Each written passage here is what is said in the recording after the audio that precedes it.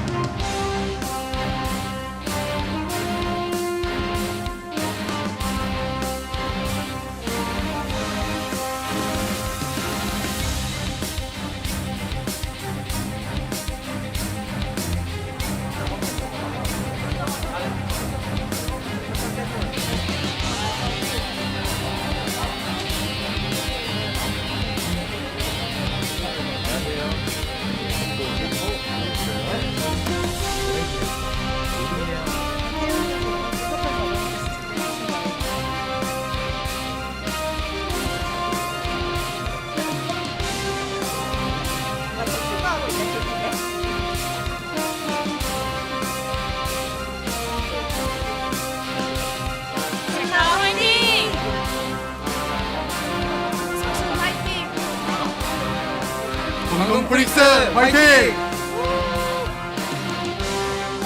오늘의 광동 화이팅!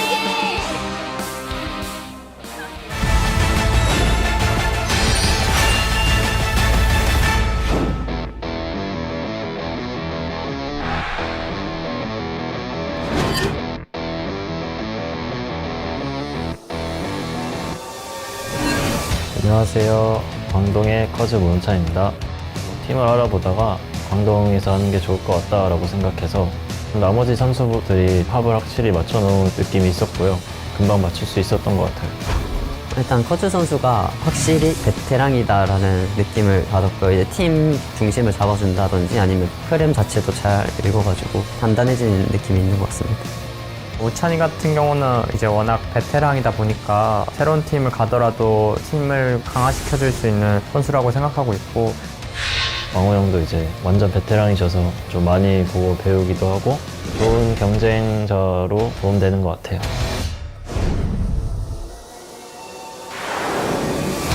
아무래도 조금 더 유리하지 않을까라고 생각하고 있는데, 또 방심하면 항상 질 수 있다고 생각해서 이제 초반 대진이 저희가 좀 많이 빡센데 업셋을 좀 몇 경기만 이뤄낸다면 아주 좋은 흐름으로 시작할 수 있기 때문에 저희에게는 정말 좋은 경험치가 될 것 같습니다.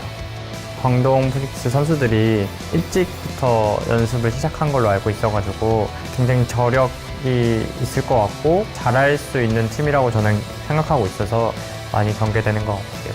하나생명전에서 저희 팀의 가능성을 최대한 보여주고 있습니다. 화이팅! 하나생명 화이팅!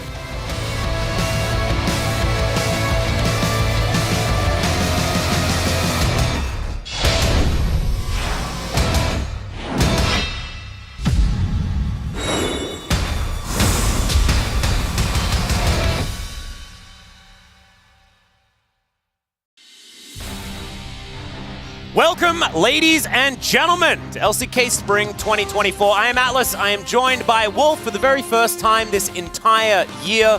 Bit of a travesty, really, the fact that we got all the way to Sunday. All the way to Sunday, but, you know, we saved the best for last. And we've got there some we go. really good matches today, arguably the best since Gen G T1 in D+ versus KT. We're not starting off with that one. That'll be the second match of the evening.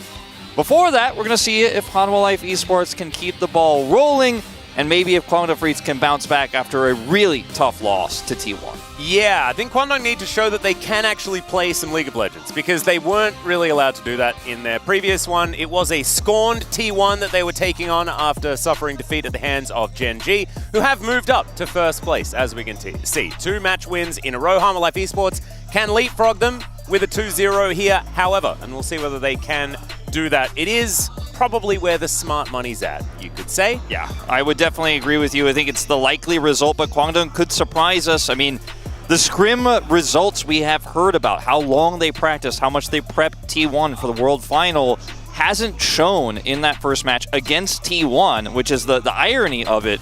But we'll see what they could do today. Definitely the underdogs. As you can see, they are marked by opposite results. That couldn't be truer. Hanwha Life, bit of a struggle in their first game to close it out. Was a little bit closer than we expected, but they were able to get it done in the end. They were, and then they had the fastest game of the season immediately afterwards. So 23 minutes is the time to beat if you do want to be the fastest here in the LCK.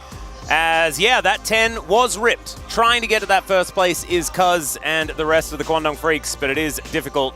And it is going to be a red side choice here for Kwangdong Freaks as well. It was an entire year of blue side preference, so we are trying to figure out what the game plan is that CV Max may have cooked up. And he has been quite a chef here in the LCK in the past. We've seen a lot of top side counter picks for that 5th spot, and a lot of secret picks like Beryl playing the Hui support, for example, put in that 5th slot. So we'll see what he's cooked up, because we saw the Hui attempt from Bulldog last time around. That really didn't hit the mark. We'll see if the draft looks different today. This is a really cool matchup we have in the jungle, as Cuz is moving to Kwangdong Freaks, playing against Peanut, 2 veterans here in the LCK, almost a 50-50 record.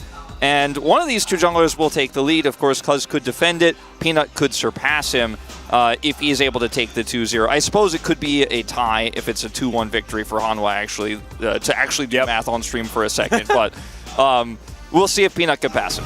And they have followed each other around for a long time. Good old Peanut and Cuz, starting off, of course, for Cuz on Longzhu. Peanut then joined that squad. They both played for T1. There's a few similarities. We'll see whether Cuz can lead this team to victory here today. As the Kwangdong Freaks with Dudu towards that top side of the map, we have high expectations for this guy after he really did come in and impress us a lot of the times last year. Even in games that they lost, Dudu was still a fighting force. And Bulldog, man, I just want to see him play some League of Legends, because he wasn't allowed to. Yeah, he certainly was not.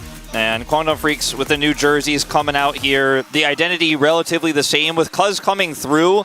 You know, a lot of people have mixed feelings about that. A lot of people see it as a hope for Kwangdong, a really strong top side. A lot of Cuz fans a little bit sad he couldn't get on a stronger team, considering he was first All-Pro with KT Rolster when they took first in regular season. Bit of a downgrade, but maybe he can push this team to higher highs. Yeah, we'll just have to see what Cuz can do here. As big Cuz fans in the audience, as per usual, I am distracted by the amount of doos that were next to him. There were doos all over the place, and we like doos here in the LCK. Now let's welcome Hanwha Life Esports, or as we like to refer to them as 3 Gen Gs and some old Hanwha. And it is kind of working out so far. You could see that the synergy had already started to bake in with this squad, especially with the fact that they do have that core, you know, of Doran, Peanut, and Delight really bringing that Gen G flavor from 2023. Yeah, Hanwha Life Esports has started this new trend of pulling top players and building super teams, and then kind of replacing the parts that didn't work with other strong super team players. And what you end up with is a team of champions and a team of legends. Every one of these 5 players either won a Worlds at least, or at least an LCK, and some of them multiple, of course. And you have to consider that this team has high expectations. Anything but really top 4 or top 3, I think, would be considered a really strong failure for this roster that's put together. So take a look at that jungle matchup we talked about earlier. Peanut with the unique Zac pick we saw from him. His CS difference at 14 as well. He is dominating farm. His kill participation highest in the league right now.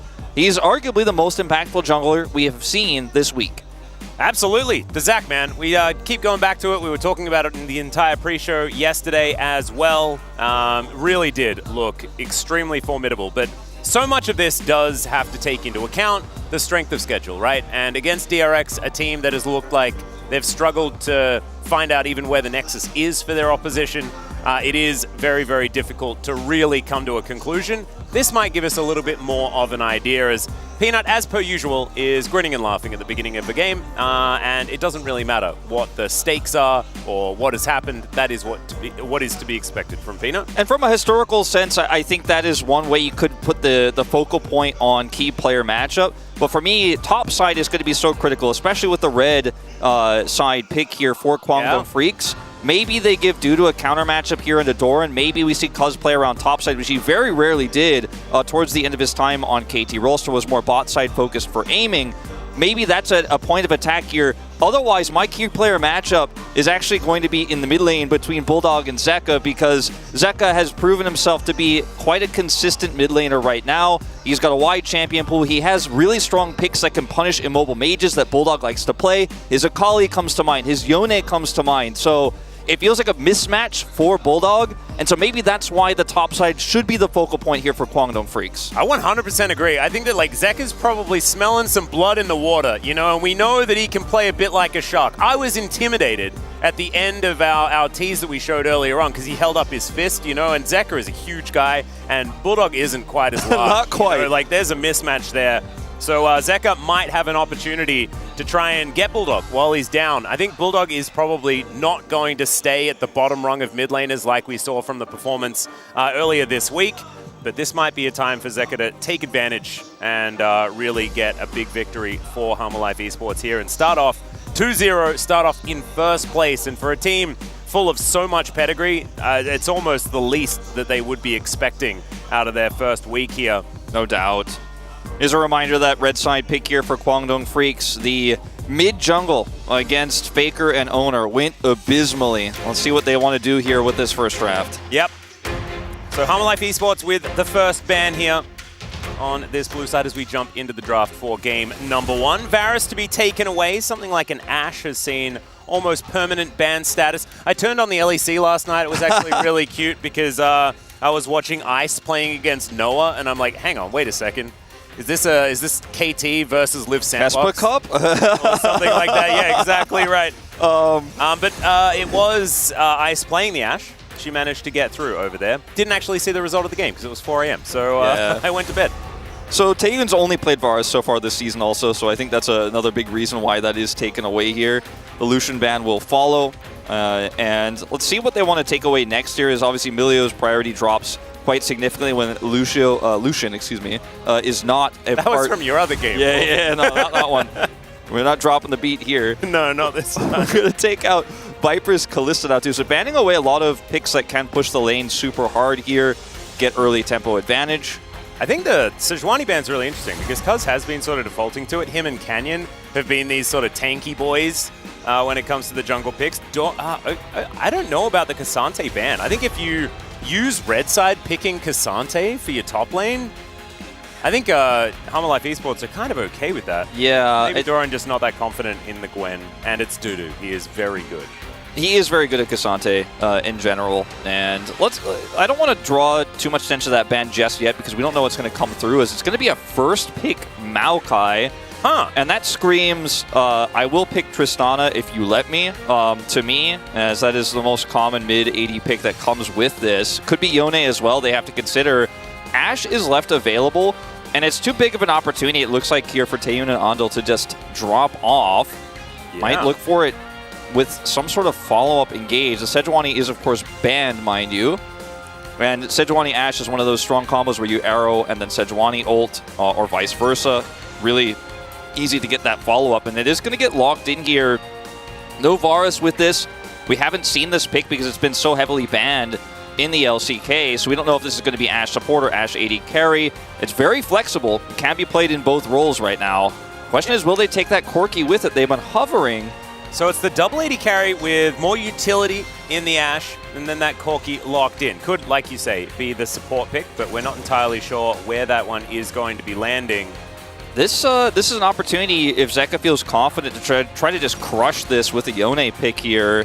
And it can be a tricky matchup to play, but Zeka is very good at this type of pick, and it just seems too obvious to me. Now, I'd love to see Zed coming back here, but I don't think that'll be the case. It's either the Tristana or the Yone. They were planning on the Tristana. They see the Corki. I think they're considering that Yone. And he's just going to flip it back to an Azir here. Now, we were very critical of Zeka's Azir early on in his career here in the LCK after returning from the LPL, but he has massively improved at this pick, and this is kind of a bread and butter matchup he knows very well. Yeah, exactly. I feel like, why do we have to get to Azir Corki, though, in this particular game? Because like you were saying, the Tristana was left up and available. They were hovering it. Tristana Maokai has been so incredibly good. Maybe they want Viper to be on a little bit more of that carry type role, and you can just put a bit of extra magic damage in there to make itemization a little bit more difficult. You can see Dudu, though, he is going to head towards a Jax pick, towards that top side into the Aatrox. Not necessarily one of Jax's worst matchups, but can be difficult earlier on. Should still have side lane advantage, though. And this is Kwangdong Freaks with a lot of firepower, but we'll just have to see how they're going to tie it together. Yeah. Because that's what they're missing. I think they'll do some ban seed to obviously protect this bottom lane and make it a little bit easier to be oppressive down there. This Blitzcrank, a fantastic ban in that regard. And let's see what Hanwha Life Esports are thinking here as well. I mean, taking out a Renata means that they think this is definitely going to be an Ashe kill lane where the Ashe is playing AD. And there's a few other picks that they could try to play with this. The Varus is gone, obviously. Caitlyn, Ashe, not as popular right now. We could see something like a strong pushing AoE support like the Hui, for example, to come in here too, if that's what Ando wants to play. I think once again this might be something like a Nautilus ban now. They'll take away the Caitlyn themselves, just trying to guarantee they don't get outranged here and outpushed. It's an interesting idea. Now Taeyun is going to potentially give up where that Ashe is going, or just lock away a jungler, which would give away the fact that Jax is not going to be flexed. There are a few flexes that they are playing with at the moment.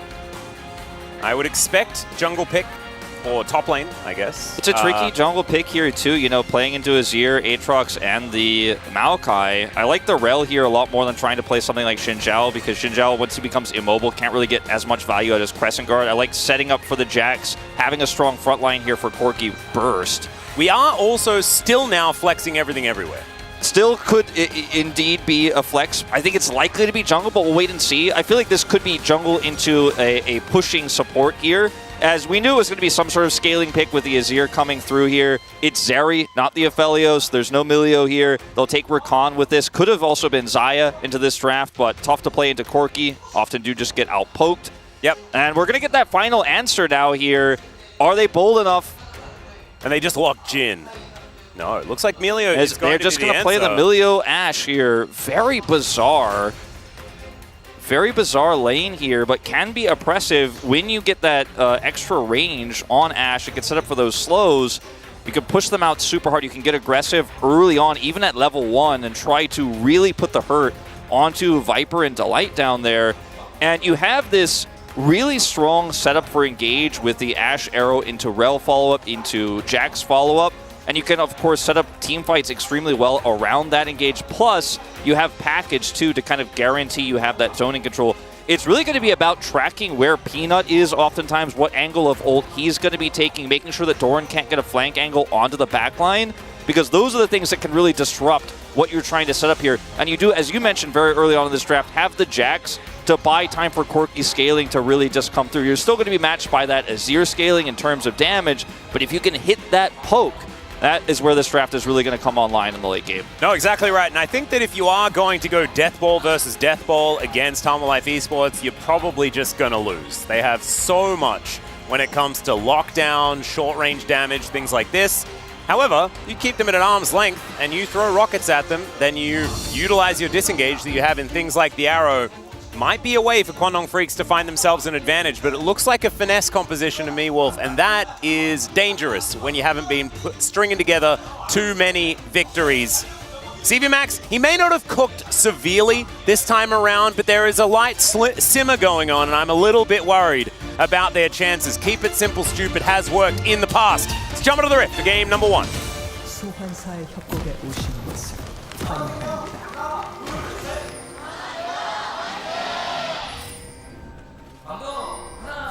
All right, Kwangdong Freaks still finding their voices here at Lowell Park, but that is okay. This is a best of 3. They have another game at least to figure that one out. And already, they're off to a little bit of an invade. I mean, this is not surprising at all with Ash Milio here. Just you have a lot of power at level 1. You come over here and try to get a little bit of control. Hanwha Life Esports will match the group here. Top sign spotted out by Dudu. The ward is dropped. And trying to get the jump on them in this tri-brush here bottom side. But again, very risky. Wouldn't want to play that game. And they will back off. So Delight going to hang out here. I'm not sure about the on a ward on top of a ward situation. As Volley going to start this one up. Grand exit. And Delight will get himself away. Yeah, that's one of the things you can do with Rakan, where you can just suss it out a little bit because you have that really easy escape. You won't be burning any summoners against Ash.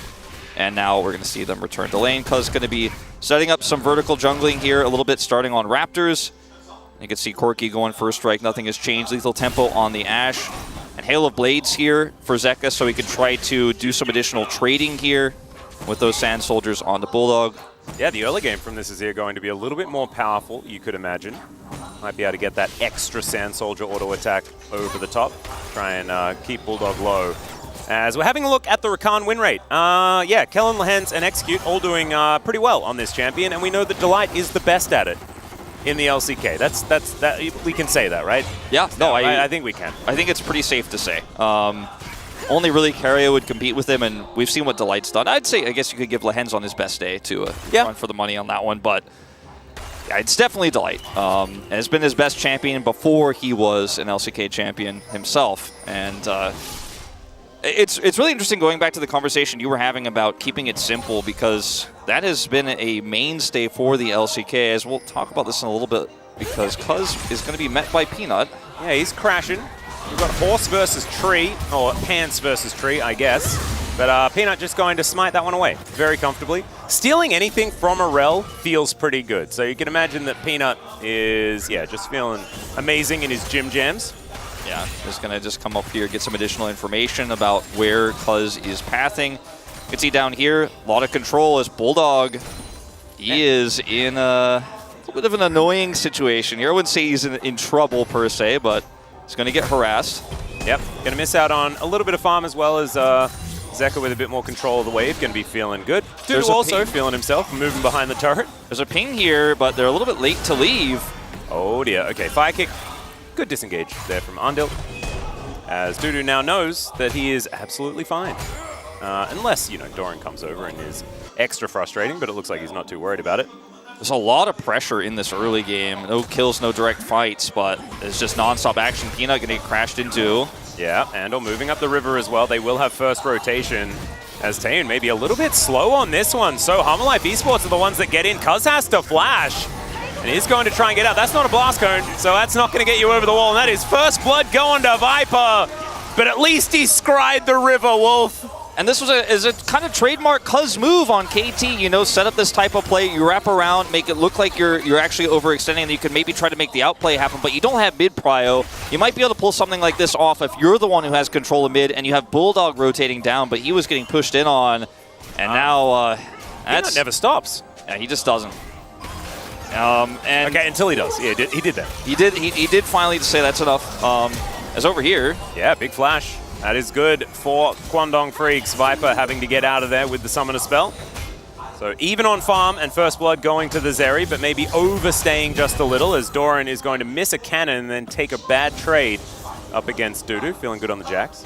Yeah, you really have to respect that, Ash. It's so oppressive. But let's talk about this moment here. As you can see, the rotation over a little bit slower here on the side of Kwangdong Freaks, as Cuz is going to get the crash down here, gets rooted, and Andil and Taeyoon are split, so it's really easy to just carve between them. There's no way Taeyoon can rotate over, or he'll just get 3v1, so Cuz is just left out to dry here, and with the rotation over of Zeka, there's no answer from Bulldog. He was unable to return to this play.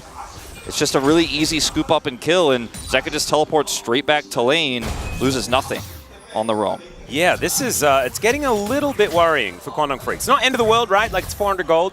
But it really doesn't bode well for what's going to happen in the future, because you already illustrated it as far as scaling is concerned, as far as late game power is concerned, Humble Life Esports have it in spades. They're very, very happy with this game going late, especially with the ease of execution, right? Like, Peanut presses ultimate, Zeka finds someone who got stunned, delivers them to a Zeri, who then has a team fight in a 4v5 situation, and they just win. Yeah, and Delight keeps them all hanging around. It's super easy to counter-engage to if you have an advantage. And if Corky is kind of low on rockets, he hasn't been hitting his poke, then he just doesn't have the damage output that an Azir has in a straight-up fight. Once Azir engages, yeah, he's got a really nice ultimate in Emperor's Divide, but he also just has damage throughput that Corky simply does not have in return. So really just a measured, neutral game that we're going to see once we get to that late game, but already on the back foot a little bit here at Kwangdong Freaks. And Kwangdong Freaks have been a team that since CV Max joined and since we got this new roster of rookies, they like to reinvent the wheel.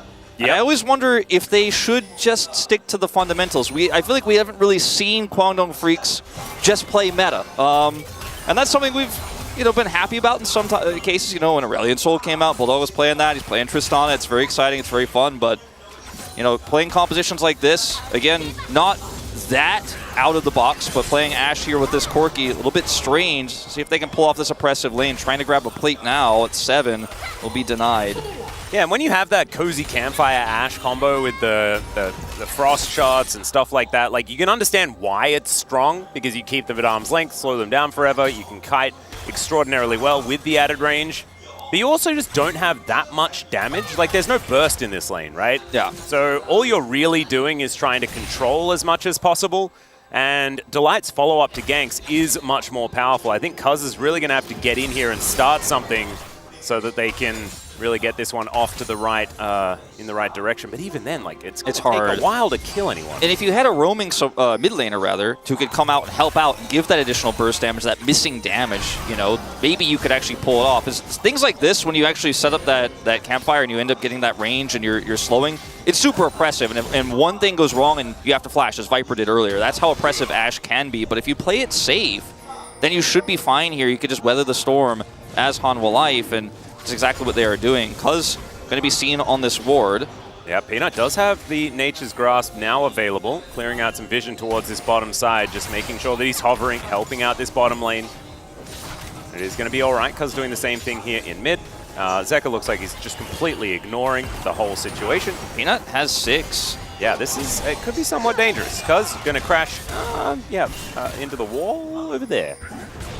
And Peanut going to start off the Dragon. So far, just another day in the office by the looks of things here for Humble Life Esports.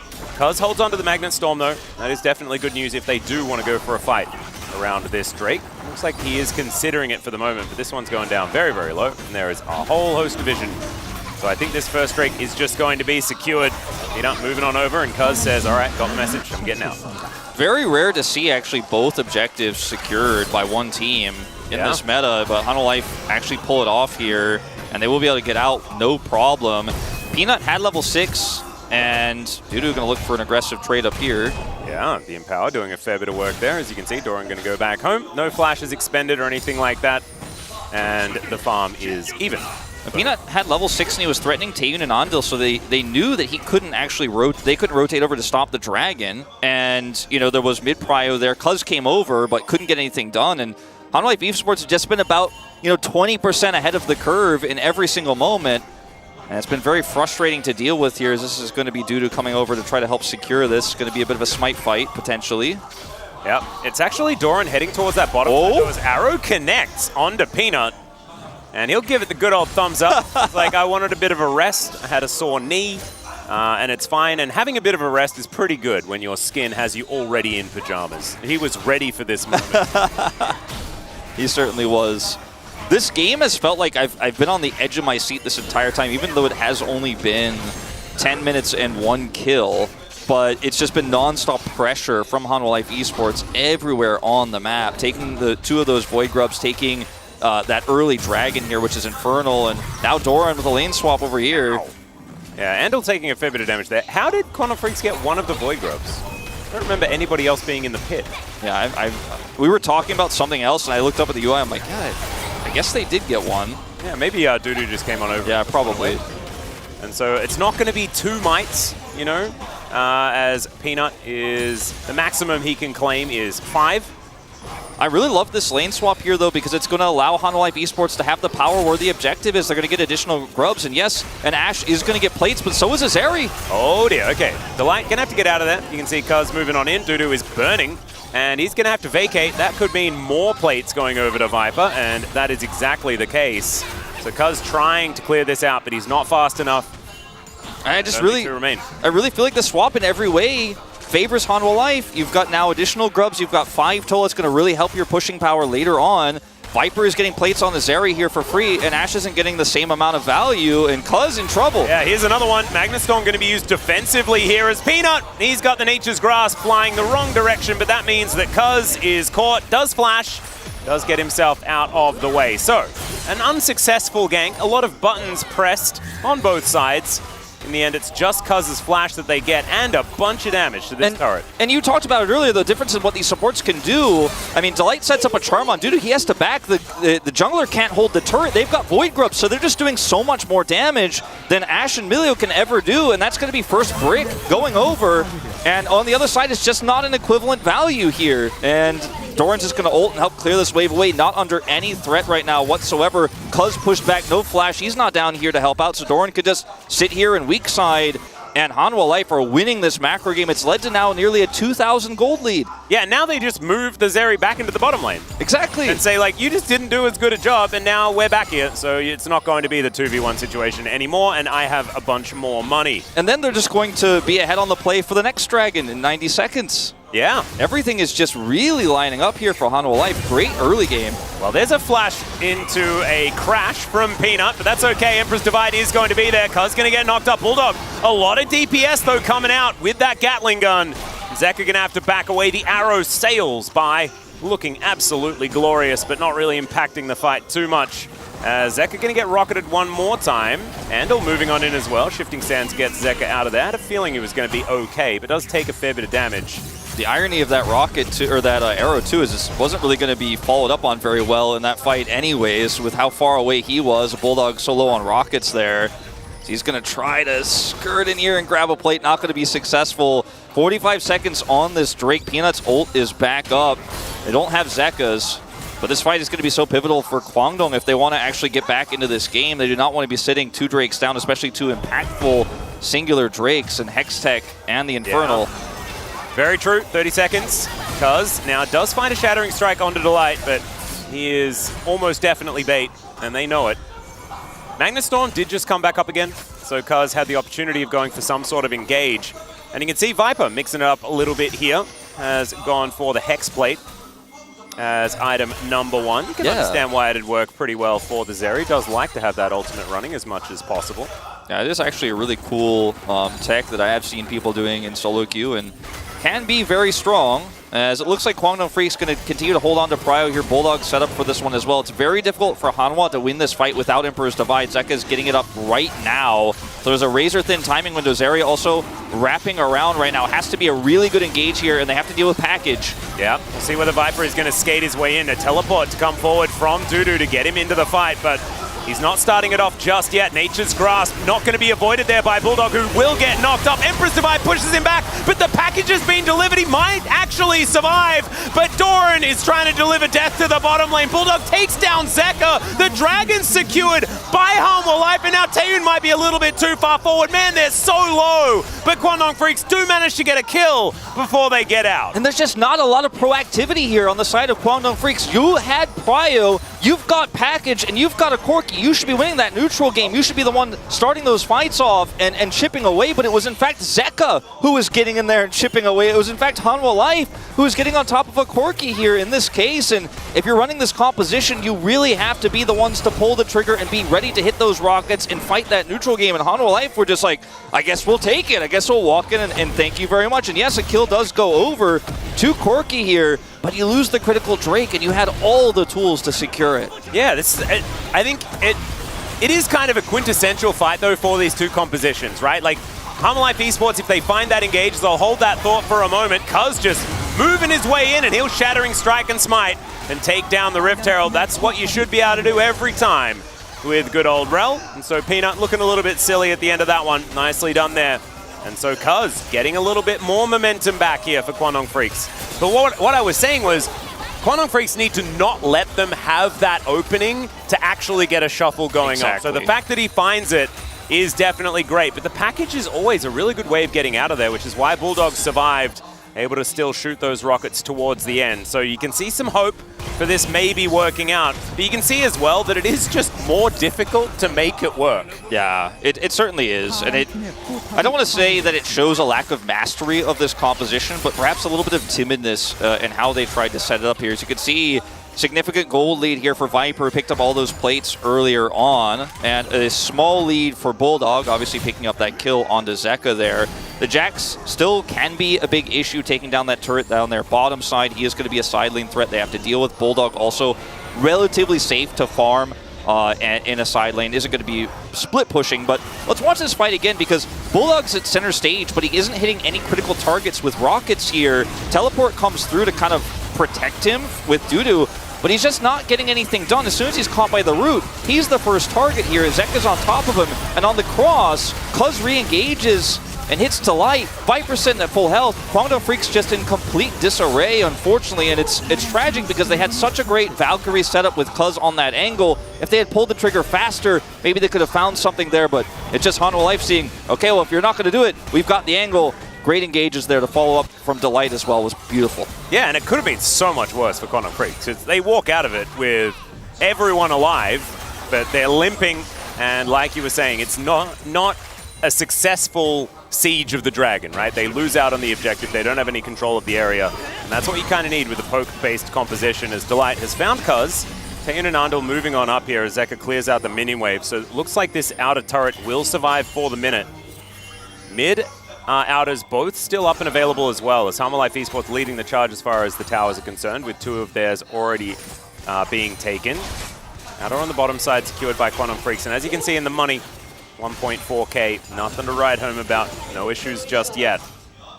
It is still a game that Kwangdong is in, absolutely. And we have seen a lot of one-sided games this season, especially where Kwangdong was concerned in that T1 series. But yeah. Second item ready for Corki now. Malignant, was it Malignant or Malignance? Malignance, right? Malignance? Yeah. Very good item for Corki.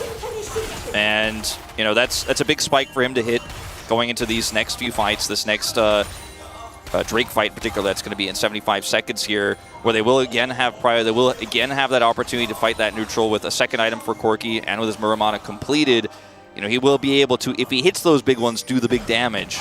But it's again going to be about execution, and it's weird to say this because we know what these comps can do, but if you can't pull it off, it doesn't matter how good your comp is, it doesn't matter how much prio you have, as we saw earlier. So, and we also we saw a very similar comp played by Gen G earlier on. It was game number 2 against T1, and that game, Gen G looked like they were in control. It was like, oh wow, Corki on this, Trophy on this Corki is just going to do so much damage. How are they supposed to do anything? Well, the answer was, you flank and you make a decisive play, and then the game ends. It's one of those things where it does feel like a tightrope, even if you are in a decent position.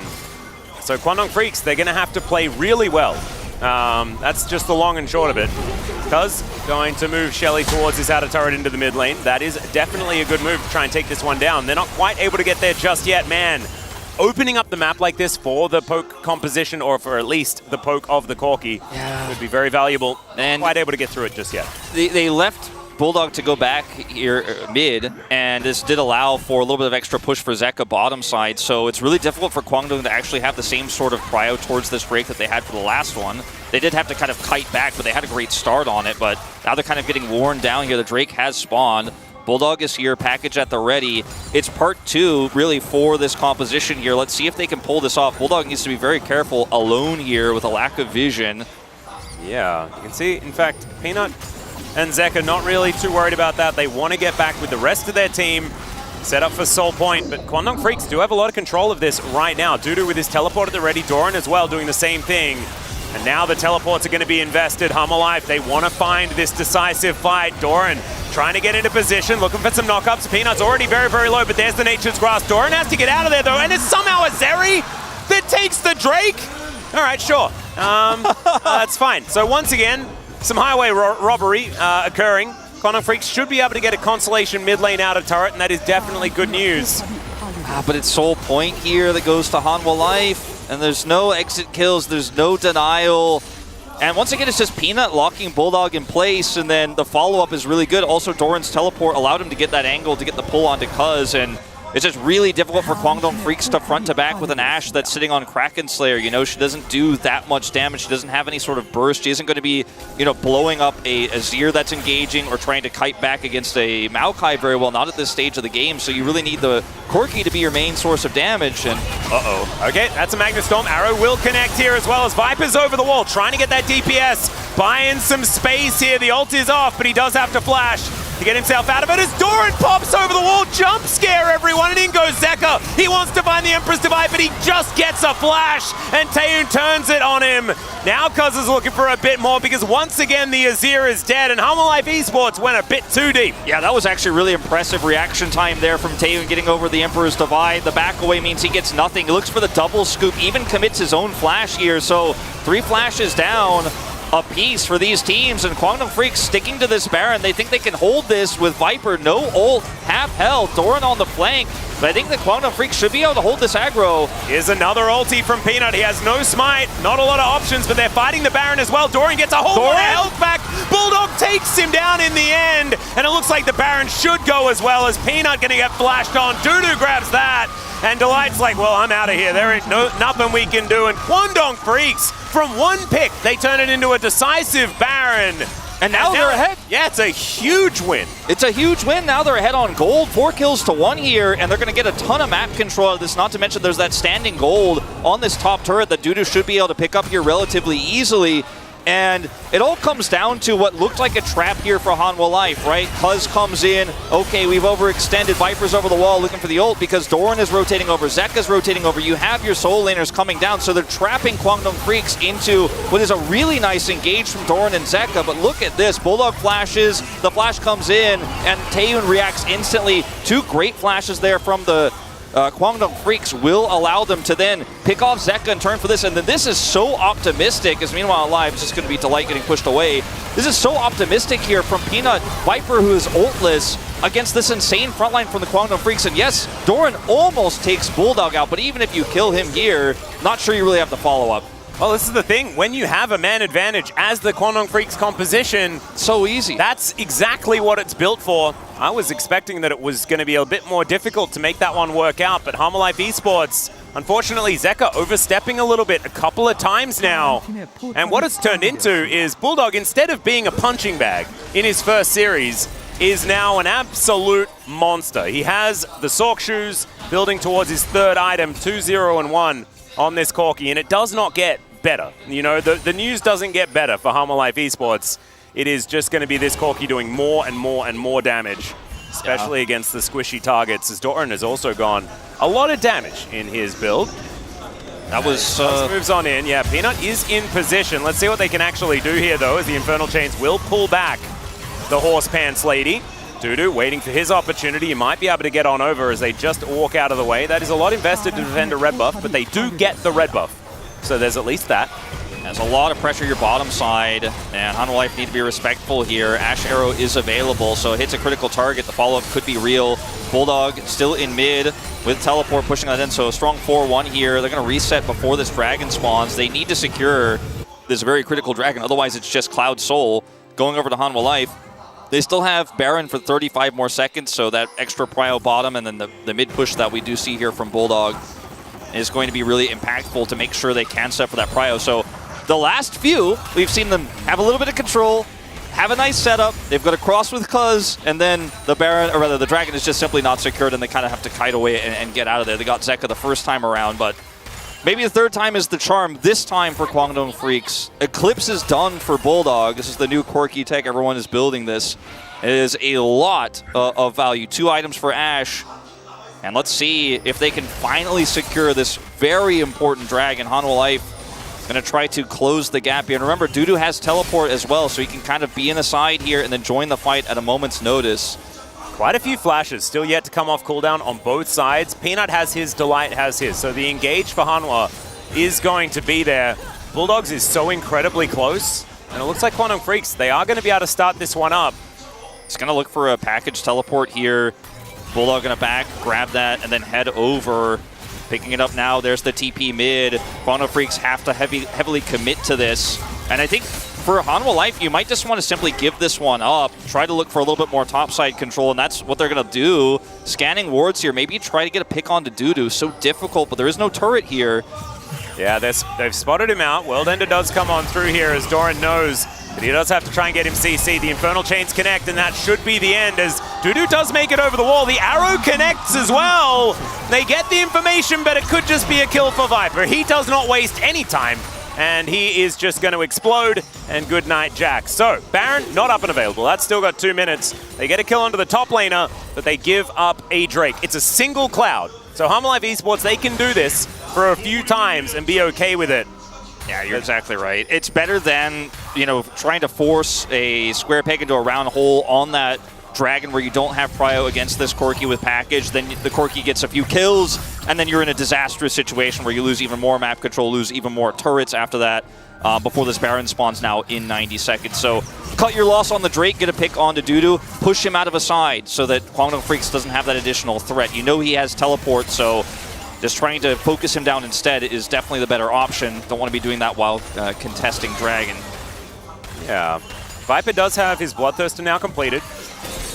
He is certainly still a fighting threat. Does still have a slight item advantage over Taeyun as well. Even though Taeyun does have an Infinity Edge and a Kraken Slayer, he's feeling very good about that one. Lord Dom's on its way. So the Ashe may not be hitting like a wet noodle like she sometimes does. Sometimes feels like a toy bow and arrow sometimes, but not going to happen this time. He will be doing a lot of auto attack damage. Yeah, with that Kraken Slayer, you know, every now and then the wet noodle slap is actually made of wood. Yeah. Ow, that one kind of hurts. It's like, oh, splinter. Yeah. Yeah, this is just a slow push here, but every time Jax gets alone in the side lane, you have to be concerned as Hanwha Life. And with this amount of pressure here with Corki pushing topside as well and having this angle, it's really frustrating as Hanwha Life. If they want to send people to deal with Jax, they're going to need more than one. So he's constantly a threat down there, and the siege is real. And Kwangdong Freaks can just kind of repeat this and then go back to Baron. Dudu has that teleport, we've mentioned it several times, to just join at any point. So controlling this vision is really important, and Kwangdong Freaks are doing a great job of it. It's something Kwangdong has struggled with in the past, is just setting up on objectives, maintaining that vision control. Sometimes they kind of group up and K-ram it a little bit, but not this time around. No, Bulldog is going to have to Valkyrie over the wall. And I believe Hanwha Life Esports also just bought all of the time they needed. However, Peanut is still in trouble. The arrow is going to connect, but the Arcane Smash already out. That is a fair few cooldowns now used. And Viper, he can smell it. He knows exactly what this means. He might have an opportunity to get on in there as they're getting softened up. And into the backline goes Zeka. This time he finds one, and it's on to Taeyun.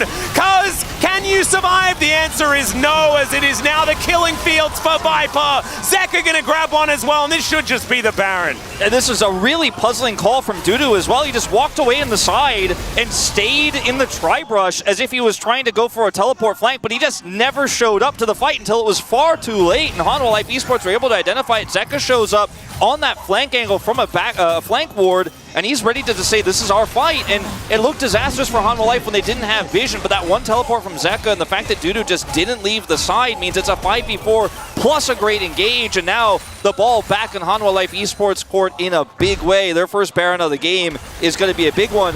And those Jax on the minimap, bottom right, he just never shows up. Zeka sees he leaves lane, and they're like, maybe he's coming. Look at Viper check as well for vision, see if there's a teleporting Jax. There's nothing. He starts moving forward. Zeka gets the call. All right, teleport flank. I don't think Jax is back there. And by the time Jax comes in, it's already too late. And he says he's going to teleport. I'm going in. I'm TPing. Teleports to the side here. And they check a ton of vision. And then boom, he comes over. Sets up the scoop right onto Ashe. And yeah, he doesn't get Milio, but it doesn't matter. He takes out the carry. And this is the fight-winning move. And by the time, like I said, Dudu shows up, it's way, way, way too late. It really is. And I was just watching that while you were taking us through the replay, and I saw like 3 different wards that would have been great as a teleport location. Unless Dudu actually had his teleport on cooldown, but I don't think he did. No, he did. He had it available. He used it too late. Like, he did eventually teleport after the fight was over, unfortunately. And I think Hunter were a little bit nervous about teleporting to those front wards because he could have been there, but Oof, that was not the fight you were looking for Kwangdong, and they did such a good job of setting up the vision. The fundamental setups for these objectives have been correct, but they just haven't been able to stick the landing, and that's the part that stings the most. Yeah, and it was as soon as the Magnet Storm and Arrow were used, right? Harmalife Esports saw that, and they were like, well, now Viper can dash in and just kill everyone. Keeping track of all these key cooldowns, very, very important. Dudu might have been able to change it up, but it is so difficult to fight without those options. And that's why we talk about this composition from Kwangdong Freaks being all about how well you can utilize the resources that you have at your disposal to buy time in the neutral, like you're saying. Cuz getting over the wall, this is important. This is for Cloud Soul, remember. As Magnastorm onto 4, that is massive! The Empress Divide trying to be used defensively, but Viper wasn't able to be taken down. It's a 1-for-1 on the mid laners, but the Corki is so important here for Kwangdong Freaks. And in they go, there is the steal from Cuz. Nice work, and now Dudu trying to be the hero that he wasn't quite able to be in the last fight, as Doran's going to do the same thing. Flashes on top of the Melio, and Viper is still free hitting. Now the flash forward, but Taeyun also has so much damage, and he'll take down Viper. Delight now having to get out of there, and Doran has nothing left in the tank, apart from a teleport that he might be able to utilize. Delight trying to get out of here, and he does do so, as Cuz will get a stab off, and there is a volley. That may just be the end. There's the auto attack, and that is going to be that. The teleport in from Doran, but I don't know whether it's going to be enough to get him in here for the kill. He's walking relatively quickly, but the large metal man not quite able to do so. No teleport available for that particular ward, but Taeyun's still just dead. Yeah, a little bit unfortunate. Doran has his ult back up, so not really much he can do there. He has to turn around to try to get a slow and help Cuz get away. Not really much else I don't think he could have done there, but this fight is really all about Cuz, and yes, Bulldog does die, but this engage is fantastic. Cuz over the wall here, it's a 4-man, and then it's layered on top of the package, and even with the heal coming down, there's just no way to save Zeka. So yes, Bulldog dies, but both mid laners are down, and then this really just becomes a frontline fight here. Cuz secures because he's Rel. It's a frontline fight that is so difficult for Hanwha to win because of the Ashe slows. And Viper can't get close enough to come in and help follow up and execute, because then he'll get slowed and taken out by Jax. So he has to kind of kite his way back. And then another slow comes through, and it's just over at this point. They do chase down Delight at the cost of Taeyun's life, ultimately. I don't know if we'll watch all of that, but big win here for Kwangdong Freaks. The Secure, of course, the most critical of this. 2 dragons now for them, denying Soul a second time. Yep. 4th item now completed for Viper, though. The Infinity Edge has been done. Taeyun does have Wit's End and his 4th item also complete. So this Ashe, as we saw already, if you can't actually get on top of her and blow her up, which Harmalife Esports, they have a fair few tools in order to be able to do so, but they're being used to kill Bulldog at this point in time. If Taeyun's able to hold that space, actually get that kiting to work, we saw in that last fight that it can be very, very effective. So Viper flashing forward to get a kill. Yes, you got one, but it wasn't on the Ashe. Yeah. And so I think they're going to have to consider that moving into the next few team fights here for Harmalife, because this is still anyone's game. It really is. This is actually one of the better games we've had so far in our first week of LCK 2024 for spring. And it's just waiting for objectives to spawn and then heading into those big fights, right? And Kwangdong Freaks are not going to have the vision control for Baron that they had last time. Obviously, they overextended and did end up losing the Baron off of that, but playing it a little bit slower here. Now heading towards the Baron. Now you can see Cuz trying to sweep some of this vision that he thinks might be here, and they're going to win this neutral away. There is a flank ward again for Zeka on the red buff, potentially, if he wants to use that. Yep, information on where Dudu is as well has been given away. As Zeka's the one with the teleport, he's the one in the side lane. As Delight, he can get himself back to the team very, very quickly, just standing stalwart, trying to make sure that Kwangdong Freaks cannot get extra vision around this Baron. And Cuz may have overstepped, does crash down, gets a decent Shattering Strike, and look at this, the damage from Bulldog when he lands it is just gigantic. Magnastorm to be held onto, but Doran is still alive, and they take down the jungle, and now Viper has taken matters into his own hands. Delight is incredibly low, but everyone survived. That's the main thing, and that may have just been the straw that broke the camel's back, Wolf. I mean, with Zeri nearly full build here, you're just going to melt this Baron in seconds. With Leandri's on this Azir now with the Nashor's Tooth, it just goes away, and Dudu was pushed out of this bottom lane by Zeka. Zeka didn't even have to teleport into this one. He wasn't even needed for the fight. They ended up winning the front to back there off a really nice re-engage despite the arrow hitting, despite that damage coming through. It wasn't enough to secure the kills. And now, major objective going over is... Okay, we got there in the end. Thank goodness, but he might just be dead. Yeah, he is going to be taken down. Sometimes the raptor baits you into your demise, Wolf. Not worth on that big chicken, I don't think. Not worth. That might just be the game. Yeah, it really could be, because now everyone is starting to respawn, but no one's in position. This top inhibitor is definitely dead. They still have 2.5 minutes on this Baron. Yeah, I was just saying they have mid stacked as well. You can just go over there. Yep, there are some options, but it looks like they're not going to waste their time doing that. Taeyeon, oh my goodness, taking so much damage from Zeka.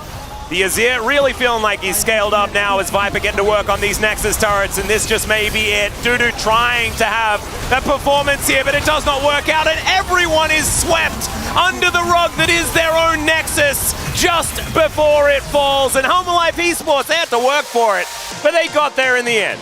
A very back and forth game, and I think, you know, there are I think really some strong arguments for multiple players picking up POG here, but you know, it started off really well, and Kwangdong Freaks had a great recovery with basically some overextensions from the side of Hanwha Life, some great punishes there, but again, it was setting up on objectives they did right, but then the subsequent fights they couldn't quite nail. When they were pushing for vision around Baron, they got caught by the teleport flank from Zeka. They didn't do their due diligence there. We didn't see Dudu teleport in. It was just a lot of small problems, I think, for Kwangdong Freaks. When they had huge opportunities, they dropped the ball. And, you know, I think that if you're a Kwangdong fan, you're probably looking at this going, oh, if we could just have played this 10% better, this is absolutely our win, right? And yeah, and I think it wasn't even necessarily about play better, do this.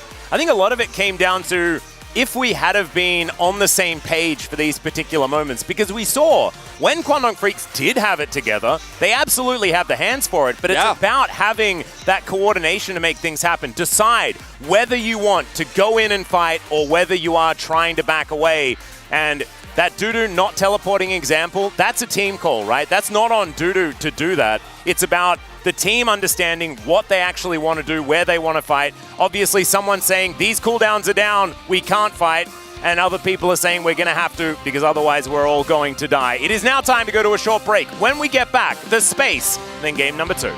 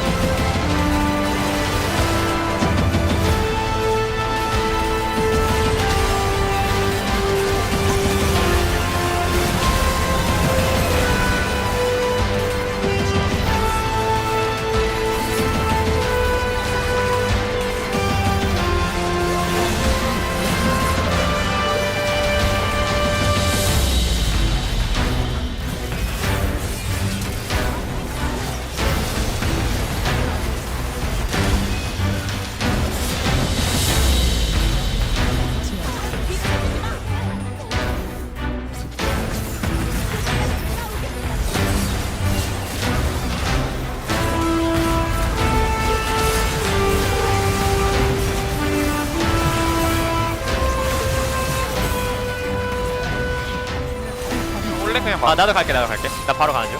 미타부터 천천히 치면서 깨자. 어차피 여기서 내공 쓰면 한 명 무조건 나올 테니까 점프하자. 나 이럴 때 보자 이거. 이 라인에 써줄래? 엑스 빠졌고. 야, 아지르 나랑 애쉬 때릴 생각 해봐. 야, 애쉬 개피야. 타워 치자. 잭스 마크 할게.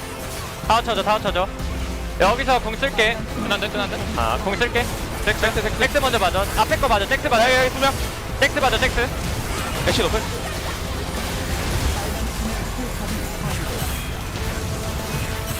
나이스. 악경이 다르다.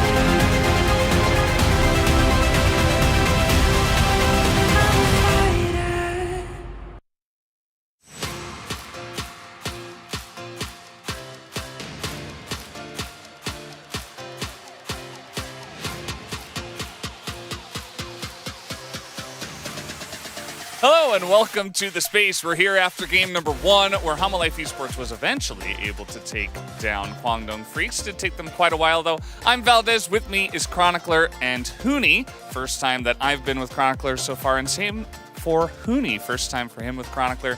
So we got some new duos here. What do you guys think about that first game in the draft? So the draft, to me, wasn't really that strongly favored one way or another. I do think it's remarkable that Ashe actually made it through. That is really the biggest surprise that we've seen here. Corki Azir, no surprises. We have seen somewhat of this Aatrox parity. I still don't think the champion is that great. Zeri popping up again. Milio actually making it that way far through, I think, is also pretty interesting. But I do think that the composition of, in particular, Humble Life really well-rounded, have great engage. Only thing is that you're a little bit heavy on the magic damage, but, you know, I think the Aatrox, especially with Doran getting fed, dealt with that pretty well. Yeah, I mean, for me, I think it was like for Guangdong Freaks, I think it had a really good edge on it on draft because it's like they are a weaker team, but their fact that they are getting Ashe, they're getting Corki into Azir, like even Jax into Aatrox, like there's so many good champions that like in later on game and value actually becomes like even more stronger, and still they keep getting opportunity that just be able to keep rolling the fight in team fight. There's so many still potential that they can just go, like even though they are behind, or they're even like expectation. Obviously, HLE was like better team, like better probably team fighting, the macro, but no matter what, Guangdong Freaks had a good pick that they can just neutralize it, even though there are the expectation levels was lower than HLE. Yeah, absolutely. A lot of neutralizing picks there on the side of Guangdong Freaks, even the Milio with the Ashe as well to try to dominate that bottom side. Didn't 100% go to plan, but we didn't get that for the highlights this time around. Let's take a look at our first highlight, which was around this Baron fight, which actually got Guangdong Freaks into a good spot in this game. Yeah, and the joke we made was they have been doing nothing all game to bait Peanut into a false sense of security so that he goes in way too aggressive. Now, I do want to highlight, because this early in the spring, I don't really know how to rate what is happening here, because you can look at this like Guangdong actually are a lot better than what we saw of them, particularly in the first game against T1, or are Hanwha kind of struggling? And because we've only had one series for both teams, it is hard to judge. I do think, though, that Guangdong at least are showing signs of life, particularly with how they play out some of these fights when they're not hesitating. And that, to me, is really something that they still need to work on, because up until this point, it didn't really do a whole lot. Yeah, I think the Guangdong Freaks, they catch up the Zeka mistake really, really well, and then they turn into the Baron like right away. Like they had clear plan, they had clear the decision making. It was really, really quick, no hesitation. And this is like what we want to see like from the Guangdong Freaks, because when they're winning, like this is the type of when they're showing their strength is like just go button, and that's why it's like it's again like the comp was great, and they're just not able to make a mistake again, but you know later happened. Yeah, you know, what I would say is that I think Guangdong Freaks so far have looked a little bit better than what we saw at the end of last year, and they have added Cuz, so that has been a nice little addition. But we can take a look at our second highlight here as well, the team fight at 28 minutes. This is kind of where a little bit of overstepping their boundaries, and they do get flanked pretty hard in this one. Really good ward there that ends up being their demise. And to me, this is where Guangdong do have the right idea, which is go in aggressively, but they don't actually have enough control, and they don't really have a great angle there. Like, chasing that deep, I think in general isn't really going to work out well. Then Zeka has a wonderful flank. And the one thing that I am still really worried about for Guangdong is that despite this game looking close, there was still an ever-pervasive sense of they're not going to win. Like, I don't know what is going to happen to Guangdong, but actually closing out games, particularly for a team that, even though there was a large break, had such a painful loss streak in the last split, is a little bit rough. Yeah, I mean, they cross the line. I mean, their composition is like about like the zone control. When they actually come for the visions, like try to poke up, play slowly, but they were not. So that's the mistake that they made it, and I think it was a really, really close game for Guangdong Freaks. Yeah, it was pretty interesting, very back and forth in this one for game one. Let's see, though, who does get the POG on the side of Hanwha Life Esports. It will be Delight, 0-1 and 13 for many of his recon setups in this game. Yeah, I think his kill participation was really, really good. I don't think he had any like really major mistake as well. I think the even lane is starting from lane phase and also swapping back to top, and the map movements was really, really good. It's just overall, I think he was like the most consistent player in at least in this game. So I also voted for Delight. Says a lot as well that this is, when you look at it, I think a really clean recon game. And this is like one of the least impressive Rakan games we've seen of Delight. The guy is just insane in the champion, and he is, to me, one of the biggest difference makers, as we do have a very close vote. So there was a casting vote, actually, but the majority of the casting votes did go towards Delight, so he does end up winning it here in the tiebreaker. So pretty close one at the end of the day. A lot of interesting votes there, but we'll hand it back to the casters right now for game number 2.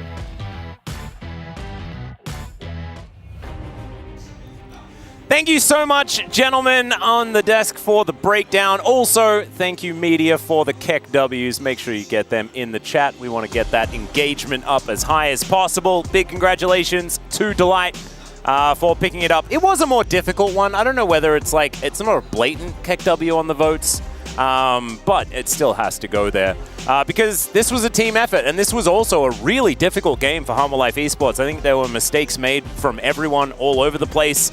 And Quantum Freaks made them work for it with a composition that was more difficult to play, you have to say. Yeah. And they are going to choose red side again and set themselves up for some of these counter picks. Red again, and we'll see if they want to change up the draft. It has been a trend to not do that so far this season. I feel like I sound like a broken record. We've talked about this so much already, but I hope they do. Ashe, I don't think necessarily going to get banned here from Hanwha Life. I don't think that was the problem for them, minus, you know, obviously some of the woes in the very early levels and then that one fight on Dragon. But that was, of course, the end of the fight, and it could have been almost anything else. So let's see. Sejuani taken away again, clearly saying, I will let you have Ashe, but you will not have Ashe, Sejuani. We have no interest in playing that. And the bans will thus far remain the same, unsurprisingly. Yeah. So Cassante going to be the final ban, theoretically, if Humble Life Esports aren't going to change anything up. And then Oriana is what we're looking for from the Quantum Freaks. Instead, Melio going to be banned away. I actually really like this. I feel like that was relatively effective at keeping them down and stopping this hard CC from being a problem. Melio answers the Maokai quite effectively. So if they want to go back to something like that, certainly going to be an opportunity. Much is, you know, the Quantum Freaks' way to stay a little bit stagnant as far as decision-making in draft is concerned, so they are going to stick to the same bans. Yeah. Ashe could still be the first pick here as well if they'd like to. They certainly could. A little bit tougher to get value out of it with without the Melio, but not impossible. You know, some of the other pushing supports we talked about earlier in the first draft could still be relevant. Bulldog going to first pick the Corki here, and we may repeat this process. Now, this gives me kind of mixed feelings because I think the way they set up to try to get this Corki value, the timings of the packages, and the way they started moving towards Dragons was good, but you know, we saw a lot of missed rockets, we saw a lot of missed opportunities, so on the other hand, I'm kind of feeling like I'd rather see something else, but they're going to run it back, as CV Max has been known to do. Yeah, he is the run-back master. He cooks something up, and then you're eating that for a week. Let's just say that. Like, he's practicing the dish. This is a lot of... Ooh, double equalizer. Yeah, a lot of equalizer value. Will not actually lock that in. I don't really like Rumble plus Corki because it just feels like your entire damage is based on a really cool combo, and you're very vulnerable, very squishy. Viego going to get locked in here instead, with a lot of other prio junglers available. Kind of a strange choice, but can be great when coupled with poke. If the poke does land, you end up getting that first kill, and then Viego just resets through the team. Zeka will once again answer with this Azir he got prio on in the previous game.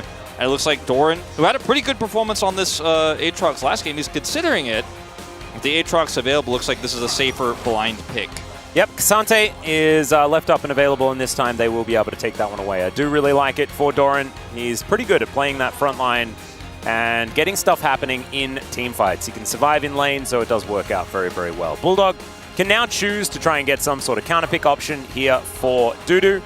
But if it is something like a Gwen, which we do often see picked into Cassante, they don't have a lot of CC. In fact, they have none in their first round of picks. This is at least able to cause a bit more of a ruckus, and they are going to go towards the Aatrox instead. Yeah, I wouldn't have been a huge fan of the Udyr because there's Maokai, there's Azir. It would have given you topside pressure, but it wouldn't have given you a whole lot in terms of team fights. And we don't know what the 80 carries on either side look like just yet, so how much impact you could have in a team fight to try to get on the back line. Like the Aatrox a lot more, and it's going to offer you some power there, but also, as you mentioned, a little bit more disruption in team fights. Bans here, Probably going to thin out the champion pool here of the support, as Rel is gone. Might see a Rakan ban as well here, considering how well Delight played the last game. And Xayah is still available, of course. Rather ban the Rakan. Yep. I think the Rakan ban for Quantum Freaks could be a good idea. And then, do you know what I want to see? What's that? I want to see Senna Maokai, and then for Peanut to pick something more fun in the jungle. That's what I want. That's what we all want, but we don't always get what we want, do we, Atlas? No, we definitely don't. And I ask for things that are often just never going to happen. Ashe going to be banned away a little bit late in the draft, as we have seen her banned first up in a lot of our other games, but this time Taeyun going to get a little bit of respect for that pickup, even without the Milio. I still think Rakan is your best bet here, unless you're planning on picking it yourself. Oh yeah, that could work. I mean, Andil, he's had some okay games of Rakan. All eyes on him. Sivir band, this has been obviously very popular in other regions. A ton of wave clear, a ton of push. You always kind of get perma-prio, and then you have Maokai saplings to help supplement your vision. Setting up on objectives makes it very difficult for Corki to actually get that poke off if you do have that wave clear, so I actually like this ban a lot. Let's see if they want to take the Rakan themselves and then save that final pick for Taeyun, or if he's just going to lock something in right now and save counter for support. The Aphelios, the Zeri are the scaling ones. Ooh, this one is another scaling one, but it doesn't... it's not my favorite when you're also running Corki.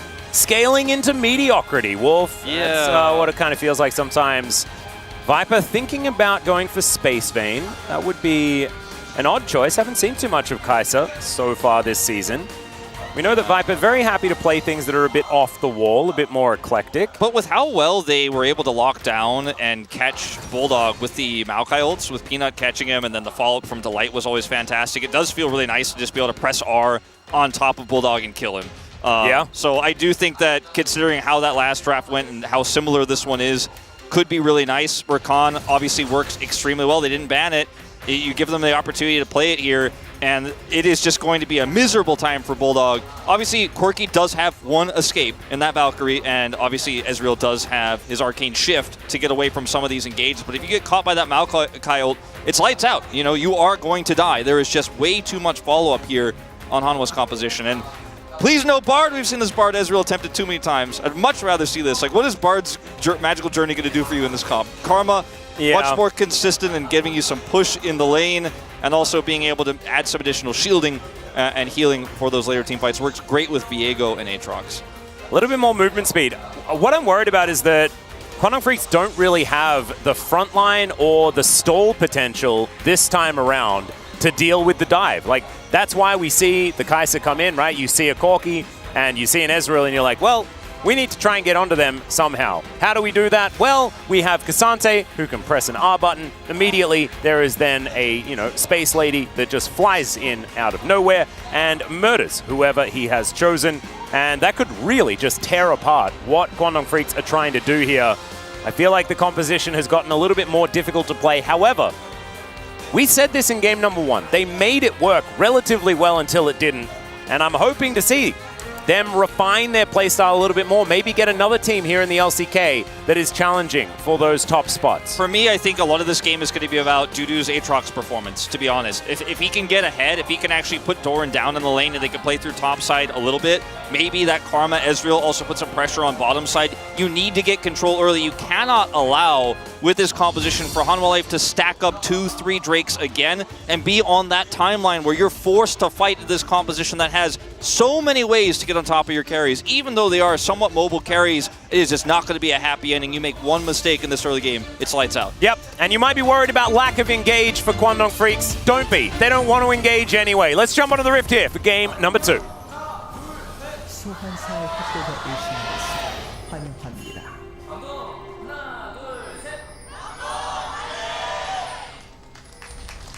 All right.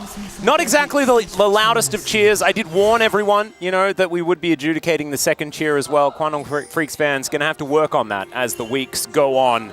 But Hanwha Life Esports really starting to pick up a following, especially with so many very popular players moving over to this team. Viper and Zeka were already extraordinarily popular, and they then just added Peanut, who has, he's rivaling some of the top dogs when it comes to fandom. Of course not. Faker. I mean, Zeka, Faker's rivaling BTS, so it's a different story. Zeka, LCK Player of the Year 2022. You know, Delight, underdog story. Everybody loves Doran. Uh-oh, Bulldog, you're dead. No, it's such a cute corgi, don't do it. Oh, okay, well, he's made it back to his team. There we go. In goes Delight, finds 2 different knockups as Viper with a high-value Q, and Taeyun, the sacrifice for his corgi. Oh, boy. Good flash from I Bulldog. would do that as well. If I was Taeyun and my doggo was under attack, I would throw myself in front of a truck. I do not blame him for that one bit. Well, there are further problems here, too, because Bulldog's now at half health and had to start Valkyrie. So he's in a really awkward spot here despite living. He's also flashless, mind you. Yeah. So everything is bad here for the Kwangdong Freaks. It could be worse. Like, he could have actually died after flashing. I mean, it could be worse. All 5 of them could have died. True. You know? That could have happened. It doesn't get much worse, though. No, it really doesn't, though. Like, it's a less than ideal scenario, and as you can see, he's forced to back here. The wave is going to crash. He's going to lose teleport, so now down both summoners in this early game. Do you know what the worst part is? It was Doran that got the kill. And so now every lane is ruined. No, every lane. Yeah, you're right. The one lane where maybe they could have applied some pressure. I mean, Karma Ezreal, you could have done something too if Taeyun doesn't die. Yeah. And then you lose the ability to control the Aatrox Cassante early game, and Bulldog is shoved in 2 levels down. It's a handicap start. Yeah, it is certainly. Smash Bros. 64. You put the handicap up a few levels there. Few extra notches. I don't know whether they necessarily needed to. I probably would have opted in for a little bit of an easier difficulty setting. Yeah, right now I think Kwangdong Freaks are the little brother, not the older brother. You know. Yeah. So, bit of a rough one. Well, we can't really. I don't want to dwell on this too much more, but it is certainly a big problem, and you know, we're not going to get a replay of it, I suppose. I thought we were, but at least the reaction there from Bulldog was great on the W from Delight, because Delight's angle he came in on there was pretty surprising. His reaction was very quick. You give them at least that one piece of positive reinforcement on what went down there, because they overextended super hard trying to look for that level 1, and Hanwha Life, they saw it in game 1. They were happy to answer it in game 2. It's just crazy that there are no flashes expended for Hanwha Life Esports in the entire situation. They just didn't need to worry about those. They were just in a better position to fight for it. And I kind of wanted to see the replay because I don't really understand why it was Taeyun that just had to fall on his sword at the end there.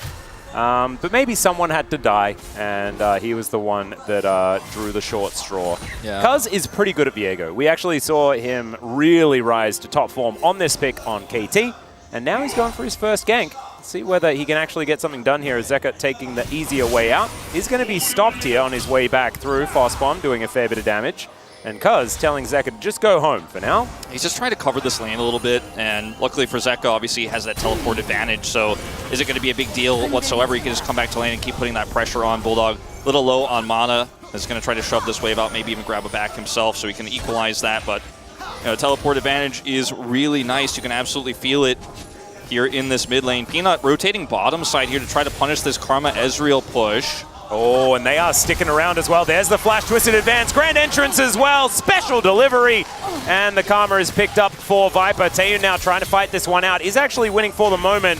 But Viper really wants to go back home, refill that mana bar, and really stock up on some items now that he has 2 kill participation here at 5 minutes. And I'm going to have to be a little critical of Kwangdong here in this push with Taeyun and Andil, because you know that if Peanut was anywhere near mid lane, you know, he was probably pathing top in this situation because he would have answered Cuz coming over there at that gank. So there was a pretty high chance he could have been coming down towards the bottom side of the map. You had no vision whatsoever with your push there of where he was, and he has flash, you know that, so the engage range for Peanut is quite significant, and it's just another catch. So 2 deaths now for the bot duo. The first one we can forgive Taeyun for, but this one a little bit rough, grabbing a plate but giving up so much more. No, exactly. And just sticking around, right? Like you could see, they were going for a crash, except that. Just push the wave in, get a good back timer. They already had that nailed. But they decided instead they'd stick around and try and go for some harass, and that was what really bit them in the end. Cuz is able to grab himself some bubs. Yep, Kev, Bob, and Steve all taken down. See whether they grab them on the respawn as well to collect some of these Void Mites, which is always a lot of fun. Peanut has started off this Drake as Taeyeon and Andil moving towards the river. They do have full information as to what's going on, but they don't have control of this area as Viper getting closed in on. Does have level 5 now, but will get slowed down and snared. But he's just going to find him. Yeah, he's just going to chug a refillable. He's got cookies too. He doesn't really care. And I'm glad that they went for this. Oh, okay, a bit of damage. I'm glad they went for trying to pressure Viper instead of contesting the Drake, because Bulldog had no prio whatsoever, and that could have been a disastrous situation. They thought better of it. At least put the pressure on Viper instead. Peanut does not have level 6 just yet to set up for a dive. So they'll have some relative safety here, as he's looking for anything he can get to get level 6, but unfortunately this jungle is already all tapped out. Yeah, it's real empty. The Krugs towards that top side we can see are available, and Peanut instead wondering whether he could go for a potential gank towards this bottom side. No vision here. Andil didn't actually leave one in that brush. Peanut may not necessarily know that himself, though. Anu just has a sweeper, so he knows that there's nothing that's being delivered. Still, he's going to go towards this blue buff. They're pinging it because they know they need to defend this, and they need him, Cuz, to be down here. If Peanut hits 6 and just dives this, there's just not much recourse, because look at Zeka, he's also roaming down. I mean, they have so much control. Kwangdong Freaks need to make sure they contest this. They do not want to give this over to Peanut, because it's just going to create so many problems for this bottom duo. Great contest, good communication. Pings came down instantly there from Taeyeon and Andil, and Cuz is able to come down and stop what could have been a disastrous situation. This game state is still definitely in massive favor of Hanwha Life Esports, but allowing them to get one further step up would have been even worse. Yep, and big shout out to Cuz, who is retaining control of his jungle. Like you say, roaming over the right way, but also creating that space for Bulldog to allow him to continue farming here in this lane is certainly good news. And the bottom lane is working out. Ezreal, very well known, early game pushing lane, right? And so we expect them to do well, but you can see they are actually also playing that out despite the deficit earlier on with Taeyeon's death and very early departure from the lane. Okay, but Peanut has 6 now, and we might see history repeat itself. There's vision here this time. Peanut's going to see it with the sweeper. Yeah, they're trying to keep this pressure up a lot, but vision now going to be cleared. Andil and Taeyeon are able to get out of there. I don't think that plate went over. They want it so badly. So on the edge of that. Peanut's just like, how much do you want that plate? So one like ranged minion attack away from going over. Yeah, I mean, oh, so there's a second plate about to fall down, is there? Yeah. Oh, man. So close. But they're not going to get it. At least they have the opportunity of getting there and getting it. It's not like a minion took it and went in range to get the gold. That would have been very sad. Look at how badly they want this. They want to stick around here and push this over. And Peanut's gone now, so it will not be punished for this. Nope. And you can see Delight. He actually just goes home. Decides not to go for any sort of flank engage. That would have been a little bit dangerous. Killer Instinct now up and available for Viper if any shenanigans do break out. So now the combo, you know, of Peanut starting something up, getting some CC, and then allowing Viper to just rocket his way over is going to be there. Yeah. Plate went down to 3. I was looking at some items, not actually 100% sure if they secured it. I assume they did, but definitely we're trying to make that happen. He's 10 CS up now. The Karma Ezreal lane, despite those early problems, functionally doing what it does, as you mentioned before. Is up here. Bit of a roam from Delight, and Dudu could find himself in trouble. We're not going to find the Q, but still going to go all out onto Dudu here, whose World Ender is now activated. Oh, another Q going to go wide here as now Doran could be in trouble. There's the flash, and Dudu just turns it. And yeah, everyone turned up, but Dudu's got friends too. And so that is just a solo kill for the Aatrox, an overextension for Doran. As soon as you see that Q miss, we actually were fortunate to have Dudu on player cam, and you could see he was just, his mouth looked like he said, fight, fight, fight, and the rest of the team comes up, he gets the kill, they push him away, and this will actually be a Void Grub secure here. 6 for the Kwangdong Freaks here, so quite significant. Sure, you lost first Drake, but you've got some push bottom side. Taeyeon's picking up some plate gold, and they actually are able to, from this, take a gold lead in this game. Yeah, really nicely done here by the Kwangdong Freaks. Peanut has to flash to get himself out of the way here as well. And Kwangdong Freaks just did not get rattled. You know, that early game play can happen, and some teams, they may just mental boom from that moment on, and then it's really difficult. Taeyeon's going to find Delight here, but he will be absolutely fine. +1 tier stack. Indeed. And it's not over or anything like that for Life Esports. Their composition still functions very well in teamfights.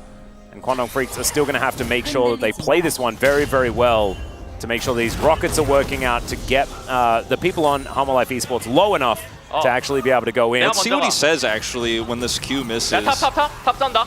탑 He said 무빙 we're 좀. fighting top. Yep, just head up here. 야, 이거 뭐 크란테 볼게. Oh man, He's avoiding like, I'm going to go for the kill 더 봐봐. and grab him, try to grab him. And yeah, that was just kind of essentially what we thought there. You could tell on the player cam he was communicating hard in that moment. He saw an opportunity out of Doran's errors, 2 errors really. The second one, the one that really did him in. And actually now it's Dudu who has a gold lead here. Yeah. It's slight in the top lane. And that's with Doran getting that first blood sort of hand-delivered to him in the early stages of the game. So Kwangdong Freaks now put themselves together about a 1,000 gold lead. Just a little shy, but we can round up. That is just fine. And the Drake, Chemtech going to be up and available. Delight taking a little bit of damage as now Cuz trying to pressure him out here. Battle Dances aplenty. And True Shot Barrage, fair bit of value here as well, as Viper could be the one in trouble. Has to use the Killer Instinct just to escape. There's a lot of buttons being pressed here as the rocket. That one avoided by Zeka, the last one as well, as the package going to now be put on cooldown. Yeah, just waiting in base again in a little while. To look to slowly take this Drake here. Dudu also commits teleport top. Yeah, Doran this time able to break the chains and find himself a Q, but he's still losing out on this one.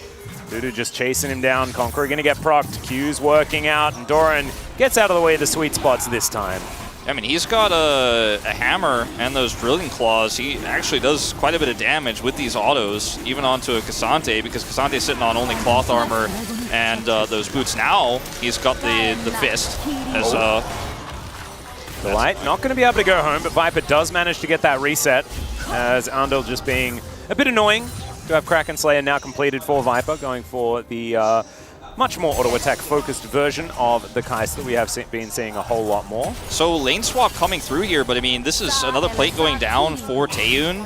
Dudu grabbing some plate gold himself, and a little bit of lost farm here for Hanwha Life. Not too much, but you can see it is starting to add up a little bit here across the gold lead that Kwangdong Freaks does have right now. They're going to go ahead and take this Scuttle as well. Second Drake is secured.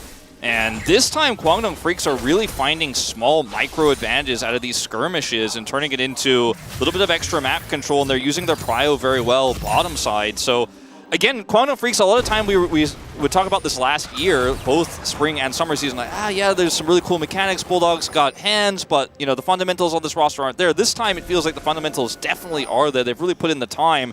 We know this team has basically stayed together with the late addition of Cuz and is scrimming all throughout Worlds. So they practiced faster than everyone else. So I think the improvement definitely shows, even though they had that really tough series against T1, and in this series is far from over. But I just got to shout out the improvement. Absolutely.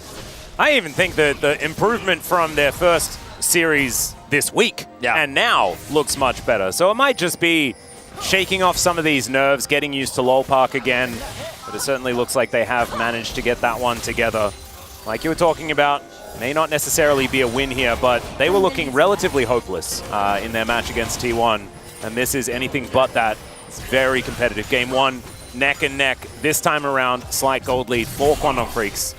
And a composition that, if they're able to play it right, it'll look real good if they win, right? Like, it's one of those comps where, especially if they stack up some Mountain Drakes, you get Mountain Soul with this composition, it's lights out. Like, it is very doomed. Similar story on the other side of things. It's a great Drake to really create tension because all of the dragons are going to be very, very important. Yeah, it's really problematic if Hanwha Life Esports starts stacking up those resistances against the Corki damage. Oh, Taeyun going to get jumped on here by Viper. He's trying to find some of these autos, standing his ground, but there's the charm, and there is the death. So the Ezreal falls yet another time. Yeah, no flash there. Suppose he just thought he was going to die no matter what, and does just kind of drop off the rift. The other Might have side, also just been chain CC'd. Yeah. Rakan does have a habit of doing that sometimes, but I feel like there might have been some opportunity. I think there was a slight window we'll see in the replay, but he opts not to, and that means he is going to go down here. Doran also alone as Bulldog's looking to grab this turret, maybe a little bit more. I don't think they're going to commit any further, but there's just nothing Doran can do, and Zeka is going to take a lot longer to take this turret out. Let's see if they have any cross-map plan. Bulldog has TP, but he's a Corki. Yeah, Nash's Tooth is done, so, you know, Zeka at least does have a fair bit of attack speed to try and get to work on that turret. But like you say, certainly is pretty healthy for now. Yeah, True Shot Barrage also helping out a little bit there to delay. Nice avoidance there by Viper. Let's have a look at this one once again. And where would the flash opportunity be, I guess? Yeah.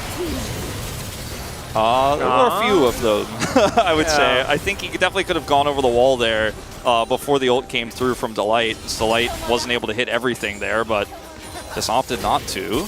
Yeah, Viper can always follow as well, which is a little bit of a shame, as now Peanut, he might get slowed down, but Andil is the one that's in a bit of trouble. The Inspire only going to speed you up for so long, and Viper, he's on a killing spree now, and we know what Geysers can do with those. Yeah, this is a bit of a disaster. Also, top turret does fall, and 2 bounties appear simultaneously for Zeka and Viper.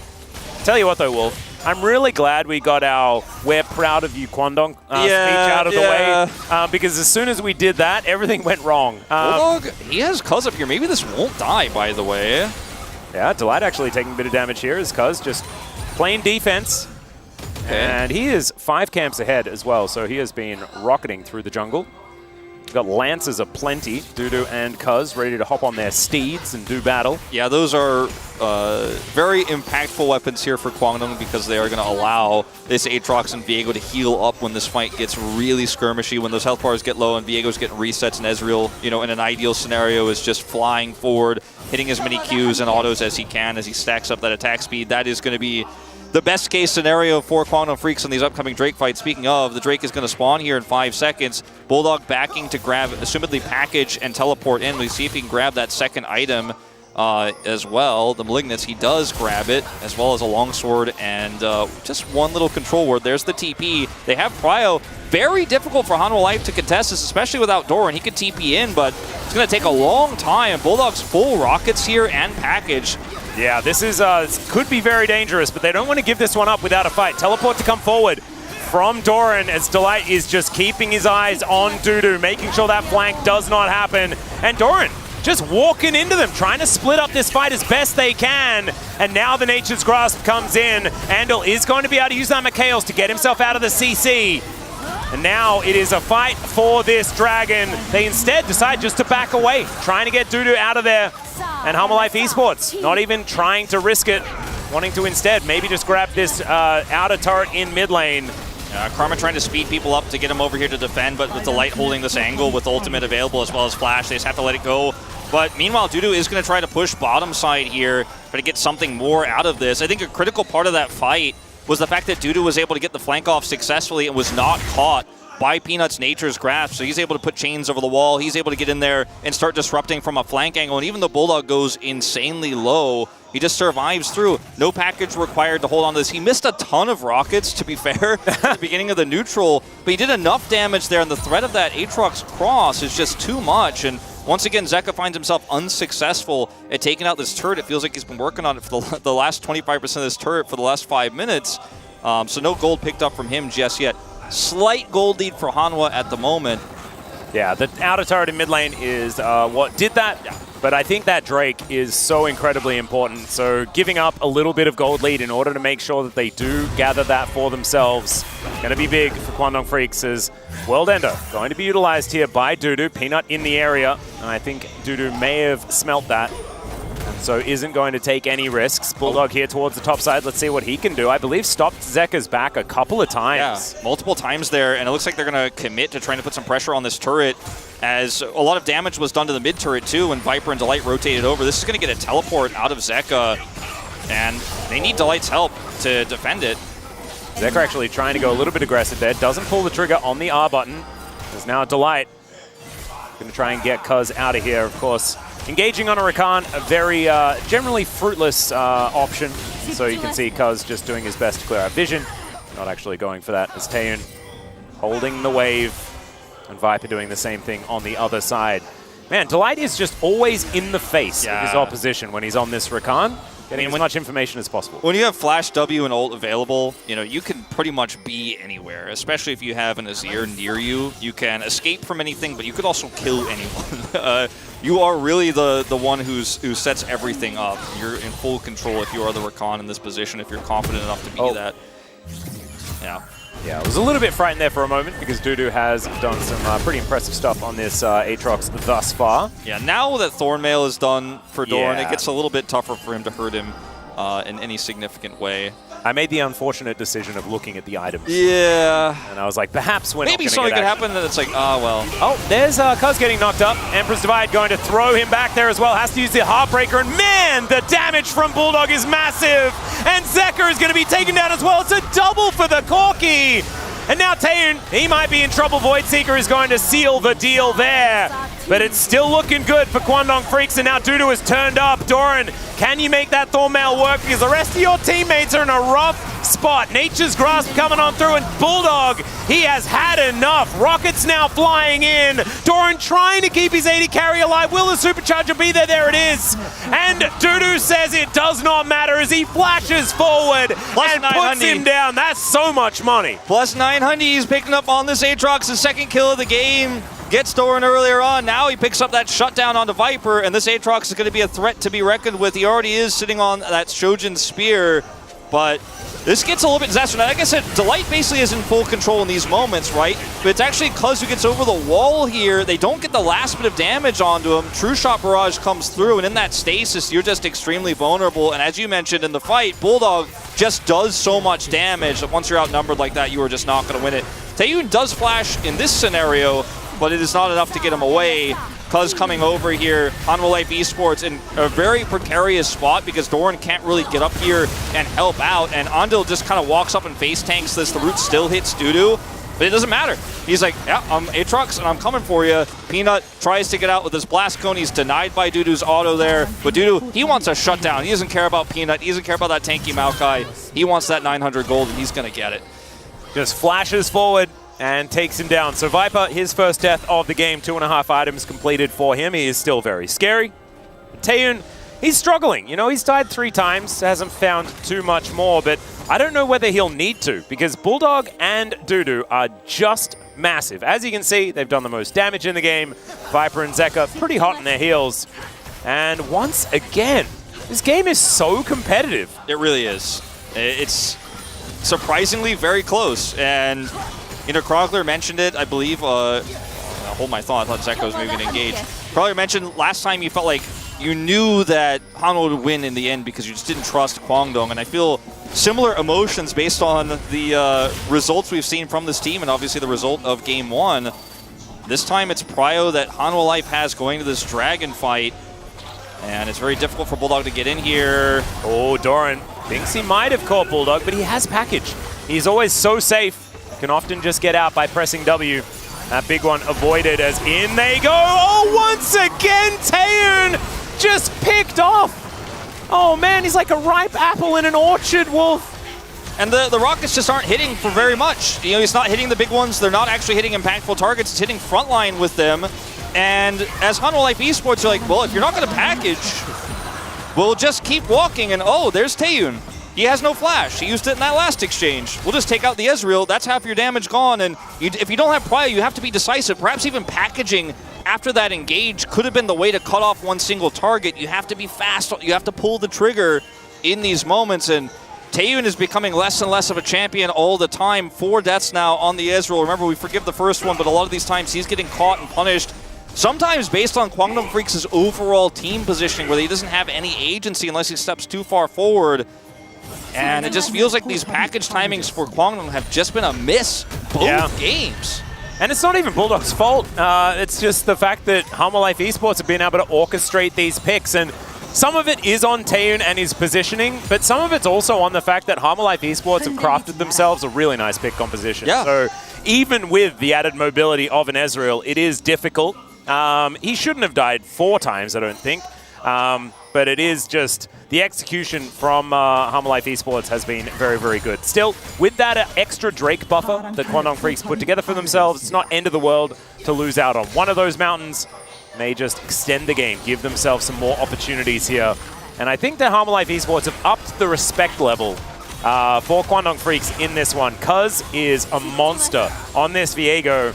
And if it's Kwangdong Freaks that get themselves that one extra kill, that couple of resets for Cuz, that's when things can really get dangerous. Yeah, Delay gonna have to jump to Viper there. Getting a little bit scary with Cuz very nearby. Trying to put that pressure on here. This mid turret's still alive. Taking it out would open up a lot of opportunity here for this Corki. But they're not able to do so. Too many grouped up members here for Hanwha Life Esports. Baron, you know, is for especially the damage here for Hanwha Life. So easy to take out, so quick to burst down. If they lose control of this pit for just a moment. Doran actually mitigating some CC there, but we're going to see a potential fight as Peanut, they're taking the tree for a walk, and now the grasp is going to come out. He gets himself out of there, moves extraordinarily quickly. He'll be okay, but Nature's Grasp is the big cooldown. They get the teleport from Zeka as well. And the flash from Peanut too, so, you know, contesting a potential take here on this Baron is going to be a lot tougher with that cooldown that is so important. Both of them, as you mentioned. Zeka coming over here, trying to sweep this out a little bit, trying to suss out, is anyone taking this? Is there any vision I could perhaps clear? Any control wards around here? Just going to head to mid. And Kwangdong Freaks, you know, they have a position right now with Bulldog having teleport where he can sit down here where they could look to go for a fight if Hanwha take this, if they could bait it. If they can get package. Level 16 now hit for Bulldog too. Big spike for him. He's on 3 items. You know, it's kind of now or never, I feel, in a lot of ways in this composition because it just gets tougher and tougher as Viper gets bigger and bigger. He's already on 3. And Bulldog now in this position, he does definitely want to have a package for another fight around an objective, but sometimes you're just not allowed to. With the extended cooldown on that particular upgraded ability. Does mean that you sometimes have to fight at different times. This time, sitting towards that bottom lane, trying to make sure that this split push is not going to work out for Hanwha Life Esports. It does mean they give up control and vision around that Baron area. Peanut wants to make something happen on Taeyun here. Oh no, come on. No, no, no. Is he dead again? Well, there's Twisted Advance, and yes, he is. He very much is. Really, really, really dead. I mean, Peanut just walked up and, like, pulled his death note out. And yeah, and he's like, by the way, Taeyun, it's time. And Taeyun was like, but no. But it was a feeble attempt of escape because he kind of knew. Dies to Nature's Grasp at 28:07. Yeah, he'd read it already. And that's Baron. You know, you got teleport. Let's see if they can contest. I think it is very difficult to do so. Yeah, Cuz has stolen things in the past, right? But they do have eyes on him.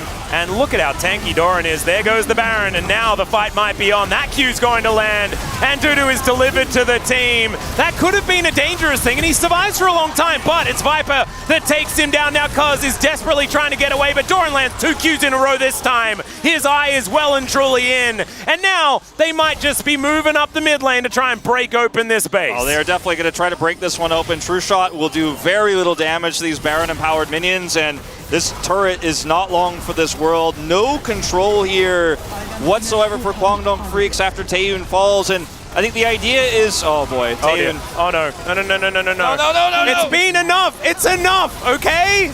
Leave him alone. All right, the inhibitor turret is going to go down. The inhibitor should follow. Some lower health bars. Hanwha Life Esports probably want to go for a reset. Utilize the remaining 2 minutes of this Baron to break open another part of the base for Kwangdong Freaks. They can at least guarantee themselves soul point here with the Baron buff. They can send somebody bottom. They have that extra bios. This Taeyun, slowed by the smite, just doesn't have enough distance here, and he's eventually caught down by the Twisted Advance.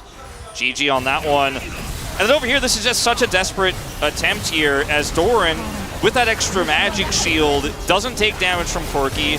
There is no Ezreal here. Doran doesn't care about anyone on your team. He's Cassante. Where's the Showmaker copy pasta? Because I think it's necessary here. And some of that MR pretty high with these items. Well, Kwangdong Freaks actually made their way out of the base. This Drake being started up at soul point for both teams. Not exactly the most pivotal.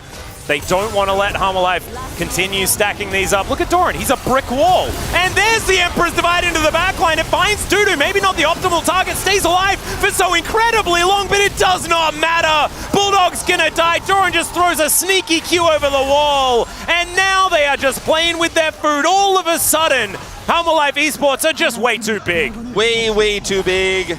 So much money. 6,000 gold ahead. His cousin's just going to slink back to the base here. Teleport comes in from Zeka to end with this Gnasher's Tooth and the elixir he's picked up. He is just going to rip through it. Not much you can do here as Kwangdong Freaks. This is the beginning of the end. Certainly is. Nexus turrets are going to fall. And look, if you were going to write down a list of things for Kwangdong Freaks to work on, I don't think it's necessarily the mid game. I don't even think it's the early game. Maybe the first 1 minute, that was a problem in this particular one. But it's the late game. It's getting those shot calls together, and that is something that does improve as a roster gets used to having a new jungler, someone like us. I think already they're looking a little bit better. And Humble Life Esports are a very difficult team to take down in your first week. I have this cartoon illustration, animation in my head of CV Max with a Corki, piece of paper that says Corki composition, and he looks and it's like you're in that writer's draft moment. He looks at it, he crumples it up and tosses it in the wastebasket because this was a good idea and the fundamentals were there, but they could not execute, as you mentioned, in the mid game and the late game with this. They couldn't pull it off. Too many threats on Hanwha Life's side. They didn't respect them. When they tried to just sit back and put Bulldog in the bot lane and say, we'll teleport into contest Baron, Taeyun is caught. In those moments they do group up, the rockets aren't hitting, and I think, great plays from Hanwha to punish, but this is not the style of play I think that is going to be what Kwangdong's identity will be this season necessarily, or we'll have to see those marginal improvements. Like I said, in game one, 10% better, and maybe you pull it off, but it just wasn't their day today, and Hanwha Life now jump to the top of the standings. That is going to be back-to-back 2-0, so like you're saying, they're able to leapfrog Gen G, move themselves in clear first place, at least for now. That spot still up for grabs for both D plus Kia and KT that are going to be facing in our final match of the week in a little over an hour, you could say. Yeah, probably something like that. That is going to be a huge one to keep your eye on. But I was pretty high on Humble Life Esports moving into this series. I don't know what this... Like, you said this so beautifully, right? Because it's week one, and is this... And Chronicler, I think, echoed it as well on the space. Like, does this mean Kwangdong Freaks aren't that bad? Does this mean Humble Life Esports aren't that good? Does this mean both of these teams are actually really good? Does this mean T1 just made them look silly because they're world champions and they're extraordinarily good at the video game? Like, there are a lot of questions that we need answers to, Wolf, and I think what it may require is a few more weeks of regular season play. I think, when you look at the eye test, one thing I could say for sure is Kwangdong have made massive improvements to objective setup, vision control, that type of just fundamental LCK, the things that some of these rookie players, they're no longer rookies, right, but they're still very young. Bulldog, Andil, Taeyun, these players have played in the LCK before, but they're still relatively new, and it felt like they just weren't getting some of the fundamental aspects of LCK pro play. And I think in the eye test you could see that, yes, Taeyun made a few mistakes this time, played too far up, but what are you going to do? You're just trying to farm as Ezreal. But on the other side of things for Hanwha, you could see Peanut is still one of the best junglers in the world. You could see that Viper's positioning, his follow-up with these champions that he had so much agency on, the Kai'Sa and the Zeri, still amazing, right? He's a world champion. He deserves praise for his gameplay in these two games. And I think even though there were some rocky team decisions and maybe some overextensions and maybe a little bit of happy gaming in that first game, I think Hanwha Life definitely look like they have the mechanics. The teamwork is already sort of there. I think this team could only go up from here, and I think there's still probably a contender for top 4, maybe top 3 this season. I 100% agree. I actually just feel like watching Humble Life Esports, when you do have someone like Viper there, the team fights just feel so much less stressful, right? Because he just has a way of positioning around these fights. As you can see here, goes in, executes Andil, stays out of the way of Dudu, and that's why having an Aatrox delivered to your team, sometimes a death sentence. This time, it was a clean sweep for Humble Life in the final moments. Yeah. One of the ways that a bad team fight often ends is a carry getting engaged on. That almost never happens to Viper. No, it almost never happens to him because he's got a strong team behind him and his positioning is fantastic. A very quiet and yeah, well, I think that this might have something to do with the fact that Kwangdong Freaks put up way more of a fight than they were expecting, right? This isn't the big celebration. This is the, oh man, wow, they made us work for it. And that's what I'm hearing. Yeah, there's a little bit of discussion here about the game itself at hand. But I think there's those sheepish grins echo what you're saying. Definitely they wanted to have a cleaner, a more stompy series today than it ended up being. But again, I think it's not as much about them underperforming as much as it is about Kwangdong showing up, especially as we've talked about a lot already. way more than they did in the T1 series, which it felt like they were completely absent from. Yeah, I'd say infinitely more than infinitely more. Yeah. Because if you times 0 by infinity, I think you still get 0. So definitely a better performance for Kwangdong Freaks. Maybe we can raise them on our standings. Of course, you can check that one out coming up in our next episode of the Pog State. Let's throw it over to the desk to break down that series. Thank you, casters, for your work on that wonderful series. Yes, that is Kwangdong Freaks going down 0-2 to HLE Esports, who did look like the better team here in the second game as well.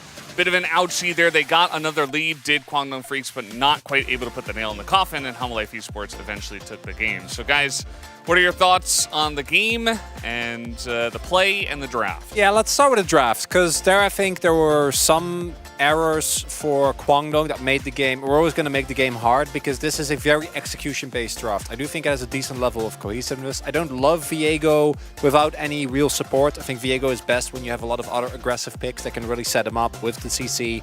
That isn't really the case, but you do have a poke composition that feels pretty coherent. Even though there is a decent amount of hard engage, particularly from the Rakan, I think it is playable, but it is so hard on the execution. And this Ezreal Karma lane should stomp lane early, otherwise you're not going to get a ton of value out of it, and even afterwards you need to play very respectful. And I feel like that's just not the game plan that you can go for with the performance that we've seen of Kwangdong, their players individually. Yeah, I mean, I think it showed really well, but like just the bottom, the champion pool, the differences. Like I think the HLE, like they had really big confidences between. I mean, compared to like Kwangdong Freaks, because like they just easily just go 4-5, and also they can pick actually together at the 4-5, and they can actually counter whatever it pick at the 4th. I think it was like really big blunder. Still, I think as you said, I think Ezreal, the difficulty is really high, and as soon as they pick 4th at the Ezreal, they just counter pick with the Kaiser Rakan. Like it's always been counter, which is like when there is an Ezreal like actually exposed, they just fly over, just catch the Ezreal. This game was that's it, everything.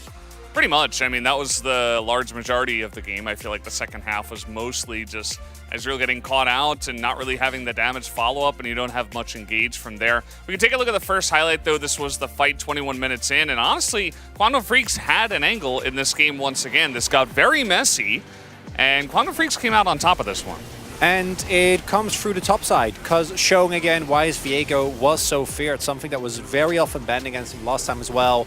And Bulldog also, after having a really dreadful first game against T1, actually, I think, recuperating well with two back-to-back pretty decent Corki games. But we also have to discuss the fact that in a lot of cases, we do see it ends up with Taeyeon getting taken down. And in this case, everyone on Kwangdong is actually in a position to capitalize on it, so they're actually able to get some value out of it, so it doesn't end up being the end of the world in this specific play. Right, they get a kill on Viper as well. They're able to get those 2 kills initially in this skirmish, gets a lot of gold over, but the fact that, again, we see bot lane def in that is kind of painful. Yeah, I mean, it was like kind of free win, but as always, still there is a just the Taeyeon there, just like kind of actually just exposes just as alone and just keep getting caught. That makes like not able to snowball from the Kwangdong Freaks when they should be, as we said, like when they have a Ezreal Karma, like starting from the lane phase. I mean, I think it's actually starting from like level 1 probably like that. When he actually had a poor started and it's like all the mental thing is like kind of exploded. That's how I will assume, because like the game, like how he played it, this game was too poor. Yeah, definitely felt a bit of tilt in that one, and unfortunately it did not end for Taeyeon. We can take a look at the second highlight, which started off with a pick onto him, and then eventually HLE Esports went for the Baron, and then they went for the Throat. And part of this is, I think, the great response in draft. There is a reason why Kai'Sa is often picked into Ezreal, and it's for what we see right there, right? It is just a really strong pick that is able to very reliably get on top of a champion that is notoriously slippery. But I do agree with Huni. It felt to me like after the early game was played out from that point on, it kind of felt like a tilted play, particularly from Taeyeon. And it's rough because we don't really want to go into ham on one player. But at the same time, given how much of a chance was given by the top side, both Taeyeon, and to a lesser extent Andil, really took away a lot of the momentum. And against a team like Hanwha, you can't afford to make those mistakes. maybe even once or twice, but especially not consistently. Yeah, I mean, this thing actually, no matter what has to criticize this, but the thing is, like, I think it's still a good thing is the Guangdong Freaks on the top side of the three members, like, they were so much doable against HLE, especially this series, like, even last game. I think they play, like, even Dudu, like, the Cuz and Bulldog, like, three-player play really well. That means, like, it's really possible. Like, it's just no matter what, the Taeyun and Andil, like, both of them has to kind of step up. I think that's going to make so much potential for them to be able to enter the playoff. Yeah, absolutely. I do agree with you guys. I think that there are some positives to look forward to for the future, as the casters were also pointing out. So we'll have to wait and see how their future games do go. Let's take a look at the POG here for the side of Hanwha Life Esports, as it will be Viper on the Kai'Sa. He certainly made this pick look extremely strong. Yeah, I mean, it is like kind of, you know, rough. It could be a rough lane. Like, I think it's clearly they were, like, especially today, I think they were just better bot lane, better just AD carry, just overall. Like, both the series, especially these series as well. Like, they play Azure Karma, but he was just able to lane and be able to make the play and just be able to just cut animated carry, which is all the time, consistently. He just play. I mean, it's just Viper on Kai'Sa. Like, what else we can say more? And obviously, a lot of the plays that you do see, given how Kai'Sa works, it is Peanut and Delight setting it up. But I do think, as Huni was saying, just playing out the laning phase very well with the type of pick that can really get bullied there specifically, as we do have, again, a very, very close vote. So the Peanut votes make sense to me. The Light votes make sense to me for the same way. And I think really Hanwha, everyone actually performing today, so I'm happy to see those POG votes split. Yeah, absolutely. I mean, it's exactly what you were talking about, right? We do see a big split, and this time it's not even media Keck W for me. It's like media kind of based as well. I think it does make sense in this case. But guys, we do have the interview ready to go. Let's hand it over to Deer for the translation. Thank you very much. This is Deer for the POG interview translation, joined by Delight and Viper of Hanwha Life Esports. Congratulations! 네, POG를 받은 딜라이트 선수와 바이퍼 선수 인터뷰 나눠보도록 하겠습니다. 바이퍼 선수, 하나생명 개막전 전승을 달리면서 단독 With Hanwha Life Esports scoring an undefeated record in the opening week, you secured the sole position of first place. So how do you feel? Feels nice to win it all? I feel like we were able to show a new composition, which is pretty good. And Delight, this is a new start with a new team for you. How do you feel? I feel like I was able to mesh together with the team and become really good friends with them, which is great. And we have been playing pretty well in the practice too. And in game 1, KDF picked red side.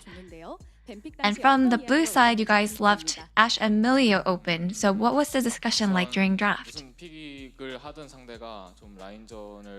Regardless of what they pick, we knew that the opponent was going to go for a pretty aggressive bot lane. So I think we were able to play it out pretty proactively. And Delight, in game 1, during the early game, you guys ended up giving Baron, and there was actually a very specific moment of comeback. So let's take a look at that moment. Do you remember this? Oh, no, I don't. I don't remember. Well, let's take a look. And you guys were pretty deep in the blue side jungle. And you grabbed really good vision here, control. Can you take us through what your thought process was like? I feel like the moment that I was able to land on W, we were able to get a good pick, so we decided to just go in. And Delight, your most played pick, Rakan, was on point. It looks like the fan sign here says that Delight's Rakan is world best. And Rakan has a 7-win undefeated record to date in the spring season. And he seems like a great pick in the meta, so what are your thoughts on him?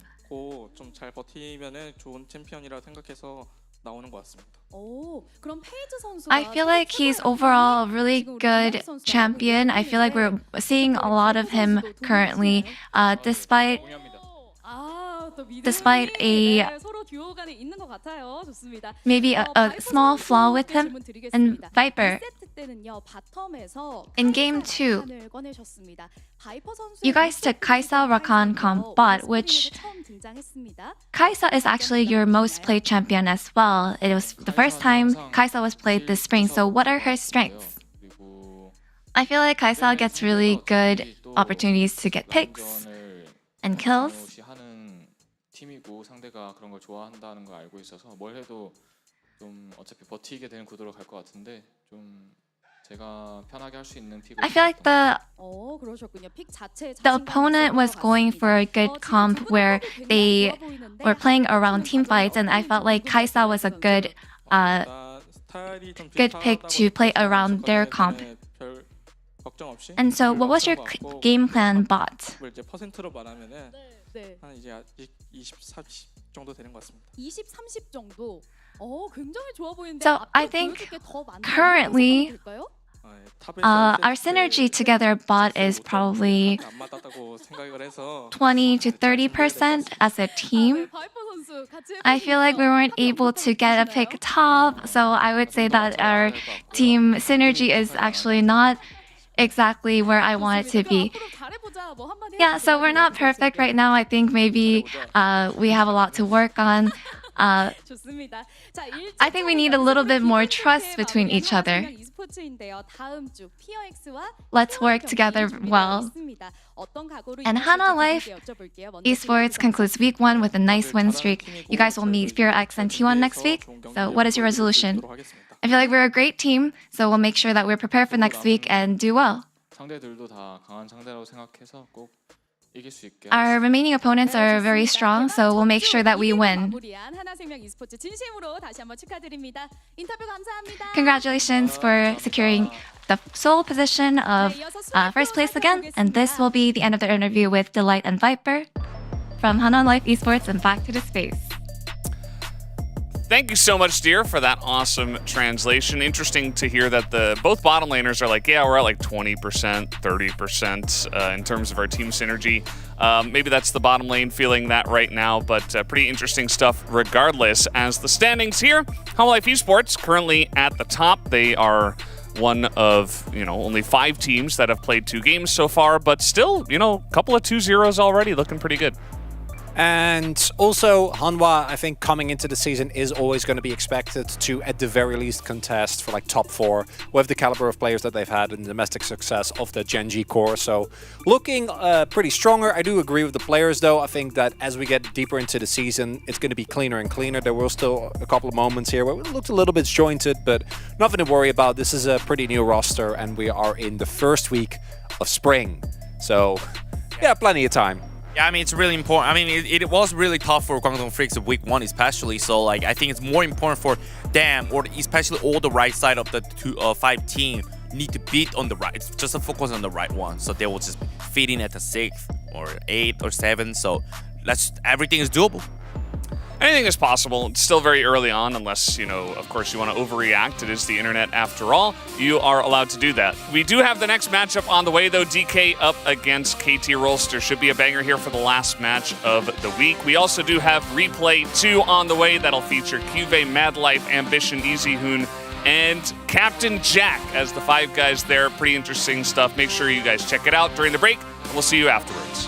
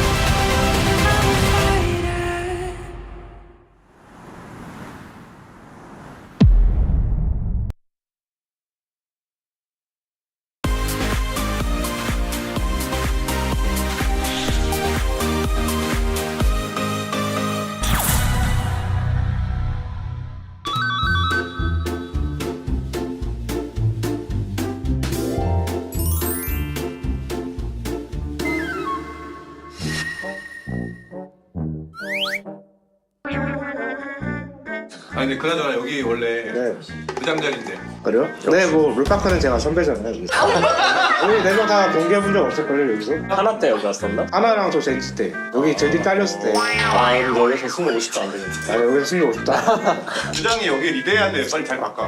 앉아요 그럼. 우리가 이제 팀 160인데 이제 160을 맞췄어 이번에. 새해 인사 한 번씩 하고 가보도록 하죠. 리플레이 보시는 저희 소중한 시청자분들 새해 복 많이 받으세요. 새해 복 많이 받으세요. 그나저나 새해부터 되게 신기한 소식을 들었는데. 뭐죠? 큐베님이 일본으로 원래 가실 뻔하셨다는 기사. 아 뭐요? 기사가 났어요?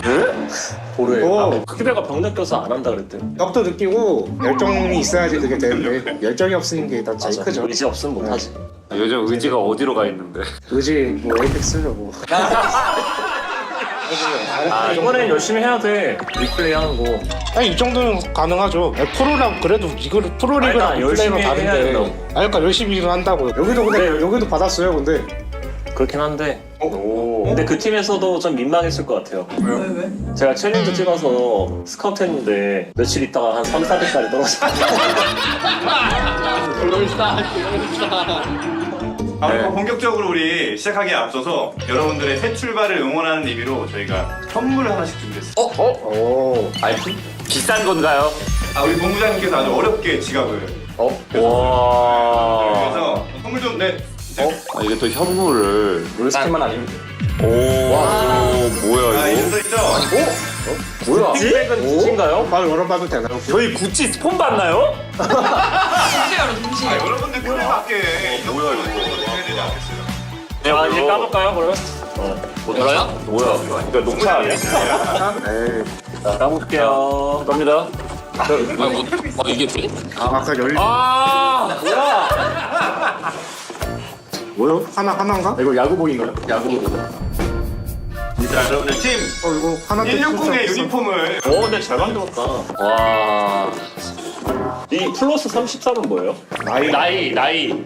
설명드리면 합쳐서 160살이라는 의미를 살리기 위해서 여러분들 유니폼 뒷면에 등번호 대신에 여러분들 나이를 표시를 했고요. 앞면을 보시면 그 존니아의 모래시계에서 영감을 받아 메비우스의 띠 모양을 형상화해서 우리 나이는 많지만 우리 열정은 무한하다는 아주 좋은 뜻을. 와. 디자인이 좋은데요? 잘 보면 시즌 2개 하신 분은 2개가 있어요. 트로피 같은 거구나. 어디 있어? 그거 2개잖아 나는 개야. 뭐야? 그러네? 와 이런 디테일까지? 훈장. 와 미쳤다. 자 이제 우리가 이제 환복도 하고 왔으니까요. 경기를 좀 해봐야 되지 않겠습니까? 오늘은 첫날이니까 아주 간단하게 컴플릿 게임을 할 예정입니다. 칼바람? 칼바람은 아니고. 저희 5명 모아놓고 설마 칼바람 아니 가볍게 하길래. 자, 여러분들 전투력을 얼마나 되는지 측정을 해볼 생각이고 또 여러분들의 급에 맞게 엄청난 분들을 상대로 보셨어요. 망령인가 보다 똑같은. 망령 드릴 거. 망령 드릴 거 아니야? 갑자기 낮은 엠파이어 나온다던가 그런 거 아니에요? 자 그러면 너무 저희를 낚이는 아니 나는 그렇게 봐줘. 아마 엠비션님한테는 조금 친근한 분들이 또 누군지 모르겠다. 그렇게 얘기하니까 더 모르겠어요.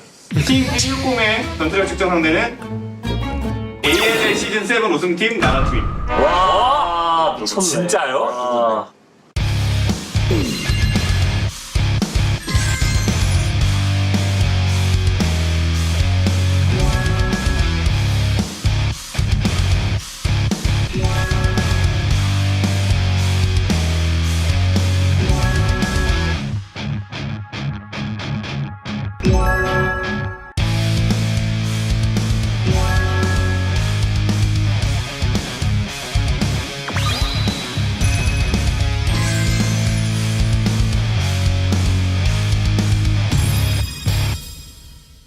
저 거기 중계했는데 거기 개빡센데요? 걔 진짜 개빡세. 그냥 졌어 미쳤다고. 거기 나 제가 생각해보니까 ALL 그 팀한테 깨졌거든요. 지금 거기랑 저희를 단판 붙인다고요? 전화를 한번 연결을 해드리겠습니다. 야 진짜 전화야? 네, 나라카이가 누구랑요? 팀과 연결이 될 예정입니다. 안녕하세요. 네, 잘 들으시나요? 안녕하세요. 네, 저 캡잭입니다. 오랜만이에요. 오랜만이죠. 나라카일님 혹시 그 여기 바텀이 그 티어가 어떻게 돼요? 저희 팀 바텀 한 명 1000점 찍었고 이번에 챌린저 마감했고 한 명은 900점 서포터. 900점 서포터. 저희는 다이아 1이랑요. 여기 우리 팀 5명 다 합쳐서 여기 원딜분 1명 점수 안 돼요? 근데 질문 하나만 더. 나락타일은 이제 상대가 이지훈인데 무섭지 않으세요? 네. 솔직히 이지훈님 저 개인적으로 어렸을 때부터 뭔가 동경하던 그 프로게이머였어가지고 제 커리어의 한 줄 이지훈이었다 적고 가겠습니다. 뭐랄까요, 저 이제 애기 보다가 롤 다시 시작한 지 정말 얼마 안 됐거든요. 한번 재밌게 해봐요. 감사합니다. 휴배님 네. 이길 자신 있어요? 저는 뭐 1대1은 이기는데 저희 팀 정글이 좀 잘하는 탑은 상대 정규력은 더블킬 한다는 마인드. 마인드가 다르잖아. 그러니까 에디가 근데 나도 상대 정글 앰비션이면 더블킬 딴다는 마인드가 일단 ALL 우승 축하드리고요. 또 이따가 뵙시다. 네 감사해요. 재밌게 즐겨봐요. 근데 AL 우승팀 그렇게 잘한다고 찬영이가 오히려 그거라서 좋을 수도 있어. 단판이니까 저오는 게 단판이기도 하고 서로 아무것도 모르는 상태에서 하는 게 나을 수도 있어. 감사해요. 네. 고맙습니다. 네.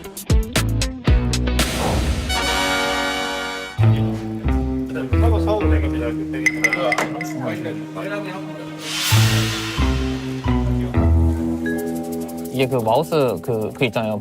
민감도랑 강도가 달라요. 강도가 있는데 그 강도가 정말 맞추기가 힘들어요. 그게 한판 진다고 생각해 그냥. 그러니까 지는 거니까 어쩔 수 없이 지는 건 상관없는데 이렇게 해서 지는 건 진짜.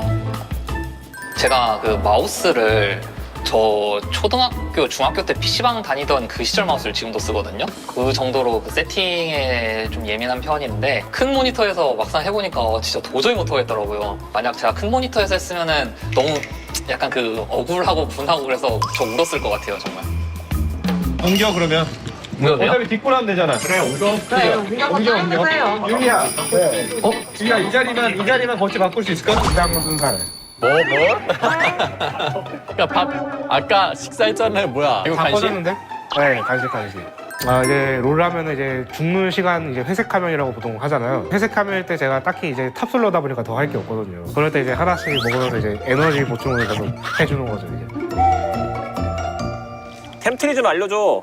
그건 저도 모르죠. 물어볼까요? 템을 알아야지 템을. 기다려. 롤 들어가서 물어보. 탱템이랑 암살템이 좋대요. 탱템, 암살템. 엘류는. 그럼 나 세주하니 할게. 또 세주야? 대한님 시작 불러달래요. 오케이, 갈게요.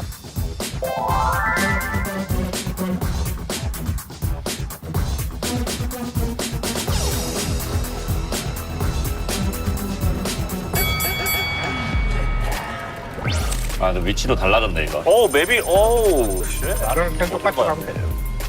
오리 하나 와주세요. 야, 쪼여. 네.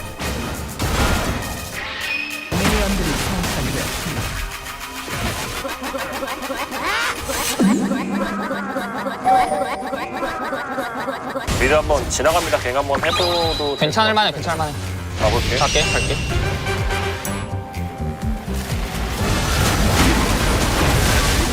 일 되지 않나?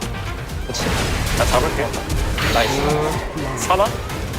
여기 우리 블랙 펄리스도 확인 못함. 설정이 제대로 안 돼. 이러면은 다음에 내 플래시 턴에 한번 억지로 해보자. 되게 좋았다, 방금 거. 아마 우리 정글을 괴롭히려고 할 수도. 어디로 들어가거든? 괜찮니? 아마 케이도 있긴 할 거예요. 내가 알아서 할게. 라인 손해보지 않고. 저희가 빨리 밀어서 블루를 생각하. 나 블루는 털린 것 같고. 저 이제부터 봐주기 가능. 만나면 바로 달릴게 여기 있다.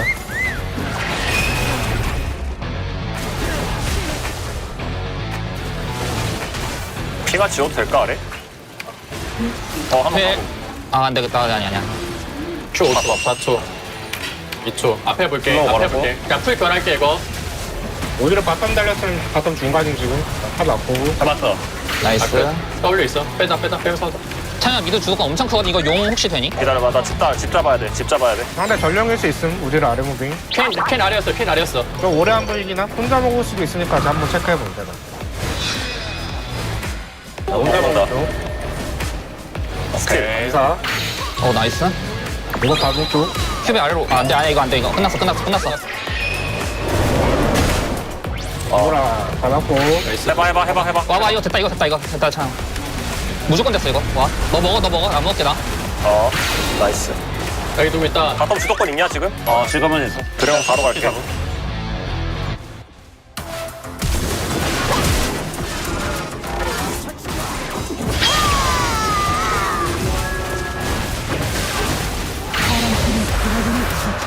케인 좀 잘 풀리긴 했다 이거. 내 창이 너도 경험치 차이 좀 많이 나겠구나. 근데 뭐 싸움은 내가 이겨서 당분간. 그치? 탑도 저 이제 메가 때는 교정 이제 되겠어요. 훨씬 상대보다. 메가 아니면 좀 약한. 오케이. 나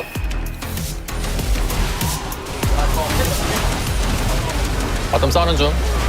나 W 없다. 맞아. 와, 씨. 야, 우리 바텀 개피야. 저거 싸우면 안 좋아. 찬영이 이때 미드 오면 되게 좋을 것 같아. 차라리 미드를 가. 미드는 내가 계속 빡빡하게 할 거거든? 차라리 나 바텀 뒷방 가볼게.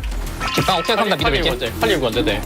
나 이거 헤일 이게 두 마리. 그냥 차라리 바텀 밀자. 밀어내. 그냥 밀어내.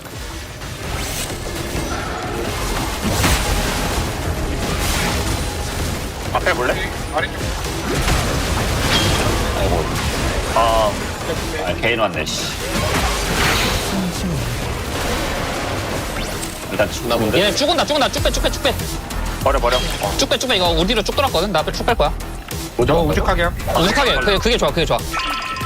우직하게 너무 좋아. 올라간다. 오케이. 좋아. 그러면 이거 너가 캐리해야 돼. 알지? 근데 이러면 저 나중에 2대1 가능한 게임 오면 좋아. 케인도 잘 풀려서 생각하긴 해. 오케이. 전령 배치 같은데? 응, 전령 나왔어. 어떡할래? 찬영이 한턴 빼. 나 리콜텔. 미드 되면 와봐. 나 리콜텔 할 거야. 찬영이 빼고. 찬영이 못 빼나? 어리죠? 오케이, 버려. 버려야 되는데. 오케이, 괜찮아. 미치 설정. 탑 이동 많이 보고 있어. 이거 파워 개 많이 뜨는 거. 일단 반대쪽으로 뛰긴 해야 될 듯. 일단 뛰었어. 천천히 할 수 있니? 천천히 맞아왔어. 간다 이거. 보낸다. 탱마이 줘. 앞에. 미드 커버할게. 용싸움 피하면 안 되긴 할 것 같아. 아니면 하지 말까? 아니야, 미드 주도권이 되게 클 거거든? 그러면 저도 텔 아끼고 텔로 합류한 저는 그냥. 서로 원딜만 공 없다? 원딜만 공 없어, 서로? 얘가 만화가 빵이긴 노텔에 만화 빵인데 우리가 주도권 해볼래? 난 할만하다고 봐. 쟤 노텔에 만화 빵이야. 텔 가능? 저도 텔 가능. 와봐. 이거 무조건 먹어. 상대 미드가 없어. 이거 미드가 없는 거거든? 한번 해보자. 텔 봐드릴게요. 이거 안 하면 말 안 돼. 이거 무조건 해야 돼. 잘 싸워봐. 이거 케인 잘 피하고. 이거 4대5야, 진짜로.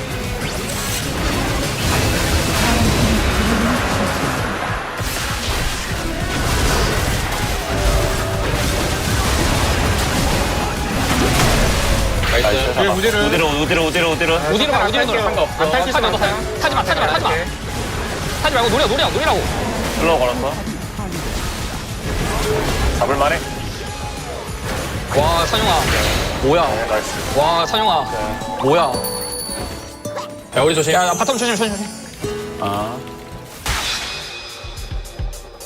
공이 벌써 됐어. 미친. 저 언제 숨어 들어왔냐. 못 봤네. 씨.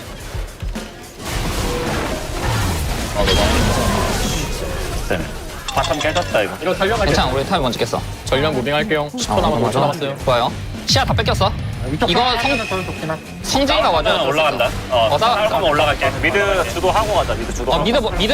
오케이, 갈게. 바로 와. 가는 중. 안쪽에 있는 애 때려봐. 갈게. 암 끝이다. 껍데기는 벗겨놨고. 메가턴. 케인 볼래? 케인? 해봐. 빅토르 볼게. 오케이. 천천히 봐요. 이겼지.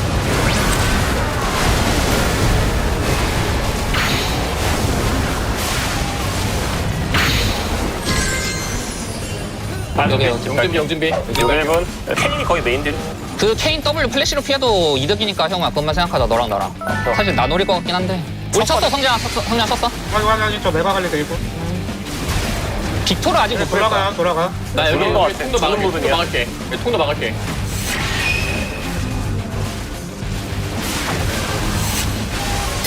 와. 괜찮아. 그럼 전혀 상관없어. 괜찮아. 그럼 전혀 상관없어. 드래곤 뺏긴 게 좀 아깝네. 아, 괜찮아. 어차피 다음 대로 먹으면 되지. 후반 벨려도 그냥 풀릴 건 크게 없어. 그냥 원딜 골드 차이 살짝 나는 정도야. 원딜끼리는. 그것도 많이 안 나. 많이는 안 나고.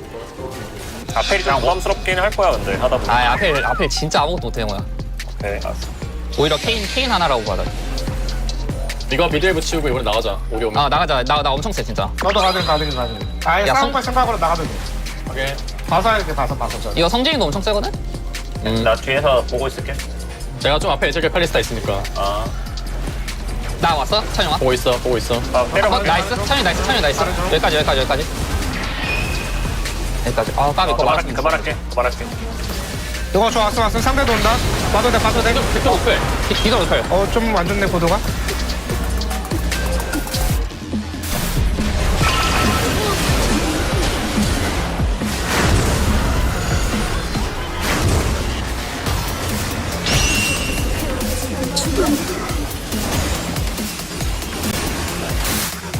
막하는 바로 말라요.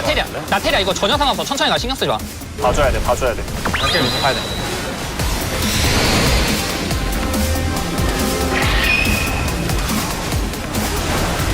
라칸 안 보여. 라칸 도는 거 생각해.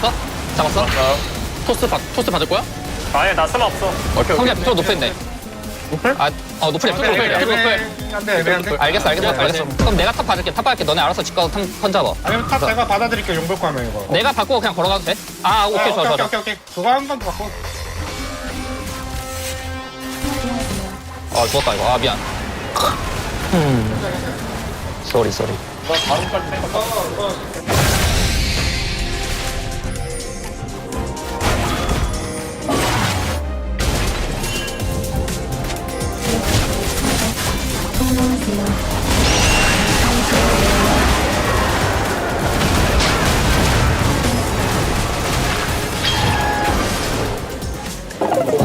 나 어떻게 하냐?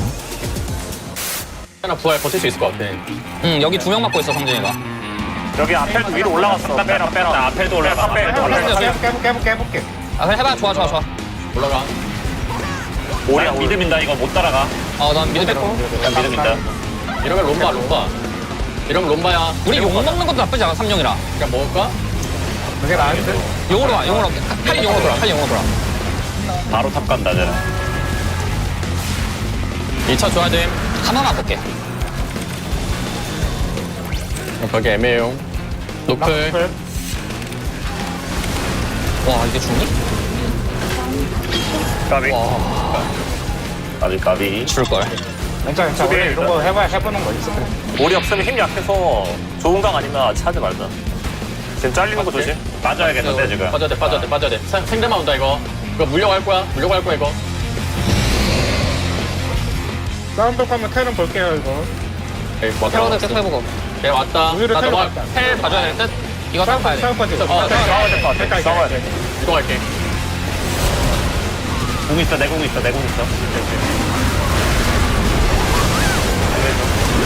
밑으로 볼 사람? 나 살려. 못 봤다. 게임 봐. 나 지금 씹혔어. 뭐야 이거. 풀 점프 앞선하지. 깨자. 한 턴 빼. 한번 들어가보. 이게 끝일 듯 저는. 못 들어가. 못 빠져. 이게 끝. 빼야 될 때라. 내라도. 까비.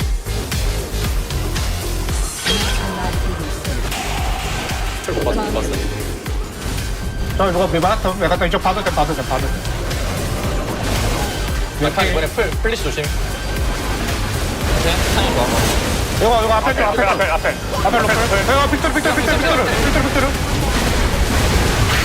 이거 빅토르. 빅터 나. 날게. 이거.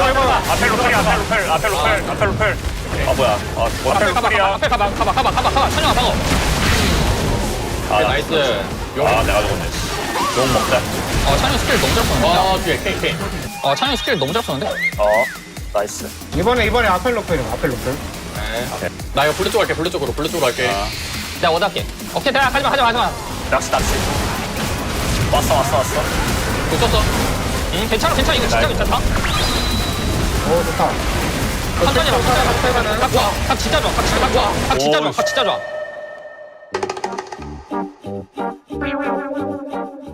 오이씨. 안 들어가. 들어가지 마. 위험해. 피 설정 때문에 진짜 3대 5에 3대 5. 나 그거로 시야 봐줄게 한번. 먹었다. 먹겠다. 야, 여차 한번 돌진하자 이거. 볼게. 한 턴만 봐. 옆에 보고. 아이고 부럽다. 야, 서커스 중. 나 살릴 수 있니? 오리를 맞아야 돼. 와, 너무 잘 들어왔다. 아니야, 너도 아마 끝났을 때. 와드 아이템 설정을 좀 잘못했네. 한타 쉽지 않네. 오랜만에 하려니까 라인전은 쉬운데. 난이도 쉽지 않네. 빡세다.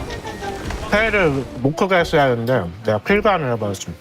K는데 중간부터는 괜찮긴 했는데 아니야, 이거. 내가 2번 죽어서 그래, 이거. 그냥 되게 쉽게 이기는 게임인데, 이거. 근데 바텀도 완전 상성대로 못 갔어. 우리가 결국 싸움해서 하는 조합 아닌가? 근데 싸움을 결국 못해서. 뭐 디테일적인 것들은 많이 좀 부족한 게 많았지. 너무 많았지. 뭐 예를 들면 용 뺏긴 것도 사실 본대가 왼쪽에 있었고 케인이 오른쪽에 있었는데 이제 본대만 신경 쓰다가 오른쪽 날파리는 신경 못 써서. 그리고 일단 환경이 너무 안 좋아, 솔직히. 근데 그거 치고는 스킬샷을 너무 잘 써가지고. 그 지훈이가 리드 많이 했는데? 지훈이가 이거는 한 거 있어가지고. 그 초반 갱 때문에 그래. 그 메이지는 무조건 갱 한쪽이 이겨야만 해. 그거 리드 못하면 죽어야지. 일단 되게 좋았던 거는 미드 지훈이가 되게 말을 많이 하는 스타일이다. 주도적으로 할 수 있는 사람이 한 명 있어야 됐거든요. 제가 해야 되는 역할이라고 생각을 하는데 지훈이도 그렇게 이야기를 해주면 제가 좀 훨씬 편해지죠. 다들 이제 오랜만에 하는 거라 큰 신경 안 쓸 줄 알았는데 이지훈 선수분이 굉장히 되게 아쉬워하고 신경을 되게 많이 쓰더라고요. 정말 롤에 진심인 분이구나 이런 게 좀 인상 깊었습니다. 네. 난 솔직히 말해서 난 근데 몇 번 더 하면 되게 쉽게 이길 것 같긴 한데 우리는 진짜 스크림 안 해보고 처음 한 건데도 점수 많이 안 준 편이라 생각하거든요. 얘네 이런 스타일에. 아니 저희 다 짬바가 있는데 그래도 저는 전체적으로 느끼다 점에서 한타밖에 차이 못 느껴요. 한타를 그냥 쟤네가 좀 더 잘한다. 그냥 저희는 좀 녹슬어 있잖아요 지금. 저는 나름 희망적이라고 봅니다. 저희가 처음 한 건데 이 정도면은 솔랭도 하고 스크림도 많이 하면은 CL 정도는 그래도 이길 수 있지 않을까. 오랜만에 팀게임을 해봤는데 되게 재밌었고요. 점프로끼리 모이다 보니까 자가 피드백이 된다는 게 진짜 저는 크다고 생각하거든요. 그런 점에서 다음에는 좀 좋은 연습 환경에서 하면은 저희 실력이 이제 해동이 된다고 하죠. 네, 해동이 좀 더 빠르게 될 것 같습니다. 경기 내용이랑 보면은 아마 시즌보다 더 희망적이지 않을까요? 라고 생각을 하면은 1, 2분 하는데 좀 죄송한가?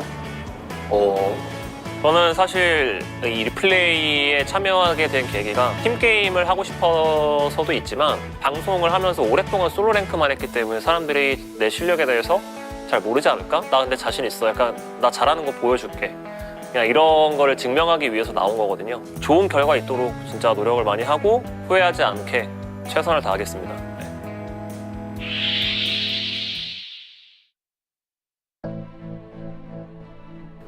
예.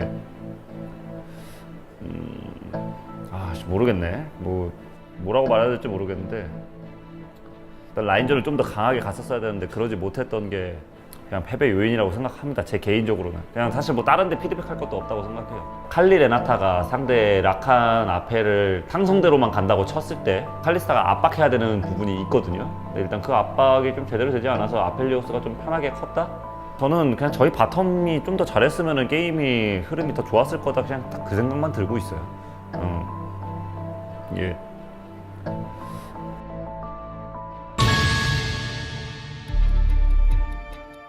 연습 태도가 굉장히 불량하다. 소통이 안 된 건지 유부남이라 겁이 없는 건지 챔피언 상성 봤을 때는 내가 보기에 압도적으로 유리해야 되고 심지어 리시도 안 했는데 혹시 챔피언들이 좀 너무 신식이어서 그런가. 우리가 그래도 명색의 레전드인데 풋내기들한테 지면 되겠어?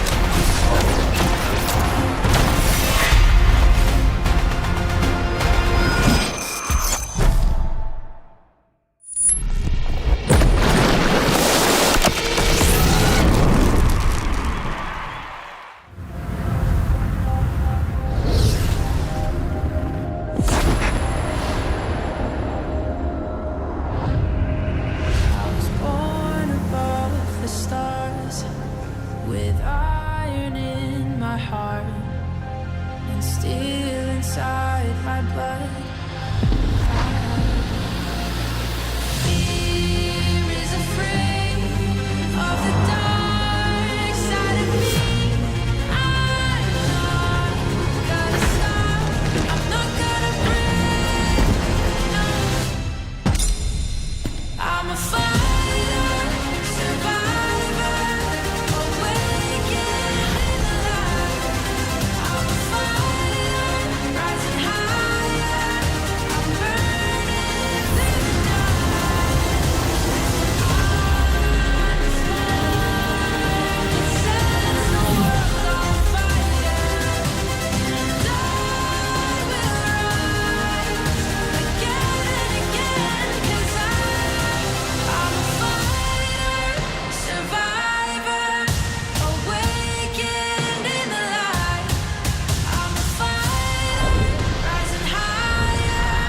I'm burning through the night. I'm a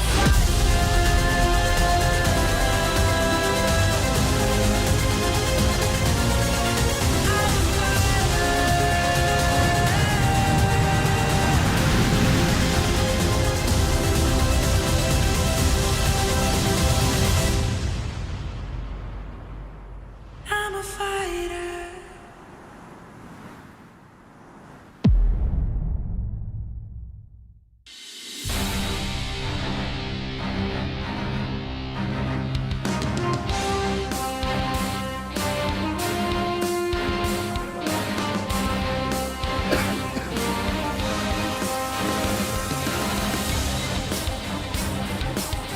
수고하셨습니다. 파이팅! 루시드 파이팅! 파이팅! KT 파이팅! Welcome back, ladies and gentlemen, to the final match of Week 1 of 2024 Spring LCK. I'm Atlas, I'm joined by Wolf here. So we bring you through what could be one of our more contentious ones, KT versus D+ Kia. It's a matchup that would have been pretty set in stone had it been towards the end of last year, KT having the number of D+, but a lot of things have changed. Yeah, Deft swapping teams, reunited with his DRX brothers. D+ taking a win early on in the season as well with aiming. And both of these teams, of course, were our 3rd and 4th seed representatives for Worlds, obviously with different rosters, right? But there's a lot of hype around these two organizations right now, especially with the rise of KT throughout last year, really ending up changing people's opinions about this team, taking first place, getting that All-Pro, etc. New roster looking to repeat the same success. We'll see exactly what happens. Let's have a look at the standings here and see what they're fighting for. If it is a 2-0, they're equal first. If it is a 2-1, they're equal second. And if you lose, it's either 5th or 6th, depending on whether you can win a game or not. A lot on the line, but of course it's Week 1. So it's sort of how it works. If you lose, things get relatively bad. Well, let's have a look. DK versus KT matchup with a new roster, and we could talk all about how KT versus DK was last year, but it's kind of irrelevant, right? There are only a couple of pieces still remaining from both of these teams, namely, of course, BDD. I guess theoretically, Perfect just got called up, so he was still on the roster, but it is the 2022 World Champions that have joined KT, and it's one of them that's also on the other side in Kingen, who has joined DK. Lucid moving up as well to try and help them out in the void that Canyon left. Aiming actually has a winning record against Deft now after KT had the better of D+ throughout last year. So it's a stat that might surprise you considering how long and how dominant Deft has been here in the LCK. But Aiming has now passed him, and that's an exciting matchup to take a look at. But this one is one that a lot of people are focused on because you have Lucid, who's a new rookie player coming in, decent performance in his last matchup, obviously playing Vi, which he's on a huge winning streak on at the moment, and then Perfect, who came in, got POG in his first match, looking very strong. Again, not a player who's quite as hyped as Lucid, but in terms of results, individually, I think I give the edge to Perfect. Yeah, I would say that Lucid's got a lot more to show. So based on what we've seen, I 100% agree. Let's dive into the interview and see what these teams had to say.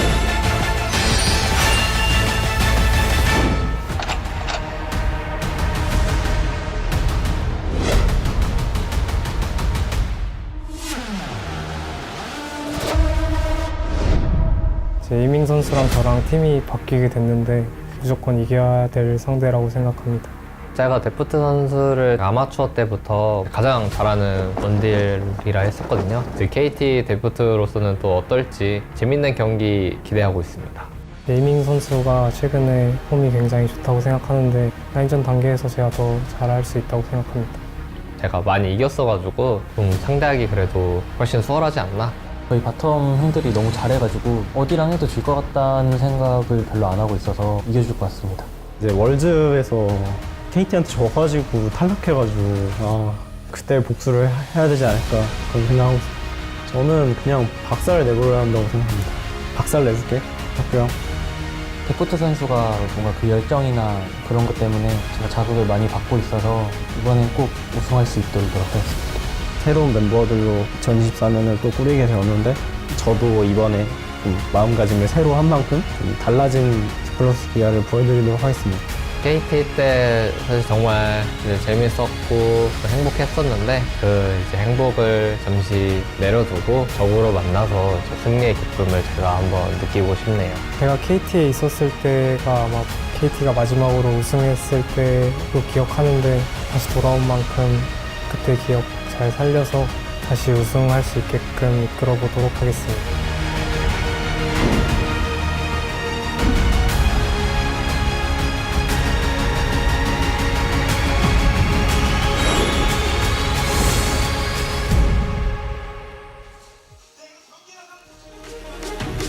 Deft recalling some of the fondest and most heartbreaking memories of any LCK fan, and especially KT fan. 2018 KT roster. What an incredible time that was.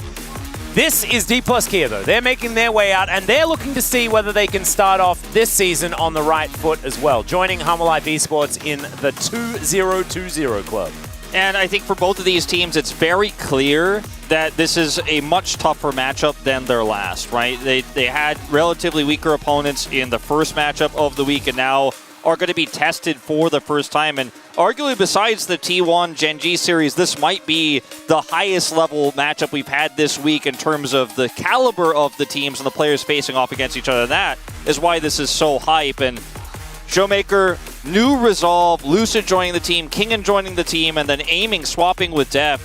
So many storylines here for D+, and so much motivation to win this one and move to the top of the standings. Yeah, and I feel like last year we had a D+ that you could understand what it was trying to do, right? You understood where the pieces fell into place, but they never did. They never really joined up and figured out how to make it all happen.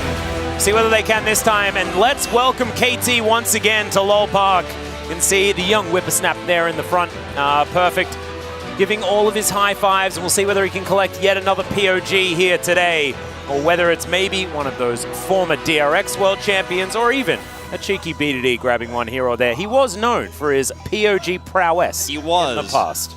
KT, the most impressive thing for me with this roster is we came in with mixed expectations. You know, Pioshik has always been a player up and down, perfect, a middling top laner in LCK Challengers. Beryl having one of his worst years in his professional career last year, and yet the strategy, the coordination we saw from this team in their opening match against the Foxes was really impressive. The support play we saw from Beryl, the pushing top lane with the Udyr, the constant objective control and pushing lanes was a really exciting comp to watch. And you take a look at this matchup, which will be key player. Bottom lane here, so close in terms of stats. Both of these teams obviously only playing one series. Both players getting 2-0. You can see the damage percent a little bit higher for Aiming. I think part of that because Beryl took a huge portion of the damage share in that series they played. But Deft also, when given the opportunity to carry, has been our best Ezreal, and the only Ezreal, you could argue, we've seen this season. Yeah, and Aiming as well is one of our other Ezreal players. We'll see whether they are both going to be fighting for that pick. And I personally don't want to see it. I prefer just no Ezreal because Ezreal is a dangerous champion, Wolf. And after last series, I just would prefer it if we didn't have to face that level of danger here on the Rift. But if there are two players that you're okay with it coming out with, it is going to be Aiming and Deft. It's just so much of this comes down to what did we learn from the previous match, if anything at all, right? Based on the opposition that both of these two teams faced. And I'm just willing to go in with a clean slate. I reckon that's the way that we're going to get the most information here about how these two teams match up. The most hype thing about this matchup is this is the real test, right? And, you know, after those first wins against weaker teams, you got a little bit of hype around, okay, these teams look good. The basics are there. We know these famous players are performing at their average at worst and at their best, right? We saw Showmaker be Showmaker. We saw aiming pop off. We saw Deft get a gold lead and then utilize it extremely well, right? And that led a lot of fans of both of these teams to go, we're so back. It's 2024. But this is where you're going to really be tested. This is where maybe some of the cracks might show. And maybe we'll see adaptation out of D+, whereas we didn't see that out of the Foxes, right? When we saw Beryl bring out the Hui, they kind of got crushed by a similar composition twice. They didn't adapt. I think D+ absolutely will. So I think we'll see a little bit more of a different look from KT Rolster in this one, and we'll see how much tenacity D+ has if they fall on the back foot. I predicted D+ going into this series at the beginning of the week because I thought they were more of a known quantity than what we're seeing from KT Rolster here. If I could swap my predictions, though, I would because of KT's performance, but I still think this one is probably going to 3. I still think that this one is, it's a coin flip, 100%. I think every time KT heads to the Rift, it's a coin flip this year. That's just what my feeling is, right? It's the heart of the DRX from 2022. It's an odd year, ladies and gentlemen, and that generally means Beryl wins. Going back to when he very first qualified to Worlds, that was 2019. Yeah. Going to be winning that time around. 2020, he won. 2021, we prefer not to think about it. He almost won, but he didn't quite get there. And then 2022, he took it away as well. 2023, just really wasn't really his time. And then 2024, now it's time to win again. That's the theory going around my brain. You guys let me know what yours is. Let's jump into the draft here for game number 1. Azir taken away from BDD, and Orianna going to be the favor return to Showmaker. Yeah, BDD's Azir legendary, and is one of our most stable meta picks. Engage with the Nico, something he's also been quite good at. His Talia, also a very scary and imposing threat. I don't think they'll ban that. It's not that high priority, but this is leaving open a lot of really strong AD carries. Lucian's now gone. Varus, Ashe still available right now. Emilio's still available at this point in time. Kalista still available for Deft potentially here. So let's see what these final bans are going to be, because it looks like it is just a little bit more comfort targeted here and a little bit less about the tier list picks we have seen in so many of our other drafts. Deft also losing his ability to play the Lucian he dominated on so much last year. There's Ashe, so now we're going down the list. Maybe a Varus ban here to close things out. Yeah, I wouldn't mind a Varus ban. Varus or Kalista, I guess, is what you're tossing up between. But KT might just want to handshake them, and they do. So it is going to be the Corki taken away from Showmaker, one of his all-time favorites, and has found a lot of success on this particular pick. Was the Corki Kalista, right, that they had found so much success on previously. But now, what is Kingen going to be locking away first up here for D+? A few things still left up and available. It's hard to lock Varus with all the champs that have been banned and without the ability to know what your opponent's composition is. They get the upper hand and having the counter pick there. So I actually like picking Maokai here because it opens up a lot of AD mids. It obviously allows you to lock down a scaling AD carry to follow up on with Engage if that is going to be where Deft is heading in this draft. And then when you see the Kalista here, you also feel, okay, so they're not scaling AD carry. I mean, Kalista does scale to a certain extent, but it's not going to be an Aphelios, it's not going to be a Zeri. But Maokai obviously does a lot to prevent Kalista from bouncing forward and actually doing a lot here. So I really think this first pick Maokai is super safe. We'll see what is going to follow. The Tristana taken away. Yeah, and Xayah Rakan could be the option. Showmaker could take away a pick of his own if he would like to. Of course, it will be the Xayah Rakan, and the Tristana feeling like a bit of a pick away. We've seen Tristana's used alongside the Maokai to pretty great effect. And now, is it going to be Beryl giving away what he's going to be going towards, or are we going to collect a jungler for ourselves on the side of KT? You certainly can get thinned out a little bit if you don't grab a jungler here, but I think Renata Kalista is just too big of an opportunity to pass up. And they're going to take that and try to keep this lane on the bottom side of the map completely in their control in the early parts of that laning phase here. You've got a Tristana for some strong push. Again, blind, but feels like there's a lot of matchups that you're very happy to play into. Well, let's see what the bans are going to look like here now in terms of locking away champions from the mid lane. Jace to be gone here first. We might see a Yone ban as well. They're a little bit tougher to play Yone into Renata in this particular case. Brand jungle also gone here with double 80 carry for KT Rolster. We saw the success of this yesterday from Willer, and it's no shock to see the ban come through a second time now. I wonder whether Lilia is in an okay spot at the moment, because we're looking for probably an AP-based jungler, unless Perfect can play something that's going to do a little bit more magic damage towards that top lane. Rumble could be a ban to look at here. Oh, that's a very good point. Yeah, and obviously works very well with a composition like this, especially if you get a really nice hostile takeover. Then you can layer the Rumble ultimate on top of it. So might be one they want to take away. They will obviously have counter pick for top. Yep. And only banning one jungler away means a lot of the 80 junglers, even though you don't feel damage profile-wise that's ideal, are still available. Zaya is already so easily to protect. And there's the Rumble ban, so no surprise there. Let's see what the choice is going to be. Ivern. Very strong with Kalista, very strong with Tristana, as we've seen throughout the early parts of 2023. Kind of, I think, blindsiding D+ a little bit here, but I love the pick. I kind of like it, and we've seen tree versus tree quite a bit, right? Like, this was a thing that was happening quite a lot last year.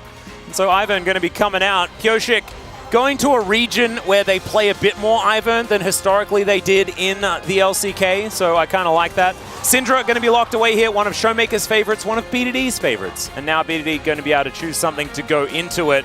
See what it is actually. Oh, well, it's probably the Tristana, unless Perfect's got something really crazy planned. That is what Showmaker's decided to do. Perfect counterpick as the young gentleman of KT being treated like royalty. You love to see it. Cassante is still available. Aatrox could be a good pick here for Kingen because it has such great follow-up for the engage they have, and that's what they're going to go with. You lock somebody down, the Kalista even in the front line, then you just follow up and blow her up before she can actually get that bailout reset. And it looks like the answer here is going to just be sit in the top lane with Perfect on Cassante here. Damage profile, obviously you get a little bit of magic damage from this Ivern. It's going to help out a little bit, but it is still very much going to be a full-up 80 composition here for KT Rolster for the most part in terms of their big damage. On the side of D+ Kia, a little bit more varied. Showmaker and Syndra were synonymous with each other in Damwon's 2021 runs through the LCK, where they were extremely dominant leading up to, unfortunately, their failure at MSI and then later on Worlds. But Showmaker is a fantastic Syndra player. I give him full confidence in this matchup into Tristana that he will be able to mitigate that Tristana. The bottom side of the Rift, though, is where things get a little bit more touch and go with that Renata Kalista, where you have bailout, you have strong pushing power, and a lot of respect is going to have to be shown on the bottom side for D+. I would agree, but I do think that this fits into Aiming's wheelhouse very well. He's a great defensive player on the bottom side of the map, and yes, Beryl and Deft are going to have a lot of early priority, but if Zyra Khan make it through that early game relatively unscathed, could be a very difficult time for KT as we move later into the game. One thing I do want to point out, though, that we didn't really get to touch on was just how well the Hui has actually worked out in this draft. Because I know, wasn't picked, wasn't even looked at, but you can't just blind Renata into KT. You just can't do it, because that one will be coming out as an answer. They've shown it already, and so that gives you the Kalista Renata without any real need to worry about it. Really cool stuff here from KT. See whether it works. We get onto the Rift.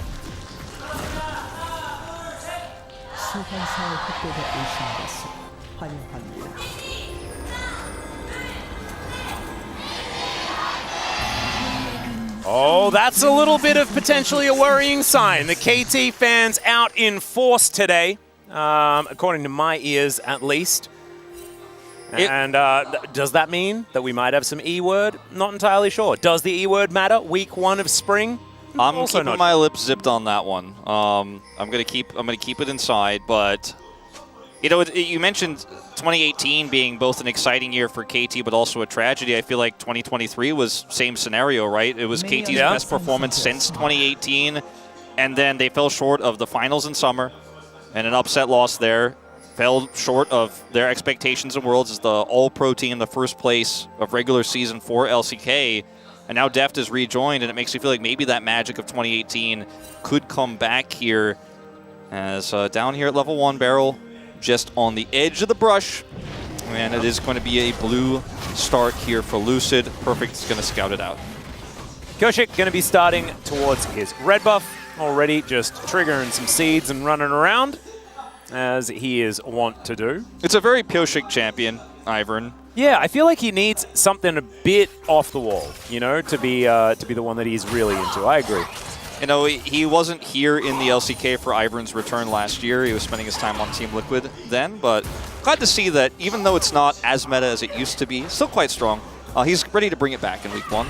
Yeah. I missed this one. I'll go ahead and a little bit late, but better late than never on the Ivern. I would agree, and I've just always liked the tree matchup, you know? It's a bit cool. So we'll just see whether it works out. These double AD carry compositions with the Ivern have been very powerful. Beryl takes a turret shot. What did he mean by it? Not entirely sure. Yeah, it was a non-consensual handshake there. He stepped away from it, and Beryl is going to eat a turret shot for his transgression there. Yeah. Pyosik clears this very quickly. We'll go ahead and be able to go grab the Raptors and then the Wolf Cap. As, yep, this is what Kalista Renata does. And BDD also getting a little bit aggressive here. Does charge up that explosive quite a lot. Evens out the trade from earlier. These Dark Spheres keep landing, though. Showmaker can be very dangerous as we get the zoom in, yes. There it goes. He misses the cannon. You know, I mean, that's good management there on cooldowns from BDD, at least to try to maximize his auto attack damage there. And that initial trade, keeping the health fairly even. As Pyosik cleared the Wolf Camp out. Now going to try to see what information he can glean from this. Is Scatter. Early on that one from BDD. Wanting to just try and convince Showmaker to go aggressive. There's the flash. Dark Spear comes out, and that gets the flash out from Showmaker as well. Trigger Seed needing to be avoided. And Pyosik just returns to the forest once again. Yeah, I was just kind of dropping stutter words throughout that one because I wasn't sure exactly how that was going to go well for BD. The timing was close. You know, he was selling it like you said, but did end up having to expend his flash. It's a trade of flashes, though. Good timing there from Pyosik. Had that warded the blue side Raptor camp so that he knew that Lucid wasn't in the vicinity. Nicely played from Showmaker, though. Really just keeping his cool. And as soon as you see your opponent flash in the mid lane, I think you can feel a little bit better about using your own. And so he's able to do so. No real worries. As Lucid is lurking, but he hasn't really found too many inroads just yet. Of course, he's a Maokai, pre-level 6. Not exactly an expected outcome, as some cannons do get taken this time around, as Perfect is going down incredibly low. And Kingan's using his prestige version of his skin. I was going to mention, you know, we didn't talk about it too much. It was a good place to pick the Aatrox, but it's also Kingan. Yep. And he is up against not a technical rookie, but an inexperienced rookie here in Perfect, and starting to get some advantages here topside. Nothing really to write home about as Pyosik's back, and no flash for Showmaker. Yeah, there's another scatter. Now that's on cooldown, as now BDD's looking for more, and I think Showmaker might be dead this time. He gets the reset, and there is the kill. Pyosik collecting first blood here for KT. The power of Tristana, so much auto attack damage. You empower it there with the trigger seed. You put up that brush and get some additional damage down, and with Showmaker not having flash there, as long as he gets hit by the root, he is basically dead in every scenario. That's going to be a lost wave here, as he does not have teleport to get back to the lane. So big kill, but also a lot of lost minion gold here for Showmaker at the same time.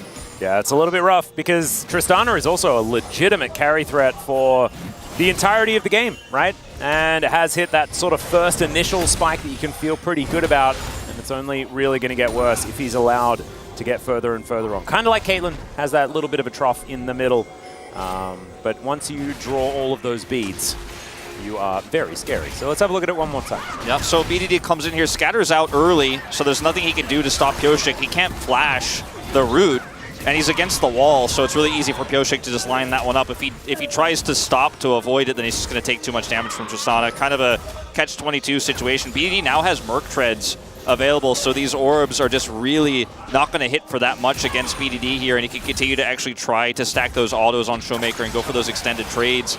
Topside going to Pyosik here, as well as the teleport from Perfect comes in, and we will see, looks like Kingan coming out to scout this. No, just going to check Krugs. Okay, there he does drop the ward there. Spoke too soon. Some information being gained, but I don't think they have the priority in order to try and fight for Steve, Bob, and Kevin. And so they will just be taken here by KT.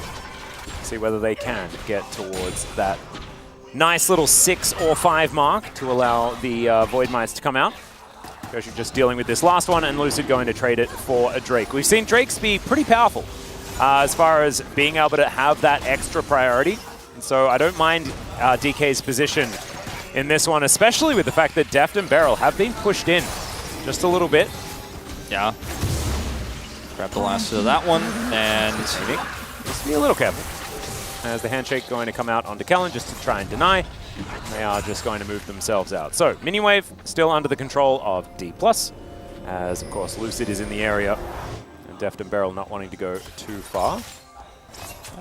Nothing too unusual here in terms of the trade, but it's a individually strong Infernal Drake. We'll see if KT can get all 6 grubs here. That would really help out this Tristan and her ability to just push to the side. Just so incredibly strong for champions like that, for split pushing champions like even Jax. We've seen it so much already. Can be annoying for even if Xante gets his hands on it, starts controlling the lane, but Deft and Beryl just going to sit under this turret now and chill out. D+ has bottom side control. Kingen is winning this lane here. And so BDD is going to come up here with Pyosik and try to get a little bit more control. This is scouted, of course, by Showmaker. And the game plan here for this next Drake is going to become so interesting for me, because that's when you're going to start to see Tristana maybe pop off in a team fight, get some resets, and D+ are going to have to be so careful how they utilize Lucid's ultimate in that fight. If it hits big, then it's really hard for KT to contest this next Drake. There'll be 2 Drakes down. If he doesn't hit big with it, BD gets on a backline target or can help chew through Kingen, that's when things can go really badly, obviously, for D+ very early on in this game. And also with the added, extra enchanter that they have. Of course, Renata is a little bit more of like, she's a disruptor. She's not going to really buff you up outside of utilizing her bailout, which can give you the extra attack speed and the extra life, but she's more about being frustrating for the opposition with her hostile takeover. Pyosik will offer that real enchanter type support to this composition. We've seen it so many times work out so well, and we'll see whether that's going to be enough to sort of stop D+ with their very standard style composition, right? Like there's a lot of go-in options, there's a lot of, damage of different profiles, right? With Showmaker and aiming both there. Yeah. So it's some different ideas as to how this is going to be played out, but D+, they're looking to try and get towards this bottom lane, and Lucid just delivering a present. Okay, that's a big flash already. Fate's Call was channeled, and that's why you can see Lucid just getting the heck out of there. Yeah, does not want to have to deal with it. He gets rooted, hit by Fate's Call, and then Eclista is on top of him. That is lights out. Beryl drops Ignite, and you're dead. So worth it to flash there. At least they got the Fate's Call cooldown. That is a pretty significant one here for Deft, especially with that Dragon coming up in 2 minutes' time. Might be fighting for control of it much earlier than it spawns. Of course, the next objective will be that second stack of Void Grubs that'll be coming up that KT does currently have vision over. The BDD going to grab another back here. Pick up some components here. Doesn't have enough for too much just yet. Rush those Merc Treads, grab the Noon Quiver. I want to see how much attack damage he has in his inventory when we do come up to that next fight. Yeah. And BDD is just kind of cruising along, right? Feeling all right on this Tristana. Down a little bit, but Showmaker very comfortable on this champion, and Syndra just in general going to be feeling a little bit better in the early stages of the game. Kingen doing the same thing, as he has about a 2-wave advantage up against Perfect here in the top lane. And just some Aatrox things, but also maybe some Kingen things being demonstrated. Yeah, certainly true. And in terms of scaling in these compositions, I think I would give the edge to KT in that they have an insanely strong front line for double 80 carry. And yes, Xayah can do crazy things in the late game, especially when set up properly, but I think D+ are more reliant on their engage, and KT are just trying to keep one of these 280 carries alive long enough to win the fight. And if aiming dies for any reason in any scenario, then Showmaker is just not going to be able to keep up with BDD's damage. He's Syndra. He gives you some engage, he gives you some burst damage, but he doesn't have damage throughput like Tristana has, like an 80 carry has. So, I think it is a finesse comp in a lot of ways here for D+ when we get to the later stages of the game. Down 700 gold right now, that's not that significant, but I think it is going to be about, again, these next few objective fights and how they stack up. Right now, aiming with a slight level advantage, I think, due to the fact that Kellen has been vacating the area quite a bit. This last plate eluding Deft as far as, well, not last plate, the last one that he was considering taking before backing away. We'll just have to give that one up as 6 grubs on the table here for Pyoshik. And unfortunately, Showmaker doesn't have Prio, so really difficult to make a cross map here for D+. They're going to try to maybe dive Callista now. Deft he knows about this. Yeah, he's just backing away. Beryl maybe a little bit in the wrong spot as there is the Nature's Grasp, but now Fate's Call just going to be utilized, and man, if you're a player like Beryl, Fate's Call is a pretty good ability. Yeah, he just spots it out, and that was completely planned here from Deft and Beryl. Just make sure they can't dive while Fates call you back in. Is this going to be plate gold going over to aiming regardless, and some farm denied here from Deft, so it is a successful cross map, but Grub's going over. Feels really good here for KT with the Tristana in their composition, and now they can rotate over and contest this Drake. It's going to be difficult with Beryl being so low on health, but he still has his ultimate available. Didn't pop that one. Lucid, on the other hand, does not. So this is a really critical timing here for KT if they can capitalize correctly. It looks like they may just give it up. Well, you can see Showmaker getting jumped on here just a little bit by BDD, who doesn't get stunned up by the Scout of the Week. And I think one of the reasons why KT make the right call in giving this one up is the fact that Kingin has teleport, and Perfect does not. And Perfect was thinking about getting a roam down, decides not to go for it. They still get vision on this Drake because DK elected to go for a reset instead of doing too much more, as you can see Perfect just behind this turret. We'll clear out this wave before he heads back home as well. BDD clears this wave, and that's going to have to be caught here from D+. This is the perfect window. Like, they didn't really need to start the Drake unless D+ was going to come over here and start taking it themselves, but they just weren't in a position to do so. They didn't have enough prio, so they get vision. They get the wave shoved in mid, and now this is going to be very likely the equalization of Drakes here. D+ kind of sort of contesting, but not really. They're just watching it happen. With the Ivern brushes here, there's no information. There's a control ward in the pit. Kind of an unplayable situation here for D+, so losing back-to-back objectives here really does hurt. Yeah, it's a bit weird, because I feel like DK were in a pretty good position to try and threaten, but kind of went for a reset and then weren't able to get back onto the map effectively enough. And I think that failed bottom side dive, you know, really did a number on them. You traded Fate's Call for Lucid's ultimate, but you need Lucid's ultimate to contest that Drake there. There's a handshake. Aiming taking a fair bit of damage here. Featherstorm has to be used, and Deft gets himself a shield.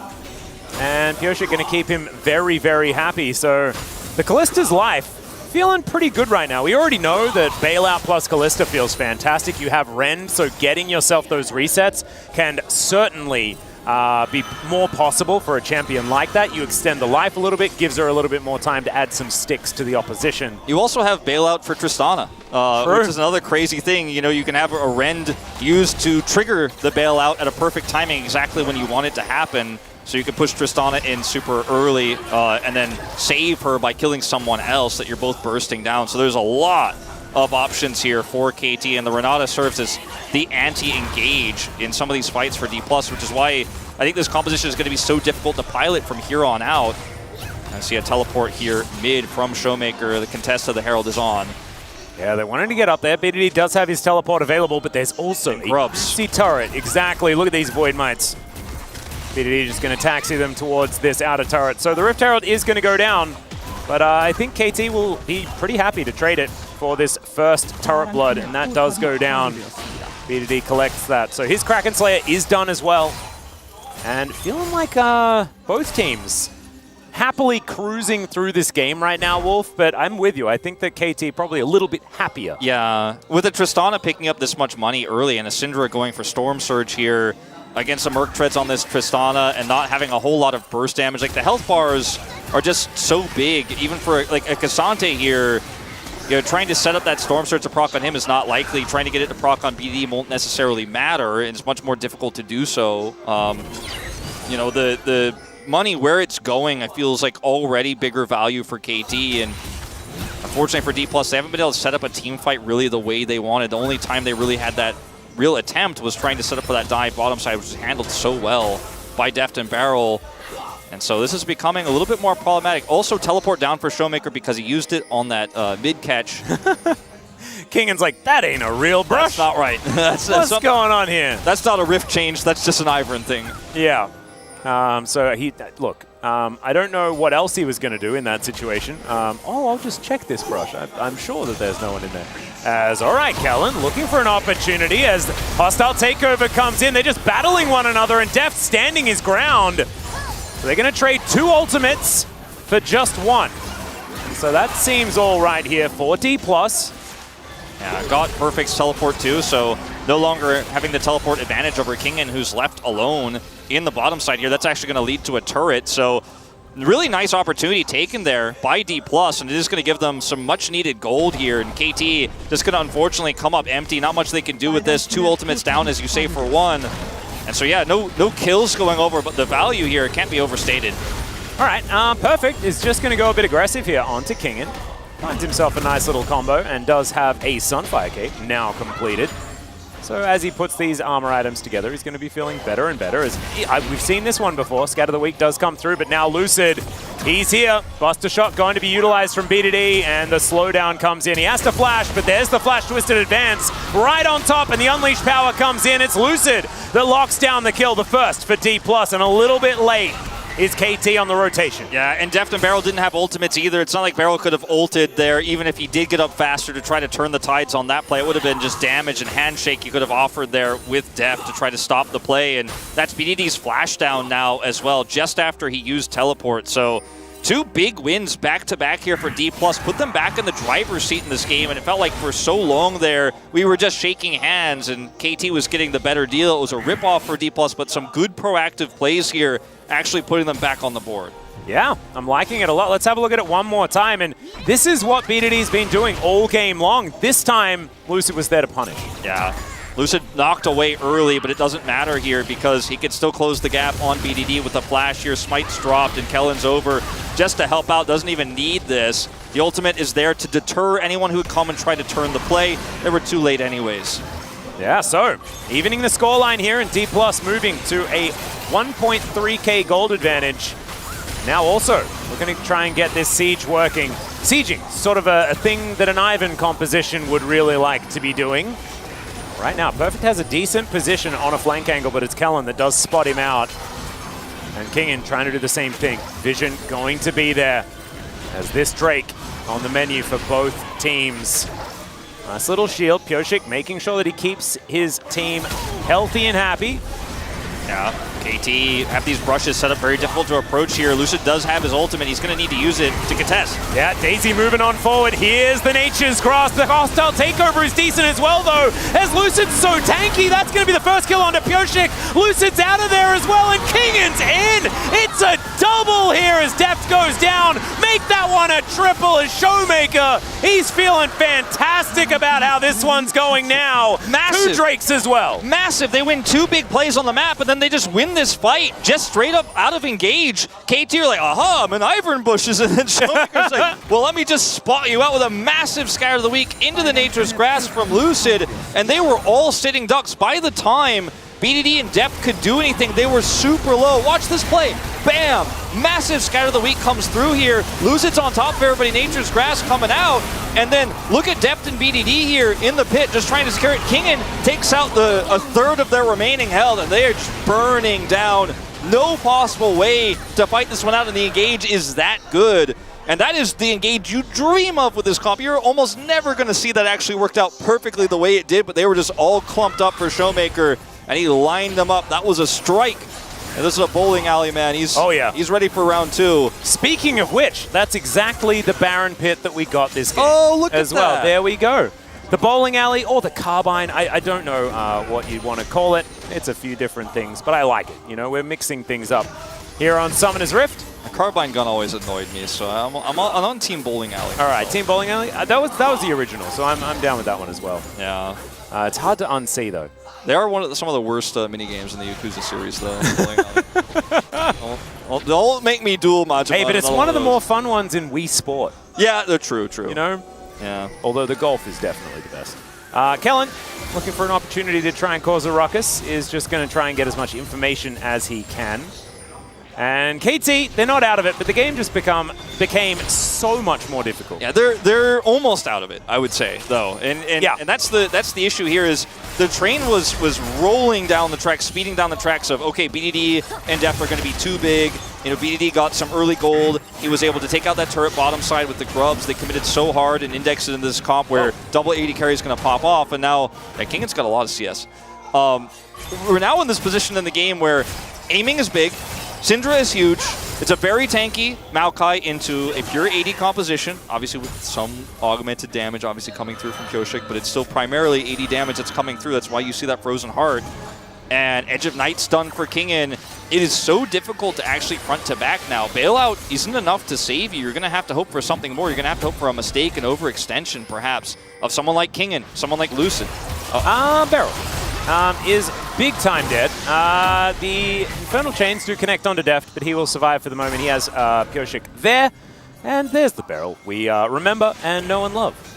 Yeah, it's the part of the Beryl that it's definitely on the no side, not on the love side, let's say, on the no and love there. If you don't love me at my worst, you don't deserve me at my best, Wolf. As the Baron has been started up here by D+, it is going down extremely quickly as well as now Kellen seems to be on the minds of KT. This Baron needs to be looked at. Let's see whether Kyoshik can get in there. He's stolen Barons in the past, but I don't know about this one. This is a toughie. 2.5k does flash to get himself out of the way of this one.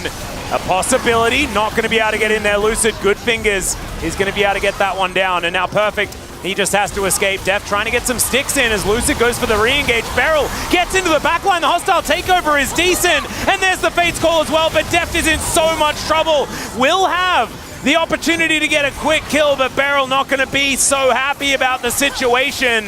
Kyoshik, he's got long legs. He can walk pretty quickly. But D+, they've got a Baron. They're already very happy about how this one went. Showmaker going to try to stop the execute here.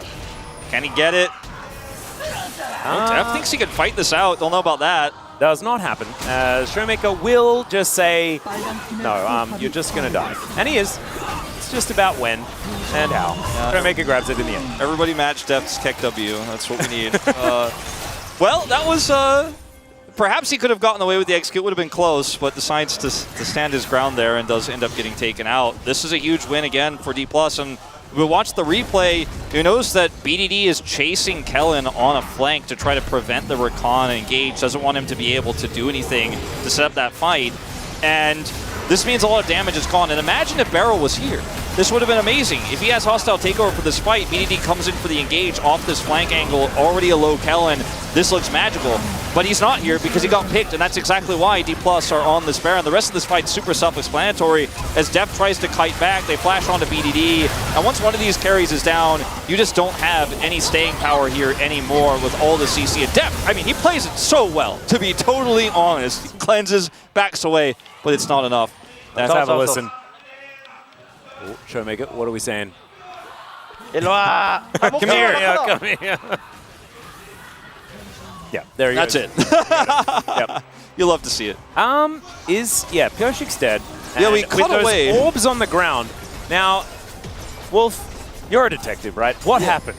Well, we cut away from Perfect interacting with Kingen there, it looked like, stopping a back, and then we went to the other side, and it looked like Kyoshik may have just gotten caught and found trying to farm or get vision. He's very squishy, Ivern. Yeah. He may have been orbed. He may have. There's a lot of damage here for this D+ that's now 10,000 gold ahead and trying to end the game. Indeed. And they are not going to be stopping here. First two inhibitors have been taken down. BDD on the wrong side of the map to try and defend this, as Perfect diving in doesn't find the Q though. And look at the damage here from D+.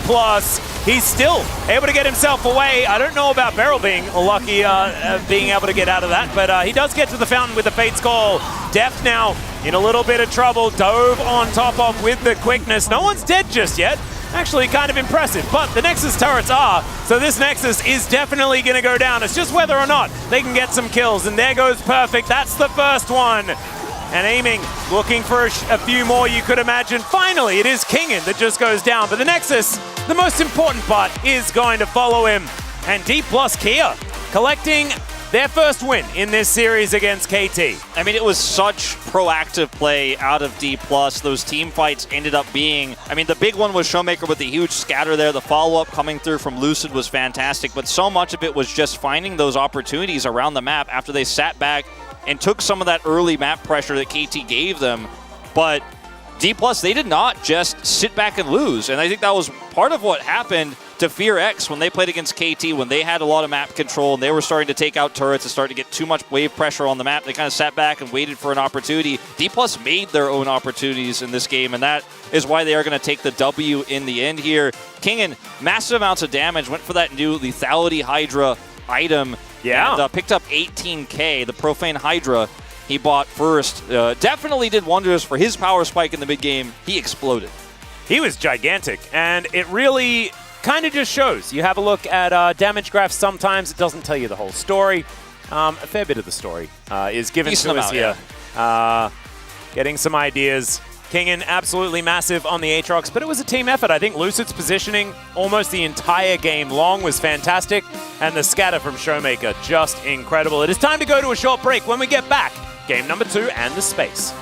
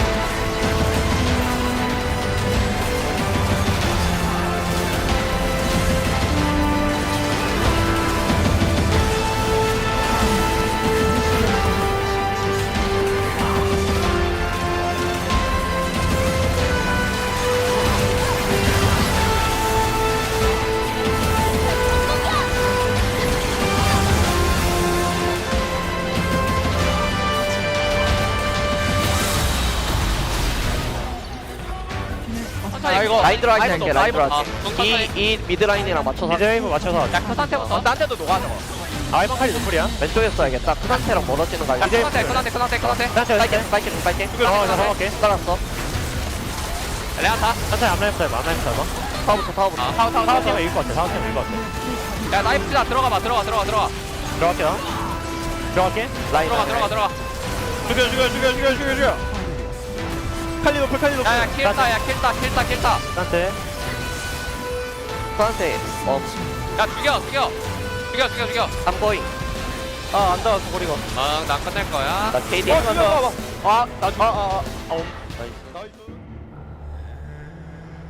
위대함에 이르는 길은 다양합니다.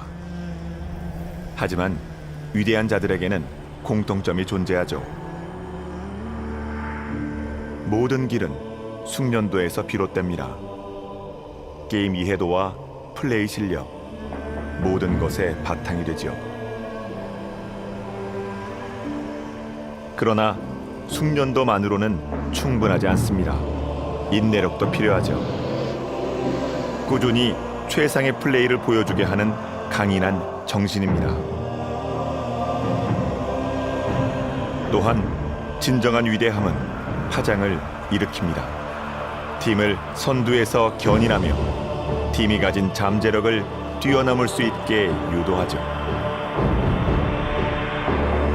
위대함은 언제나 생각지 못한 방식을 찾아냅니다.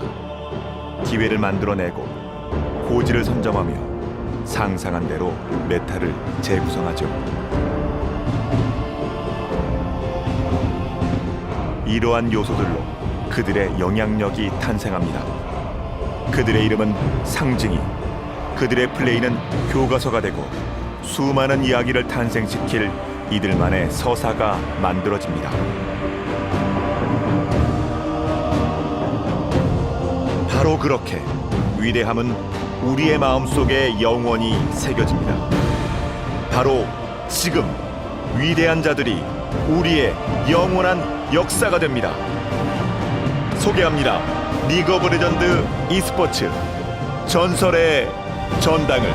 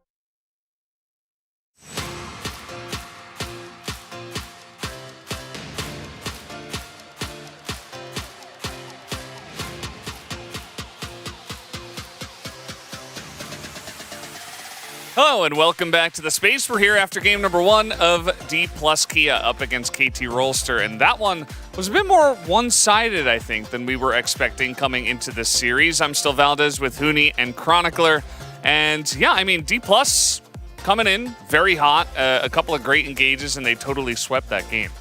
Yeah, depending on how you like your League of Legends, that was either a very well-paced thriller or a snooze fest. I liked it, but you know, we're LCK commentators. We know what to expect. The biggest curveball here was, I think, the Ivern, which we haven't really seen a lot of. Does work really well with AA decomposition, so it isn't a surprise. Honestly, given how popular Tristana has become again, it's more shocking we hadn't seen it before. But I do think the KT composition, even though its prio and skirmishing is really strong, does falter if you don't accelerate early to mid game, because your engage is really rough. So your plan is basically get prio and then be first to objectives. If you're not trying to make moves into a Maokai and a Syndra composition, it can get quite difficult. Yeah, I mean, as you said, I think it's a really goes up both way. I think D plus Kia, they had really success as a defense, like make sure that the lead, they don't go too much on the lead, and also the snowballs wasn't that big. Even Drake, like it wasn't like really that fast for KT Rolster as well, and also especially for top, I think the King was just completely outperforming a Perfect, and he was way fatter, and he had way more impact on the team fight, and basically that's what happened. Yeah, it was pretty clear. I like that point, especially because the Cassante, we kind of saw it coming, but also it didn't have a lot of engage, as Chronicler was saying, but also it kind of just sat there and got boomed by the Aatrox. So it wasn't really an answer for the lane. It wasn't really an answer for the game, as this was a big answer from the side of Showmaker and Kingen, who had a massive team fight. Yeah, that 5-man W from Showmaker, insane, right? Scattering the weak truly, and then Kingen coming in, showing why he has a prestige skin on the champion in question. Also with the Profane Hydra, which I actually really like. I think the lethality Aatrox dropped off a little bit, but the fact that you now have the wave clear of the Tiamat passive, I think is really, really strong. Yeah, I mean, this is the thing that I said. Like, Kingen, I think he was even more fatter than he's supposed to be. And also, even Showmaker had a really great moment with the 4-man stun. And all other just clutchy at the moment is like, all the player, just as a team, was just better at the moment. Yeah, absolutely. I think especially KT's comp, they kind of have to stick together. You know, Ivern's putting up bushes. They got to keep their 280 carries safe, so you kind of make this ball, and then that's perfect for, like, Syndra, Rakan, the Aatrox, obviously, to just go in and boom them. Yeah, everybody just enjoys that. So we can take a look at the second highlight as well. More boom boom, this time on the Baron. And it really does feel like the type of game where you had 2 fights and then the game was over. Yeah, I mean, this is the thing. Like, it's just the D plus Gia, as we said, I think the composition is just like easier to play, easier to execute. It's just like compared to KT, like they had to already just thumb all the game to the mid, and just there's no way that they can actually get behind, like even slightly. Otherwise, this will happen just no matter what. They just press R, just go on, just follow up, just way easier. Just team fight, just gone. Yeah, also the Maokai is kind of funny, especially when you get ahead. You just build Frozen Heart every single game, and you're up against 280 carries, so you just never die. No, so it was a lot of fun. We do have the POG ready. Hold that thought, as we are going to take a look here at who does pick it up for the side of DK. Will be Kingen for his massive Aatrox. Yeah, I mean, it's a well deserved. Like, it's for even for me, it was neither Kingen or Showmaker. I mean, I just thought like Showmaker started first with the 4-man stun, and then he made the space for Kingen actually to be into the pit, and then he actually made the Q3 with the flash. And I thought both player really play well. Yeah, I'm expecting a split vote between these two here. I think that everyone on DK actually played great, but these two players to me were the standout. For Kingen, I think individually he really outshone his opponent, and his map pressure was great. And for Showmaker, it really to me is the way that he set up the rest of his team in these team fights. But a pretty great look here from DK, and I think that for KT, I think this is also how this team is going to look sometimes, where they're willing to play new stuff, both Pioshik and Barrel, very happy to do so. And sometimes it looks great, sometimes it might be a bit more back and forth. So he had a nice little split. Could have had the tie vote except for that one aiming vote, which is very interesting. You know, he was there, he was putting out the damage, right? He was doing his job, so shout out to him. and that one voter. But guys, we are done here on this. Well, we do take a look at KT first, or this is DK actually. But KT are going to move onto the blue side, is what I'm trying to say. They did play on the red side the last time around, and so we will have a slight change. Yeah, they probably, since they are blue side, I think they do have a chance, they do have options to choose, like, probably playing easier comp, right? So I think I would just recommend it, like, just try not to be, this is like, since it's like first week of the LCK, we just started, like those kind of team comp need actually more time, more effort, so probably just go an easier way. I think it's got to be correct answer. Yeah, absolutely. Well, let's see what happens in game number 2. Back to the casters right now. Thank you so much, gentlemen, for the breakdown of game number 1. I would agree. I think we were talking a little bit about keep it simple, stupid earlier on today. Yes. And maybe that is a trend that is going to continue into this game. Shout outs to the one aiming guy. Sometimes, you know, you just wonder what. You know, he's in the brain. Yeah, it was a moment when I saw the AD carry vote. I had to think for about 5 to 10 seconds to remember what champion he played that game. I was like, wait. I remember Rakan. I was like, I remember everything. I was like, wait, he played Saya. That's right. Yeah.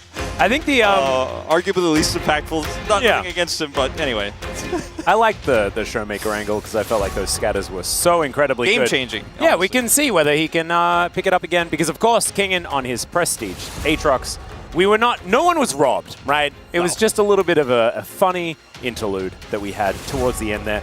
Rakan and Maokai, like KT just don't want to deal with that composition again. They're like, no. And I love this. I actually think that like this is the best way to recover from a loss in a game is to just say, well, you better have something else prepared, otherwise we'll beat you, right? And that's what they've decided to go with. Orianna instead of Azir, at least for the outset of this. We'll see if the Azir still comes through here.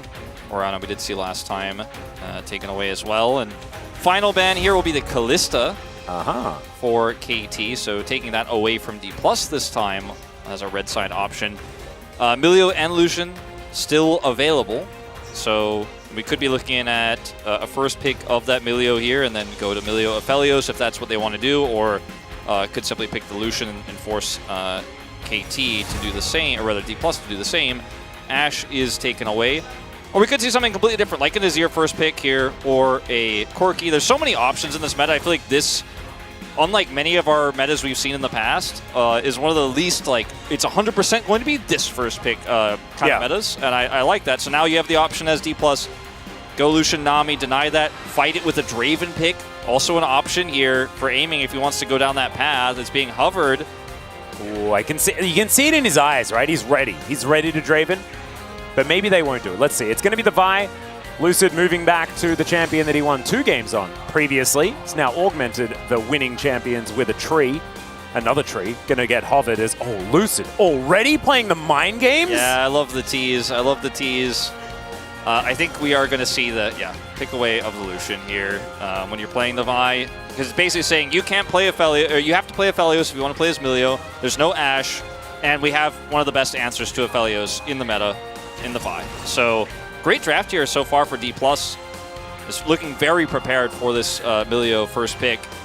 The Azir here for BD was denied last game. He will scoop it up this time and look for lane prio. The Nami, of course, has to come through here, so Showmaker doesn't have the opportunity to counterpick in this first rotation. Otherwise, you lose the Nami, and the Lucian loses so much power. We don't see Lucian Yumi anymore. Not really a thing. No. I like it from both sides. I actually feel like KT, the Milio first pick, like you already illustrated, really, really smart, giving themselves 2 options when it comes to utilizing that pick. We've seen the Aphelios Milio be so incredibly powerful. And who is ever going to say that it's a bad idea to pick Azir for B2D? You're never going to do that. But, like you were talking about, you know, Lucian Nami has found some success, and Lucid is very, very good. At the Vi, you can just pick a target and take them down. Corki makes a lot of sense as a ban here. Want to avoid the Corki Azir scaling situation, and especially in the hands of Showmaker, that's just not allowed. Yeah, it's very heavy, the cost of the decisions that both of these teams made. You're going to lose jungle power here as KT. You are going to lose mid power now as D+. Sejuani's gone, Poppy's gone here, Corki is gone. Doesn't look like a Yone composition here. We might see, I wouldn't mind seeing a LeBlanc ban here, for example, on Showmaker. Yep, that's gone. Yep. So you lose some of these top tier picks. You could compete with the Azir with that are also quite good into low-range Aphelios. So, you know, they can protect the Aphelios in a lot of ways. They still have to deal with the Vi. Nico also being banned is going to come back to bite, I think, a little bit here of D+, because now they're looking for some sort of mid-champion that can give engage. Could just be, was going to say Syndra, Akali, another champion that can get backline access. Yeah. And he's just going to lock it down. And this is one of Showmaker's old favorites. He hasn't really been on this more recently, but he was one of our very best Akali players when she was high to the meta a while ago. So really cool to see him back on this pick once again. I had a feeling that perhaps we'd just see the Fiery Circle Man. The Udyr being hovered at the moment here for KT. Definitely a comfy one for Perfect. Can just hang out in the lane, burning things down, having a good time. So that's what's going to be locked in. It is, of course, Pyosik. We have to remember, he did debut the Udyr jungle many moons ago here in the LCK, but I have a feeling he's going to be playing something else. He's going to be playing something else. I think Lee Sin, very strong option here. You have Xin Zhao as a strong option as well. Try to lock. I mean, you could play Kindred, but Xin Zhao is great into Akali and Vi, especially Vi, because if Vi tries to engage, you can kind of just get on top of her and blow her up early or push her away from the rest of the fight with Crescent Guard. There's so many ways to defensively set that up. I personally feel that Udyr is so good into Akali right now with all the different CCs that are in this meta, and it is very difficult to lock Akali down oftentimes. That's just a tease Ox. He's definitely going to play Rumble. Ah, yes. That makes sense. That just woke Ox up. He fell asleep after that long first game, and just one way to get him up. But Rumble into this Udyr can be very risky, and if this Rumble falls behind, as we have seen in this matchup before, and the Udyr just kind of runs and proxies and then gets a lead, the Rumble gets dove multiple times, then Rumble just can't side lane anymore. And Akali's going to have a hard time actually being the solo damage in terms of AP here by herself often when this does happen. Udyr gets very tanky. Xin Zhao can be fairly tanky. You've got really good peel here. You have Emilio. I'm going to have to give my personal edge to KT in terms of ease of execution here in this draft. D+, though, if Showmaker pops off, if he shows up and he's big enough to where he could just skirt around the edge of these fights, doesn't worry about the Udyr getting on top of him, I think he is going to have a really fun time into the Azir, which we've seen Akali be a soft counter to, and the Aphelios that is very low range and very easily diveable. The Emilio ult isn't going to do too much if an Akali gets on top of you. No, I would agree. I actually think that it's sort of very similar to what Huni was talking about, right? Which is on the blue side, you can craft yourself a little bit more of a stable composition. And we've seen both sides. From the blue side, it is more of that very basic up and down team fighting composition. KT's the one piloting that now, and D+, they're looking to snowball. They're looking to try and get the ball rolling early, much like KT was in game number 1. Will it be the same result? That'll give us a third game. I'm kind of down with that. Let's get onto the Rift.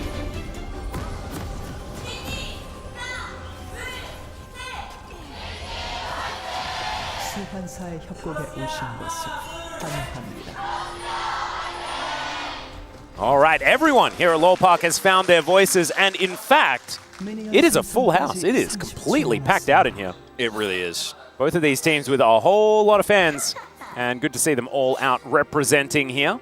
And that's what I was talking about in Game 1, the both success and hardship of KT last year, because D+ has always been, in recent times, a relevant team. They've had some dips, obviously, in terms of not reaching the same heights that they had in 2021, parts of 2022, right? But KT, I think, has been an org that hasn't reached these high highs we saw from them last year in 5 years. So a lot of KT fans, I feel, have returned to this team. A lot of KT fans have been waiting for this team to be strong again, and we're back in that position to where, you know, KT is a strong team. I'm very excited for Telecom War. I shouldn't have used that word, but excited for Telecom War next week. That is to say. Yep. I threw myself out with the E word. Do it. That's okay. You didn't say it. I didn't hear it. I don't know what you're talking about. And if KT loses, it's your fault. So let's just go with that. Thankfully, they're wearing soundproof headsets, so none of the KT players heard that Wolf was excited. That's right. Yeah, I forgot about that. Close call. And it's also the very early game, so we're not really all that excited. Nice harpoons there from King. Okay, we're just going on a jolly little jaunt here. RKT just walking along by. They're saying, welcome to our campfire. Hope you have a good time. And we saw this yesterday as well. This is kind of a new tech where you just wrap around at level 1 with Milio, you have that extra healing, which is super strong at level 1, plus the range with the Calibrum, and you just kind of chunk, and if they try to kite away, you can continue to hit them because you have such insanely long range. And you avoid minion damage because you're just not anywhere near the minion wave. Exactly. It's really cool, actually. Well, they're going to give him the good old thumbs up. Kellen also respecting it, as you can see. Level 2 now gained for the KT. Bottom lane. And this is, you know, one of those things that we kind of thought stylistically between these two bottom lanes would occur, right? And it's not necessarily based on the matchups, right? Nami Lucian can be quite strong, does prefer to have a couple of extra buttons available before you can really play aggressively. But Deft and Beryl, they like to play up. They do not like to passively farm. That is not how things are done. Definitely to get advantages one way or the other, and Beryl is there to support that. As the first few levels for Akali can be a little bit rough. Nobody point fingers at Showmaker just yet. BDD is just trying to maximize this early power level that he has in these first few levels, and he's doing a very good job of it. As this push will continue. They will get the crash here uncontested. And it may not actually improve that much here for D+ as the game goes on, right? Like, Lucid's going to be firing towards level 6 as quickly as possible. Pyoshik will have a lot more earlier agency on this Xin Zhao, and if he is moving towards the bottom side, things can get dangerous as, man, Deft really weaving that Calibrum quite nicely. Yeah. Okay, Lucid top side. Yeah, perfect. Gonna have to pop the Ghost. Let's see whether that's going to allow him to survive. Oh, the Harpoon's going to land, and he's really dead, guys. Really, very much dead. Big time dead. And there goes the Udyr. That is first blood going over to DK. Yeah. They're not able to give the kill over to Kingen, which is a little bit unfortunate, but, you know, Lucid will take the gold. Knocking this Udyr out of lane early is going to leave a lot of the pressures. Meanwhile, yep, in goes Pyoshik, and that is a really dead aiming. Deft and Beryl doing a lot of that work beforehand, but you can see Pyoshik, he got that knock-up sorted, and then made sure that that was a kill that was definitely going to happen, aiming with Ignite as well. And back he comes. I've seen this one before. Wow. That was almost like a tutorial of how to dive a turret, and it worked out quite nicely. There's a flash from BDD as Showmaker comes in as well. Down relatively low, not able to do too much damage to BDD here just yet, but I believe they were able to deny a cannon, and that is definitely a good thing. Grab and flash always feels great. Perfect, gonna grab some vision here, but won't go any further to try to see what he can do to Showmaker. Level 5 hit for BDD, but top side here, perfect. You know, he realizes this is coming. Red buff is obviously up here. There's not much he can do. It looks a little bit weird when you watch this. Like, why isn't Perfect just run away? He's doomed no matter what. Yeah. Arguably, you know, a bit of a mistake to not give that kill over to the Rumble. And then down here, aiming just gets Xinjiao, and the wave just crashes a second time. This continues to happen. Kellen, there's no way out here. There's no way to flash and turn this into a play unless a mistake is made. So the kill goes over to Pyoshik. Beryl juggles the aggro. Very clean stuff here for the bottom side of D+, or rather KT, excuse me. Yeah, and that's just the DRX boys really dusting off that synergy that they built together in 2022. Kind of cute seeing that they were able to make that play so cleanly. And maybe it does allude to something being real special about that combination of players. Not to take anything away from Kingen, who is in this game on the other side, and Zeka, who was playing in the previous one. Both of them very important, but just kind of cute seeing them back together again. The more DRX 2022 players you can get on a team. I know. We at least got all 5 of them today. Yeah. Where's Juhan, man? Oh, don't remind me. The only one that missed out. I know. Was Lucid using his skin? No, he wasn't. Peanut didn't even use his skin last time? No. Oh, very sad. At least Kingen used his, but doesn't help Juhan, you know? Showmaker could have used Zeka's one as well. Right now. Yeah. But we digress. We digress. As you can see that Xinjiao coming over, Pyoshik here potentially going to threaten Lucid as they look for another crash here. I mean, he knows Lucid should be coming over, so he can't really commit to the dive, but if there's a mistake here by Lucid if he overcommits, they could try to turn that because they have so much prio here. Also rotation over of the mid laners, and gotta be careful about overextending here, KT Roaster, but be measured. Yeah, you can see Showmaker making his way down, Lucid as well, just trying to protect. So you can understand why Aiming was playing with a little bit of reckless abandon, but maybe a little bit too much, perhaps. As damage. These pot shots are really just hitting.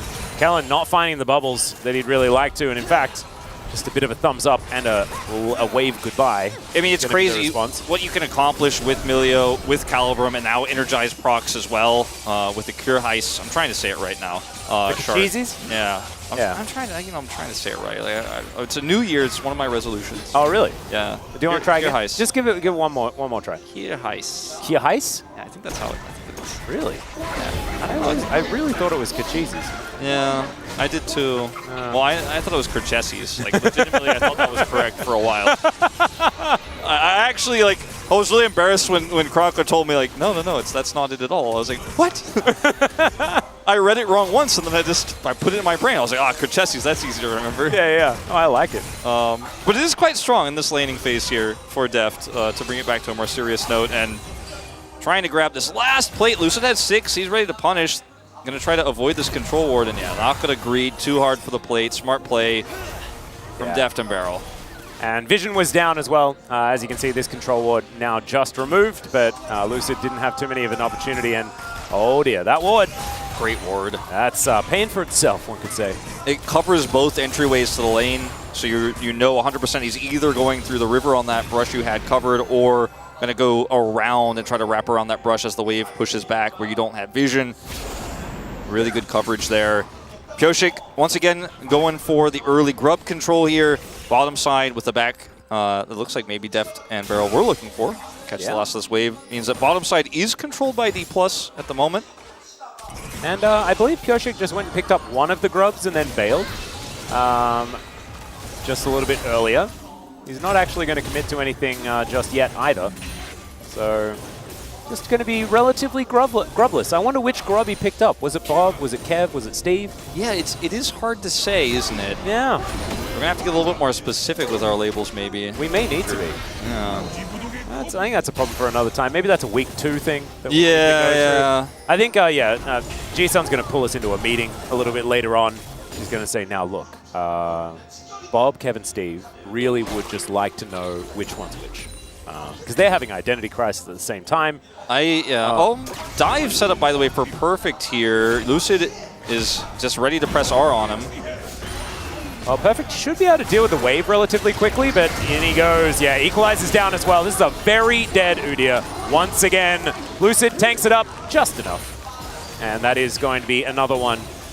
And is the cross map here? That's the question. I mean, a lot of the time we see Rumble get dove by Udyr comps, but now it's just the Udyr is falling super far behind, and Rumble being super relevant is a problem. The Lucian significantly behind here as well. A lot of plate gold going over to Deft. It just means the burden is now on Deft to carry this game and to be the real threat. As obviously Udyr is not the damage threat you're ever looking for, but it can just prevent the Rumble from being relevant. The Rumble is now extremely relevant. Rushes the rocket belt here. Yeah. And Sork Boots is, oops. Ooh, okay, Emperor's Divide delivery, as Stromaker is just going to ult his way out, so he'll be fine. Perfect Execution now fully on cooldown, though, so that might help alleviate some of the struggles here of BDD. And I do like an Azir that's just happy to press an R button, you know? Yeah, agree. Speaking of just pressing an R button, there are going to be 2 of those in this scenario. It's Perfect, like you mentioned in the play-by-play, tries to thin this wave out, which if he was just 1 second faster, might have been able to get a trade back kill, but the timing of this is perfect. The juggle from Lucid is good. And Pyoshik still hasn't been able to make that dive happen. He's coming back for round 2, but again, in that brush, another ward here. Very difficult to actually pull this off now, but they can at least try to deny some more farm here. Only a few minions in this wave. And I feel like the advantages here for KT on the bottom side are significant for Deft, but Kingen is such a real threat now, and putting Perfect down just means this Udyr. An Udyr from ahead can be very annoying to deal with, can be very tanky, hard to break through. An Udyr from behind doesn't really have any function oftentimes in these drafts, so I'm very concerned for how relevant Perfect is going to be versus how strong Kingen's going to be. The same could be said of aiming to a certain extent, but I'm a little bit more worried about that Yordle in the top lane. Yeah, I feel like you already illustrated it, right? Like the fact that you can be very, very good into an Aphelios as a Rumble. He doesn't have a Lantern to go on a ride with or anything like that, so if these equalizers can land effectively, then Deft could really be in trouble. He does have his Storm Razor now completed, though, and we do have to remember that there is BDD here as well. And his Azir is very dangerous. He's behind a little bit of farm here in comparison to Showmaker, who's had a relatively quiet game, but one where he's been farming a heck of a lot. actually getting ahead of the clock pretty quickly here with the farm numbers. So really nicely done from Showmaker, showing that he is still very, very comfortable on the Akali. Lucid lurking around, clearing some vision, and this is a scary moment here for Perfect. He does not want to be dove again. BDD does have teleport, as Nami actually, Kellen wrapping around at the same time to maybe look to set that up. They're not going to commit. Kingen. Oh dear. Oh, he's going to go for the back, and then he gets the bad news. Equalizer does come down, Beryl burning. There's the flash! He gets kicked back, and that is potentially a 1-for-1, but never you mind. Deft has to flash, and the Emperor's Divide gets Showmaker out of there. Pureshik wanting to get the knock up, he will. Wind becomes lightning, double kill for the Azir, but 2 for 2 is not what KT wanted. No, certainly not, as now Perfect, the one under fire here, will avoid the bubble. As it's crazy action on both sides of the map. Kellen wanted to wrap around and set up for that, but knows that even with the MR items being picked up here for Perfect, he's just a little bit too tanky to actually dive with a level 8 Lucian who's sitting on some components and a Nami. So I think better of that one, but it's great for D+ that they end up turning what could have been a disastrous situation on the bottom side into a successful turnaround. And this is really just all King in here. And this is what I was talking about, why Rumble is a bigger problem here, I feel, than the Aphelios in these types of situations. His damage output is just so high. It can help trade this back. Showmaker teleporting in much faster than BDD means that, yes, he will still die, and it's still a double going over to BDD, but they saved the play. And watch, this is from Kingan's first-person view. Oh, man.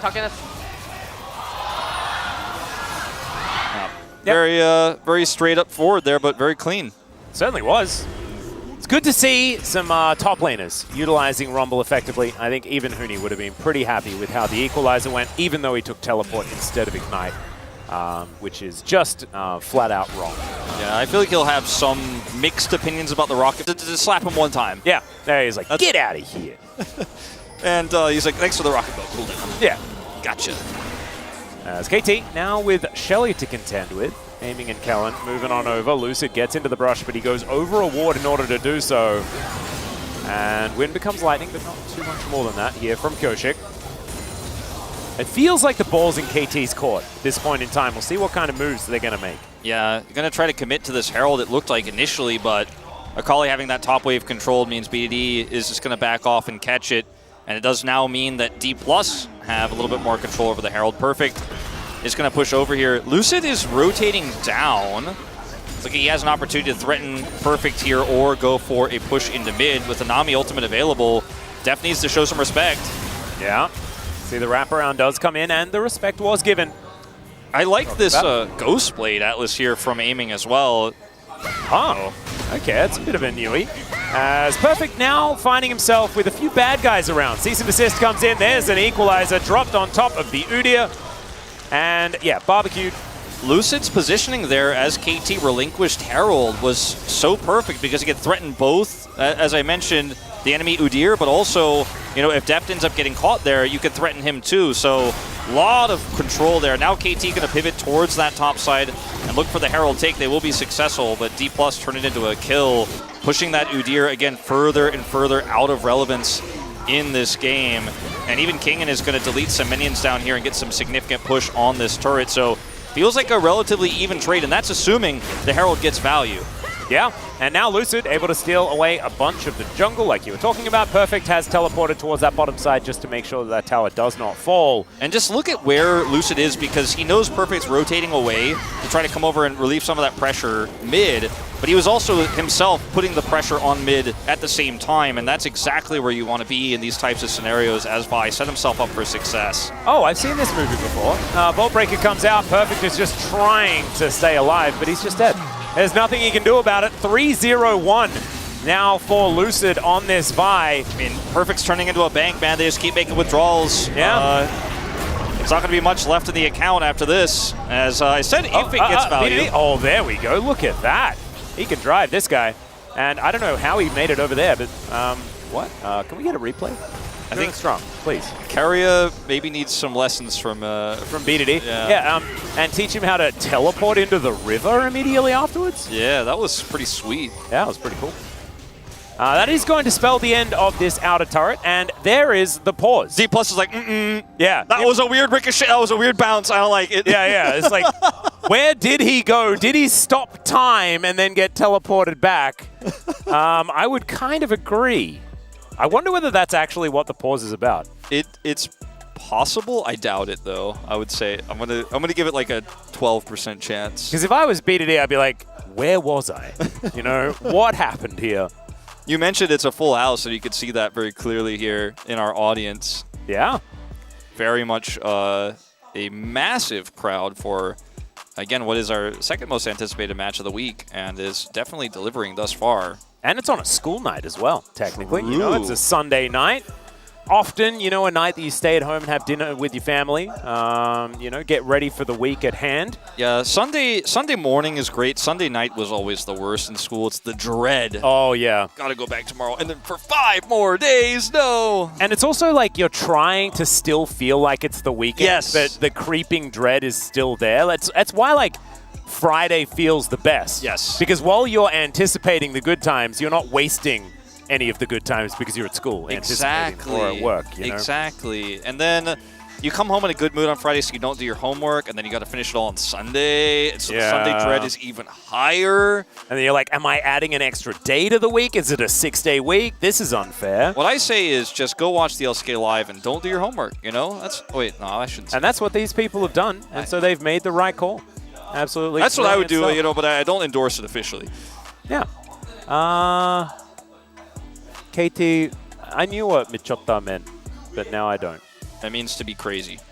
They are crazy. But in a good way in this case. Yeah, well, the first draft was definitely a little bit of a weird one.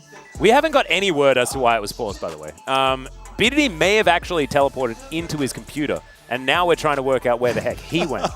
He might be in the void right now, actually. I cannot confirm that BDD is, in fact, still at his PC. And by that I mean I definitely can, because I was turned around and he is there. I see him there. But maybe his consciousness has been uploaded into Shelly. I can't see close enough on his monitor to confirm that his ear model is still on his screen. No, that's the thing. We may have actually just lost his ear. Maybe actually that body, that person you see in BDD's chair is actually now his ear, and BDD, the human, is now trapped in Summoner's Rift. What do you think about a new game mode, Wolf, where basically you still do a draft, but whenever you die, your champion is dead for the rest of the series. And you have to play a different champion. So when you're in the death chamber and you've got like the timer ticking down, you have to choose a new champion that has not been played by anyone else and hasn't died. Some other games have like fun modes like that where you actually, you know, die and swap, but the question becomes, how does that work with like your scaling and your items and your stats? You know, do you get like we're investigating the issue just as an update, but I guess you could be given exactly how much gold you earned all game long to just buy items immediately? Or you just come back at level 1? No, you just come back as a different champion with all of those items. The same items. Yeah, okay, and so like you can just be in a really bad situation. You know, you're like playing Morgana or something like that. And you're like, well, I only know how to play Zed. And so you're playing Zed with the Zhonyas and stuff like that, you know? It is officially BDD, and it says in-game bug, so I'm having a feeling it was a Shelly issue is my theory. But we'll give you guys hard confirmation once we get it. He did teleport. That did happen, and we're not entirely sure why or where he went or what he experienced while he was there. And so it might be a really long pause. We might need to actually, you know, talk about some trauma in the void. The void is a scary place, or something like that. But we're not entirely sure what the actual situation is, so we're not going to try and speculate too much about it. And okay, so there is a bit of a Shelly bug, and so it is one of the banned actions that BDD actually did in the game. I don't know whether this is something that BDD was aware of or whatever, but we are going to resume for now, and I believe D+ will be able to, you know, take action against we're going to resume. It looks like D+ rejected the penalty essentially, so they don't care because it didn't end up being too relevant in this case. But yeah, it is. Now that I remember seeing the original list of like banned actions, you're not allowed to abuse the Herald Bounce. Actually, that was a thing that was banned. So I forgot about that actually until I was just reminded about it. So yeah. I guess that is a thing that's hard to replicate, but you can, and it's not allowed, but it didn't matter in this case, so D+ are like, nah, we're not going to mess with that. So next time you're piloting the Herald in the LCK, don't do that. That would be silly. It's basically penalty declined by D+ though. And looks like Perfect is, oh no, he even This is not a replay. No, it's not. Well, I mean it is, but it's not. Like it's live, but it's yeah. A bit of a sad time there. There is a lot of resources being used on the bottom side of the map. Will mean that inner turret is going to be taken down as Showmaker has a bit of a giggle watching this one fall. Drake going to be picked up here by D+, so they grab themselves a kill on the Udyr, possibly this outer turret as well as a Drake. To be honest, Atlas, at a certain point, committing this many resources to killing a low-value Udyr who's already out of the game might actually end up costing D+, because they're losing really valuable control over the mid lane. BD is now left to his own devices here top side to push this wave in. And yes, D+ have a gold lead. They did pick up that dragon, and also a turret did go down to Kingen on the bottom side, but committing any further to these types of plays to punish this rookie could come back to bite them. I'm not saying it's wrong, but it is certainly low value. Grabbing that inner turret feels amazing here for KT. Grabbing the Drake with it makes it better, but it is, of course, Cloud Soul and only the second of the game here for D+. Not like we're pushing towards Soul Point. It's not Infernals we're picking up here, so... No, yeah. It feels like a relatively even exchange, but I'd give the edge to KT on that trade, just slightly. I would agree. I actually think that you're mentioning the map control certainly is a really big thing. As Cease and Desist going to be used here as another equalizer comes down. Emperor's Divide going to be used here as BDD burning, and in goes Showmaker. The flash. Oh! Just the edge of the dash cannon going to pick that one up. That's a very rare tech to push that dash cannon forward with the flash, but that was super clean from Showmaker. That's the kill onto BDD, and all of the map control we talked about. The gold lead was slightly there for D+. It's pretty significant now, and that's going to be Showmaker now who's able to farm freely and push another wave into this turret. Really nice stuff here for D+. BDD kind of getting caught there, unaware. Yeah, and this is what we wanted to see from Lucid. I think we didn't really get it from his Vi last time around up against FearX. I believe that was who, was it? No, it wasn't. It was DRX. DRX, yeah. DRX that D+ were playing against. He just felt like he was a little bit slower. Or was it Bro? Oh, it was Bro, yeah. Yeah, it was Gideon versus Lucid. That's right, it was. Yeah. So I just felt like his early games were a little bit slow. This is the kind of Lucid that we wanted to see. Always ready to make a play. That's what we learned to expect from him, and let's have a look at it one more time. Every time KT have someone sitting under a turret to farm when they don't have control of that part of the map, that's when Lucid is there. And yes, it's a great play from Showmaker, but it's also set up very well by Lucid. Saying yes, flash. 잡은 것 같아. 잡았어. TPing. He just had a good. Nice. That's a happy Lucid right there. Yeah. Great flash play there from Showmaker. Is now sitting on 2 items. Grabs 2 stacks of Dark Seal as well. A little bit of added benefit. It's very small, but, everything adds up here. As the next objective really is going to be Baron, very likely. D+ have had aiming sitting very far behind the curve for a lot of this game, but now he's sitting on an 150 gold bounty. Picked up a lot of free farm here, and with the map control they have and all this vision, it's really easy to siege turrets. It's really easy to threaten Baron takes. Leandres is done here for Kingen too, so they burn through that Baron so fast. Now Barrow coming on over, does get a control ward down here. This is a red buff for everyone, remember? So kind of more important at at the 20-minute mark to make sure that you are fighting for your buffs, because they're ×5. Now Baron going to be looked at, 2,000 gold, not the end of the world, but like you were talking about, it just feels like D+ have a clear game plan. Their game plan is Lucid and Kingen press R buttons together and benefit. And so far, it doesn't seem to have too many counters. I mean, the Rookerin has been done for a little while here for... You mean the Claw?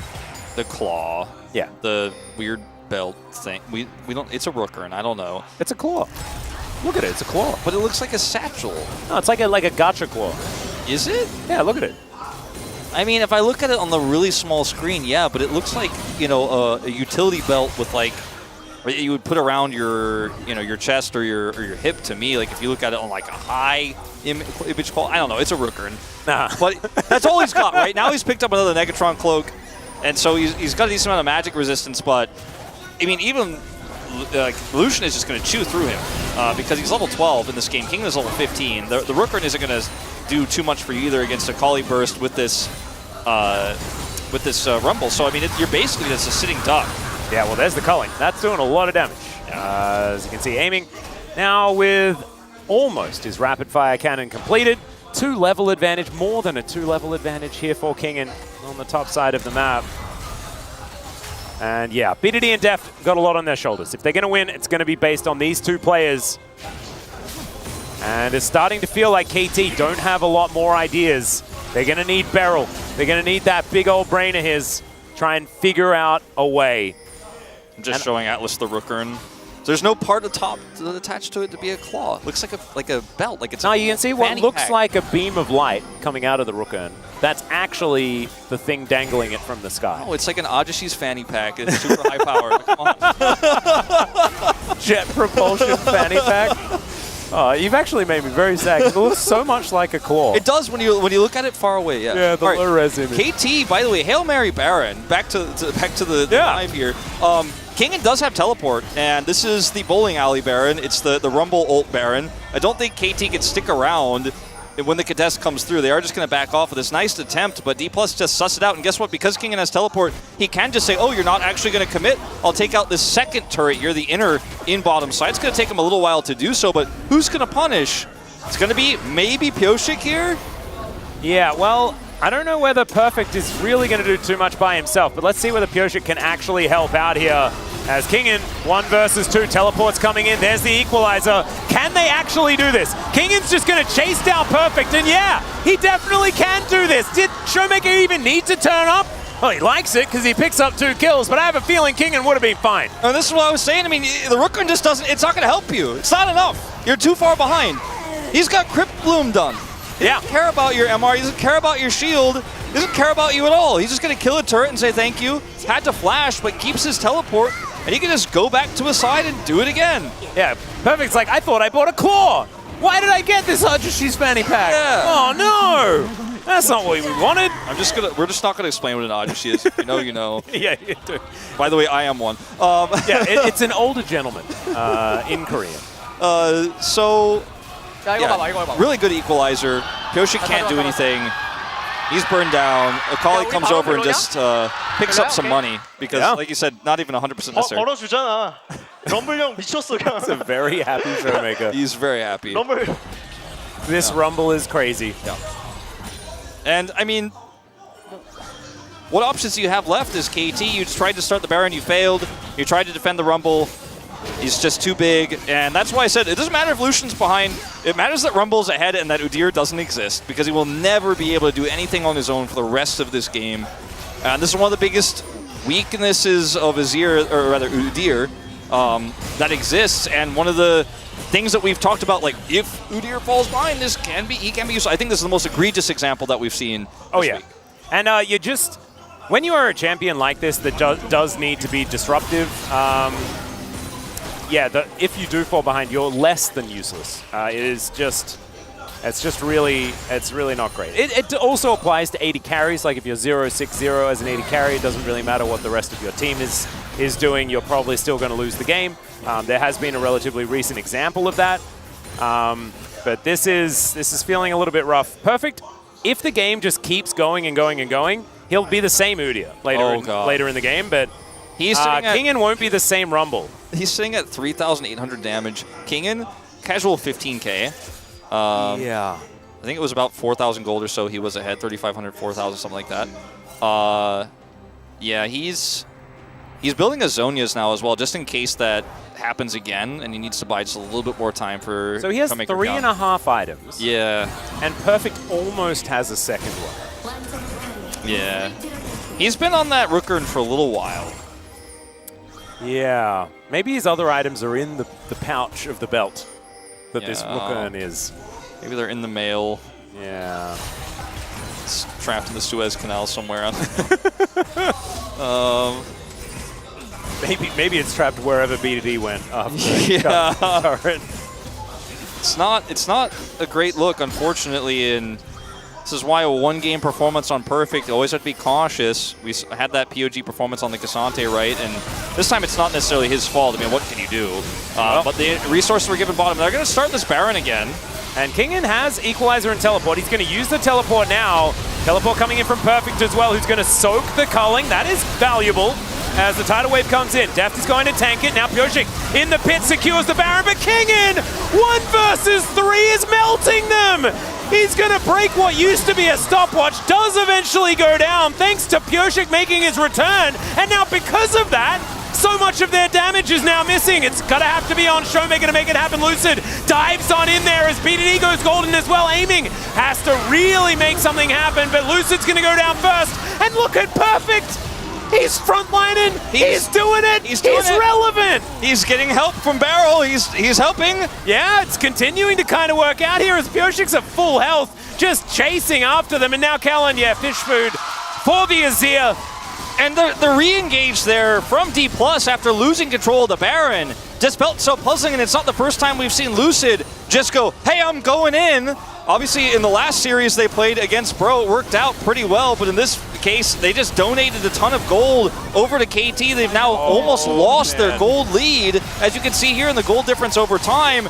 And he just jumped, ulted his way potentially into a game 3 as they decide to go for the contest here. This part is fine, but as you mentioned, Perfect's teleport placement blocks the culling. That's pretty significant here. The ultimate coming through from Kellen as well doesn't have much of a follow-up, and if Showmaker is on them, that's one thing, but Kingen alone can't get the job done. Deft's positioning so good here. He kites back, and then at this moment, when Lucid decides to flash re-engage, there's just not enough damage here, and Perfect is blocking. Even though he's so low, even though he has no money, he's tanky enough to help zone aiming away. Lucid is focused down, and it's a great front to back here from KT Rolster. Yeah. Finally, signs of life here after what felt like such a lost game that we were talking about fanny packs, but now they're in it.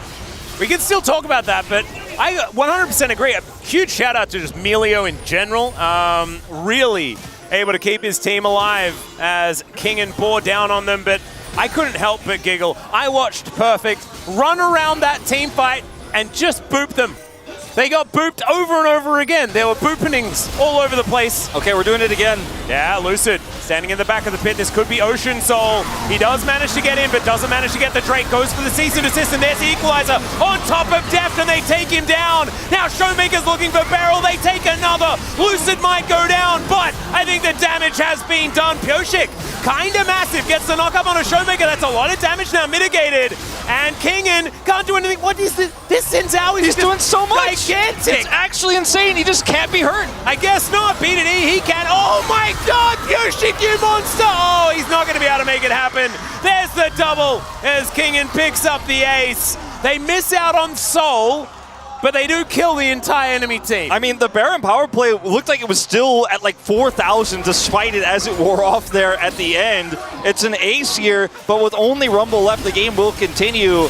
As this ends up being, once again, Perfect tanking quite a bit. But look at Deft. He gets ulted here by Lucid, and then the Equalizer is on top of him. Deft still gets the ultimate off, which is massive. If he doesn't actually get that ult off, I do not think this fight goes as close as it did. And then watch Pyosik just rule this fight. Aiming is so low that he can't really get into auto Pyosik, or he's just going to get ulted, or jumped on rather. And then Kingen is the one that gets on top of next, and the BDD just stands behind Sand Soldier, zoning Kellen and aiming out. This was played so well by BDD and Pyosik. They will eventually go down, but they bought a ton of time and secured those additional kills here.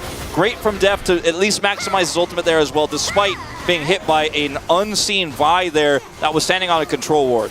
Yeah, and also the Equalizer raining down. This is how D+ need to win team fights, right? Find priority target, and okay, Pyosik just dive into 3 people. And I guess, you know, he doesn't take He doesn't even need to ult. No, he doesn't take any damage, and he just keeps going. He has a Rooker, and that's his defensive item.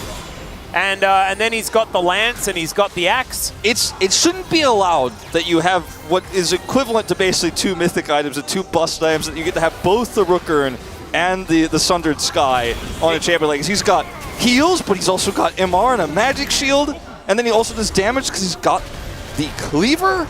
And every kill KT gets is actually maximum money, right? Because D plus are in a really good position.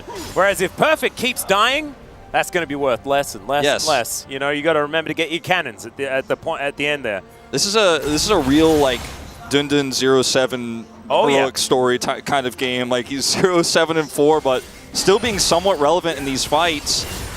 As Pyosik also has Merc Tread, so he's kind of got all the best stats as Xin Zhao could ever ask in those 3 core items, and the tenacity he's going to pick up from those Merc Treads, making him so difficult to lock down, so threatening onto this Rumble that is very squishy. At the end of the day, yes, he has his Zonias and he does have that active, plus the armor, but there's just still so much damage here. If Deft lives long enough to auto just a few times, if Azir is able to auto a few times with those Sand Soldiers, Kingen just dies. Showmaker relatively easy to lock down after that because there's CC in this Xin Zhao, there's CC in this Udyr, and those are your real carry threats. I mean, yes, aiming can do some damage, but he's very low range and high damage, but very vulnerable. Again, you don't have a tank in this composition. Frozen Heart on Vi makes Lucid a little bit more tanky, but because he has to be the initiator every time, he's often focused down before that follow-up damage can come through. That's why, as you mentioned, the Equalizer needs to layer every time. You need to hit that damage instantly. The longer the fight goes on, the tougher it gets.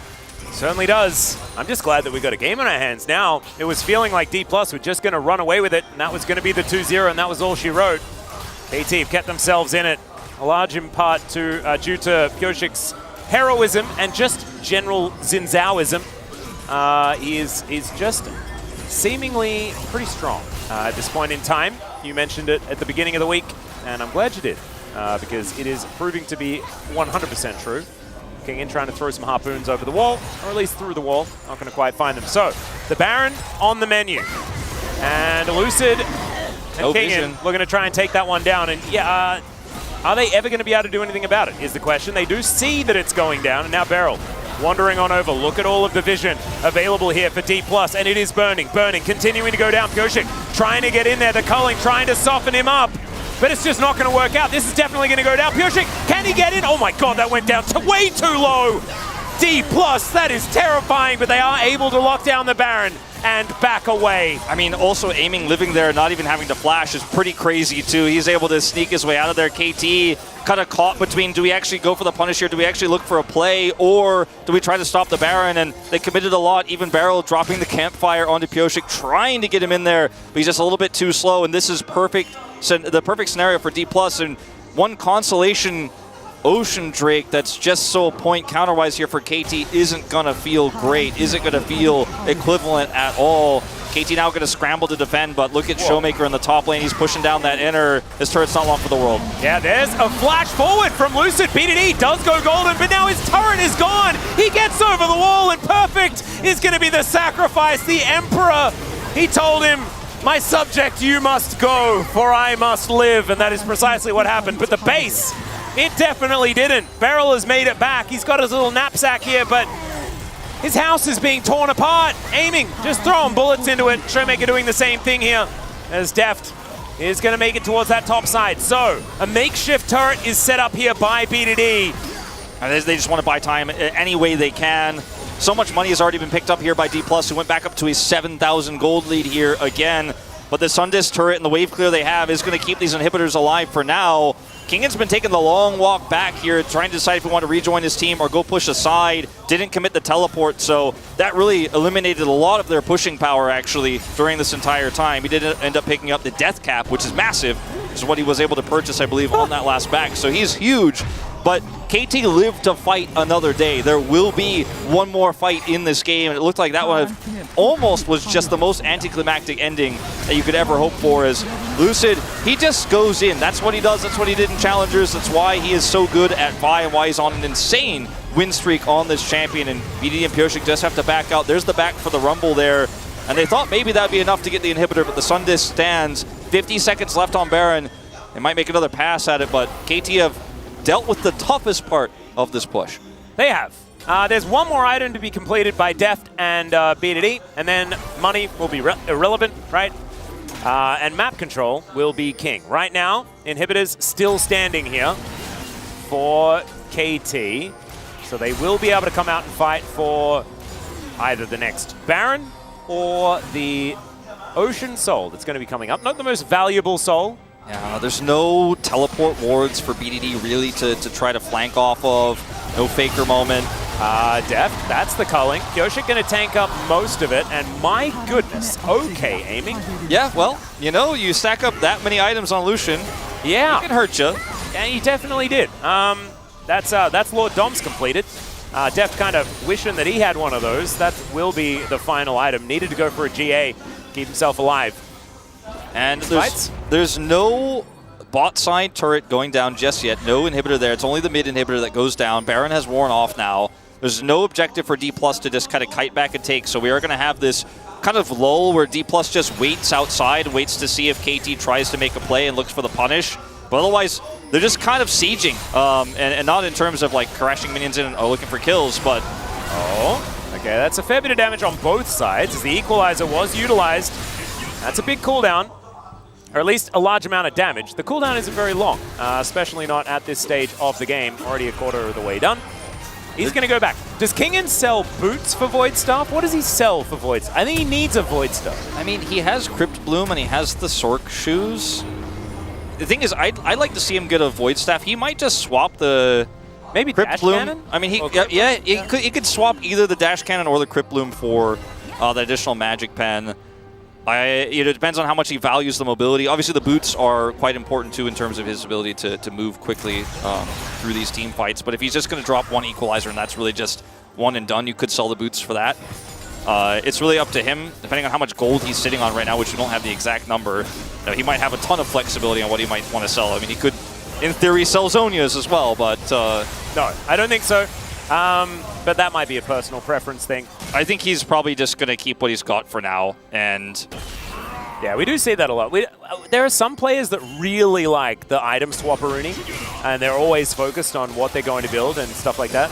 I think Kingen's more of the, I'm working on the gameplay strategy to try and win this one. And I have as many items as I can. I'm going to keep buying elixirs, and hopefully we're going to be... Yeah, I think that's going to be the core plan here, because they have so much prio, and this is kind of... When I said siege earlier, I meant really starvation. They're looking to just kind of keep KT in the base, and then wait for these next objectives to spawn. First will be Ocean Soul that KT can't realistically contest, and then it will be the Baron that comes afterwards. If KT contest and lose this fight, they lose the game. If they don't contest and try to trade for Baron in turn, D+ could just walk down the base and try to end it, right? They could just avoid the Baron entirely. The ball is completely in D+'s court. They have all control over any decisions. And with KT having no teleport wards and no options to flank, there's not much they can do. I mean, they could try to push out here with Azir. That's the best they can hope for. Getting a little bit scared here as aiming is pushed pretty far up. Shadow Flame done now for Showmaker as he's making his way out. 1 second, and there is the final Ocean Dragon of this game. And there's a flash forward from Def. Don't know about that one. What was the... Huh. Yeah, did he have one last Gravitum or something that I did not see? Yeah, I'm not sure about that one. Nothing to get there, but now he's down Flash. Still has his GA, of course, but I think you're going to die twice with this one if you do. Wow, this is looking a little bit scary. Lucid on a big flank angle. This Sun Disc is so valuable, but it's not going to last much longer. KT have to make a Hail Mary play, start this Baron, or at least set up a fake and a turn. Well, the Sun Disc is going to get taken down. There are still super minions making their way through the mid lane. And Kyoshik has found at least a position around the Baron. What a tense moment in this game. On a knife's edge, any mistake for either team, and you lose, but D+ have so much more control. KT really trying to find any opportunity here. Rumble showing topside, but Kingen has teleport, so he can join in at any time. As Kyoshik is wrapping around, looking for aiming. Going for the hero play. There's the flash forward. He finds the Crescent Guard, and aiming is just going to explode. Deft picks up the kill. Now there's no AD carry, but they're still pushing forward. They're trying to eliminate any way for them to actually counter push, but Baron is up. Soul was taken.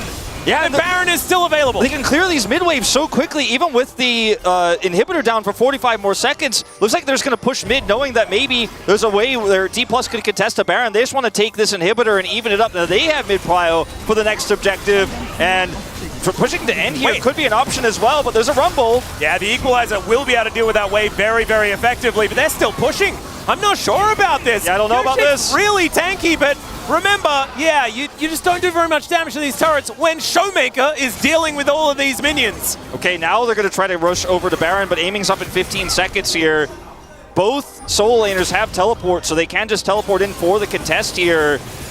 Inhibitor's going to respawn here in 5 seconds, so that push will eventually go back towards D+. This is so gone, though, because they do so much Baron damage. Showmaker elected to get towards that bottom lane, wants to try and make the most of what is an awkward situation. So they will secure the Baron. They can play defense with that one. I mean, this feels like a chess game. It's just play after play. You know, KT secure aiming. They push mid, and then they're going to grab the Baron, and D+ are just too afraid to actually fight straight up, so they're going to try to take something else, trade on the opposite side of the map, but they're not able to threaten that bottom inhibitor. Mid inhibitor being back up means you lost your advantage there, and now it's a Baron buffed super minion here in the mid wave that KT can use to push to try to control some prio towards Elder. This game is, you know, I don't want to say it's far from over, but it is going to be really on the knife's edge once again. This next fight decides basically everything. KT got a little bit back with this, as we're going to watch the play from Pyoshik. Coming around, sweeps it, knows he's unseen. The man is backing, and they don't have vision, he calls, and they go in and take aiming out. That's what leads to the push mid and the Baron. Yeah, and he knew. He was saying, like, they don't have vision, they don't have vision. Move forward, we're going to be able to get him. Pyoshik setting up the play. And it was just so patient from KT because there was no way for him to wrap around for so long. They went into mid. They pushed back with a Sun Disc turret. They got just enough control for Pyoshik to make that Hail Mary wraparound play. If he gets seen, he has to stop, but he's able to identify they don't see him. And slow and steady might win the race here for KT. 43 minutes in. And, yeah, we got 6 items for both BDD and Def. No vision. So maybe it just doesn't even matter anymore. That's 3 items for Beryl. Like, this is kind of crazy. It is crazy how much damage aiming can do to a single target, but he doesn't have that additional Gale Force follow-up dash that Lucian used to have, where you could kind of, proc your passive multiple times, then look for the Gale Force, end with your ultimate. A little bit tougher to actually just blow somebody up. Still does a lot of damage, though. Yeah. Pyoshik now off on the side. He's going to spot Lucid here, but might be in trouble. There's the flash in. Lucid, he's pulled the trigger. Empress Divide gets rid of him. The Calling's not doing that much, but in goes Kingen. He's trying to be the hero, but Deft is still alive. Lucid's out of there. Showmaker's looking for it, but it's not going to work out. And KT, they'll find the team fight. And do you know what the best part about this is? It means it ain't over yet. We're going to Game 3. Game 3, baby! And that was sick play from Def, positioning so good. BDD with the Emperor's Divide and D+, they had so much control. Lucid goes in. The first time he went in, gave KT an angle back in. The second time, they dealt with him. The Emperor's Divide was clutch. The positioning of this Aphelios allows him to keep BDD alive for just a few more hits of those Sand Soldiers. And Lucid, he shakes his head because he knows he was the dictator of the top side of the map. He gave the lead. He removed Udyr from the game. But he also knows that some of his over-aggressive plays, especially that play around the Baron that was secured by KT, gave KT a window back into this game. What an insane back-and-forth slugfest, 45-minute game, and it's going to 3. But watch this again. Watch Deft and BDD in this moment as Pyoshik spots out Lucid, so they know this is coming. Deft kites back here. Lucid ults onto Deft. He's level 18, by the way, tanking up to survive a lot of this initial damage. The Equalizer is just stepped away from here, and there's no entry point for Showmaker. He tries his best, but the damage at this stage in the game, this late, is just so high that he's swatted like a fly, and KT win the fight. BDD lives long enough here because of Deft's final auto there. It is just insane. Oh, what an ending to this game. What an incredible game in the end. And the thing that's really, that I'm thinking about this entire time is a quote from our opening video, which was the inspiration, from, playing with Deft. That was actually something that was said by BDD, I believe.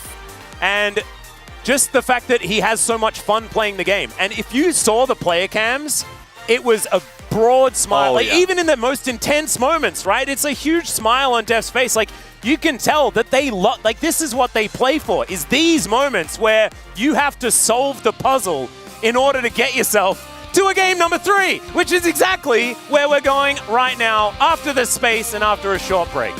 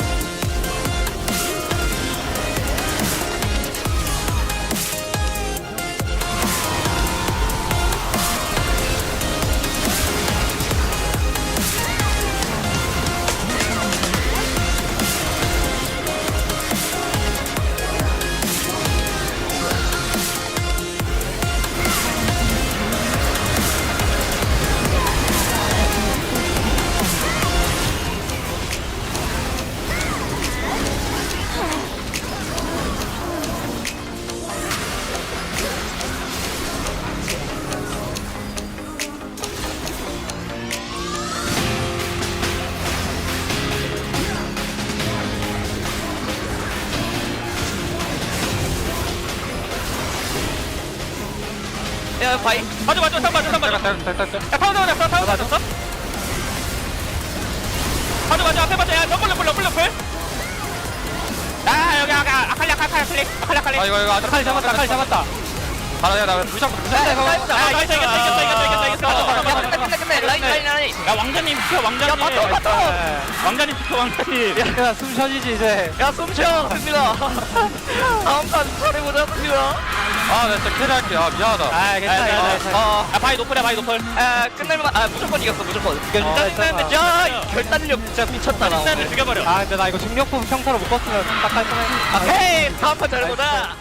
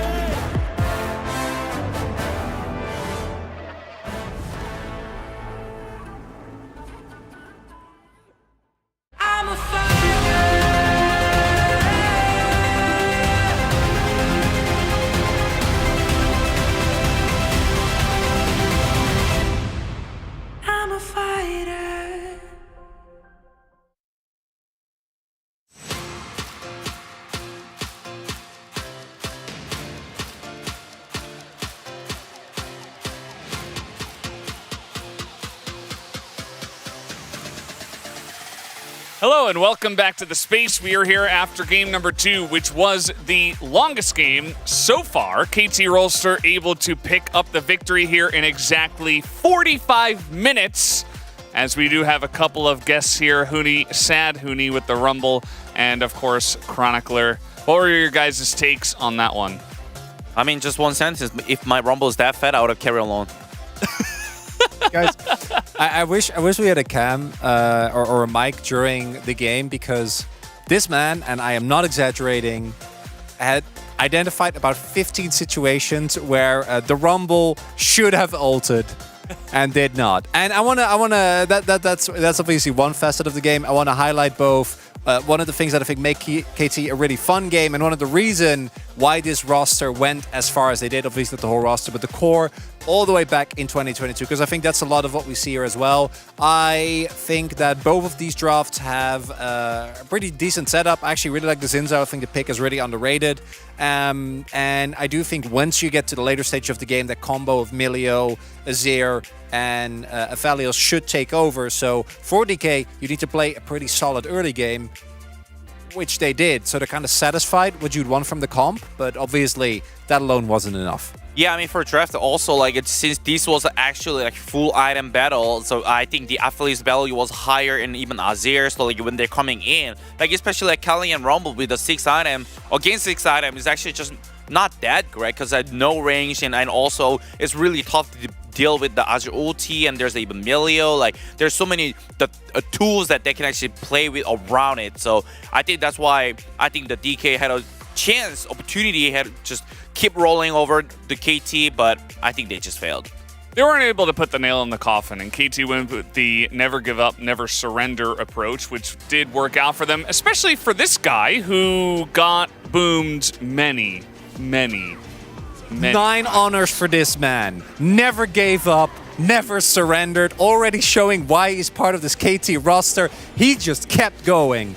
And it's really telling to me that this didn't end up actually mattering for the last, say, 10-15 minutes of the game at all. And this is something that DK has struggled with in the last couple of years. And the reason why we highlight it is because this should have been the perfect gateway for DK to set up a win in this game. And then it just keeps on going. And then Perfect was able to keep his head still very steady and just keep making an impact. And then when the rest of his team was there eventually to carry him, he was ready to be carried. Yeah, I mean, also I would like to shout out to Lucid as well. Like right now, like especially week 1, a lot of rookie players actually been like kind of underperforming, but I think Lucid's just like, you know, here's him. He actually shown like his actual performances and be able to catch like enemy mistake, and this is what the result was. Yeah, absolutely. He is him indeed. Let's take a look at the second highlight here as well, which was the last fight of the game. This was a very long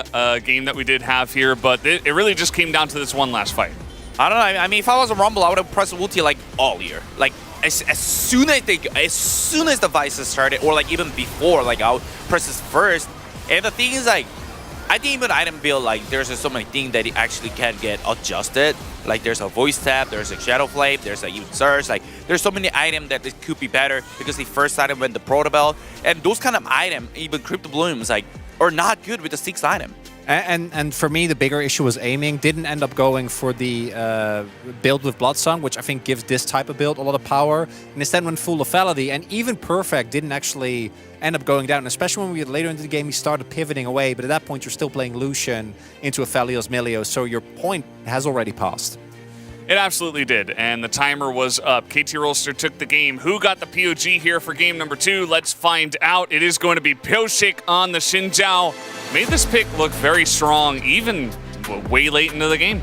Had to be, right? I think that there were a lot of members on DK that did, or on KT rather, that did a really good job of maintaining a composure as the game progressed. But to me, the key picks that he was able to find were so pivotal. There's the one on aiming in particular that I think was actually backbreaking for the game.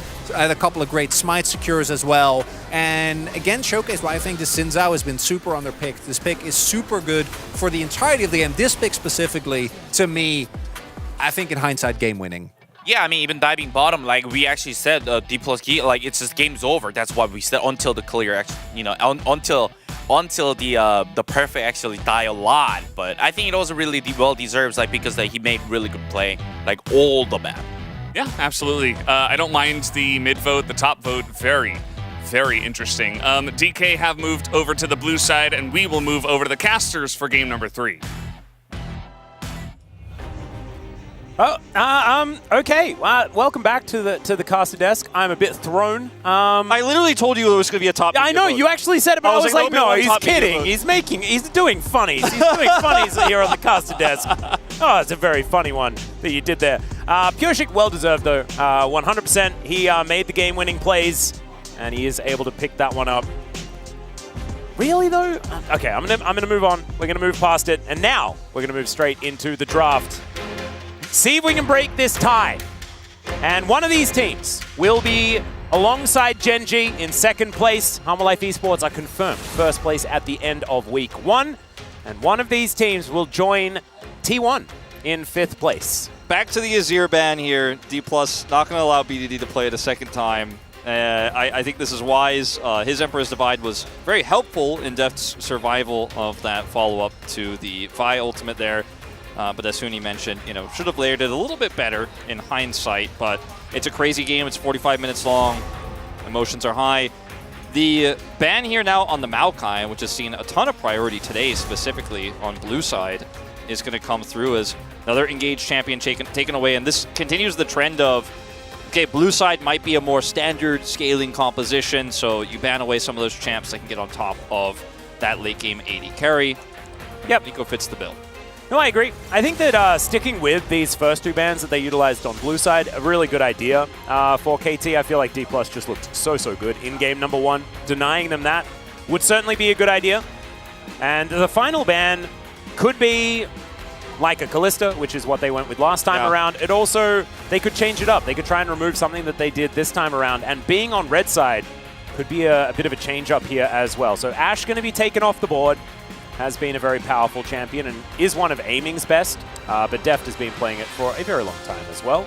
There was a media vote for Beryl as well. I think the Milio pick here could be an option for side of D+. It was very impactful in the last game and very flexible, but Showmaker going to get the LeBlanc first pick cover here. That would be a big departure, but no, this for the first time Orianna is left available, and he's going to go down that path. But this means Lucian and Milio are available as a pair, and KT will also be happy to snatch that up. And BD has a very wide champion pool, so hey, you took away his Azir and his Nico, but he's got a lot of different picks he can go for. What? Oh no! Okay! Oh no!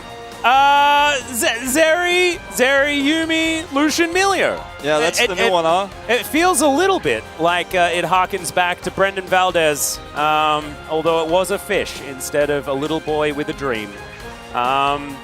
Okay, well, we thought that the cat was dead. The cat apparently is not dead. No. As Vi is going to be locked in here as well for Pureshik. I think this Vi pick is very strong, considering it's also a denial onto Lucid, whose streak is now broken. And all the chaos, we didn't mention that. But taking this away and also having an immobile mage in the mid lane, having the Zeri that's so difficult to lock down in general, feels so powerful here.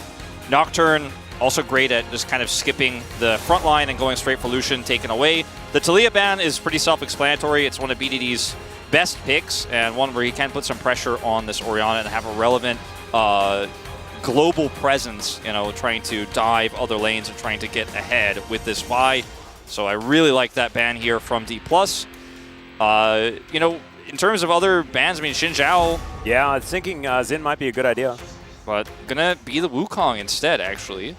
Yeah, a little bit more of a team fight option instead of the single target pick that the Xin Zhao can provide in the earlier stages, and then, of course, the disengage opportunities that you do have. He was just so tanky. Just looked so incredibly strong.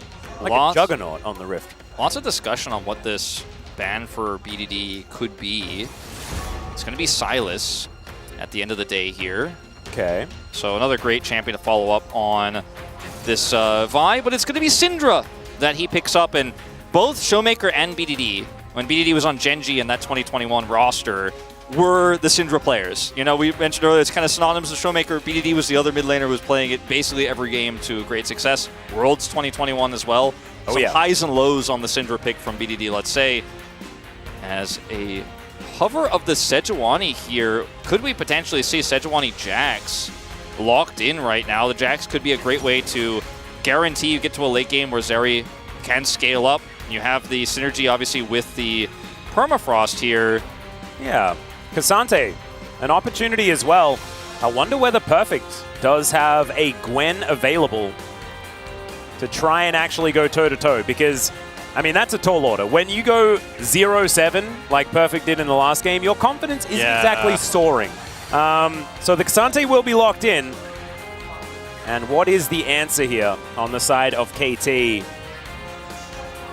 Definitely. I mean, it's definitely the most optimal pick.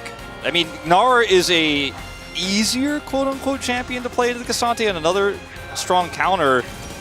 And, you know, the Syndra's damage is AP, obviously, but, you know, Gwen is going to offer you more consistent damage in a team fight, so that, you know, double AP isn't a problem. But they go for the Gnar, and Gnar is a different set of challenges. In the laning phase, much easier to play than the Gwen, I would say, for Perfect. But in team fights, much harder, actually. You have to manage your Gnar bar. You're going to have to try to time scatter the weaks and Vi ultimates with that Gnar to layer CC. And I feel like Zeri's main threat in this, in terms of consistent engage, is the Vi. Everything else is so conditional that I think aiming with a Yuumi on his back is going to have so much agency in this draft. I would agree. I think that Yuumi isn't the same champion that she used to be, but she's still very strong. And it means that as we go later and later, I mean, the Juggernaut Zeri will become a real thing. And it will get very, very difficult for KT to actually fight back. I think the shoe is on the other foot this time around. It was a waiting game for KT in Game 2, and now in Game 3, it's going to be a waiting game for D+ to really hit that critical mass. You throw the orb on top of the Zeri and then just say, go kill, and she probably will. Aiming has also been pretty reliable in that sense as well, and with a Sejuani, with a Cassante, you can see how this composition fits together, but early on, you shouldn't necessarily have as much power as what KT has here. Yeah, I think KT, it's going to be all about execution once again. So much tougher to play, but has a lot of power if they can lead it all in together. We'll just have to see how it works out. It is the final game of the week. D+ versus KT, Game 3. 수반사의 협곡에 오신 것을 환영합니다.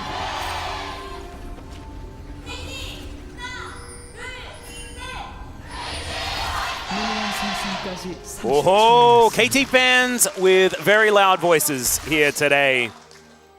And, you know, both of these teams with a lot of gusto, but when KT wins that game, that clutch game, the KT fans start to move in a direction that we'd prefer not to talk about. And so I'll leave it at that. It was getting dangerous momentarily.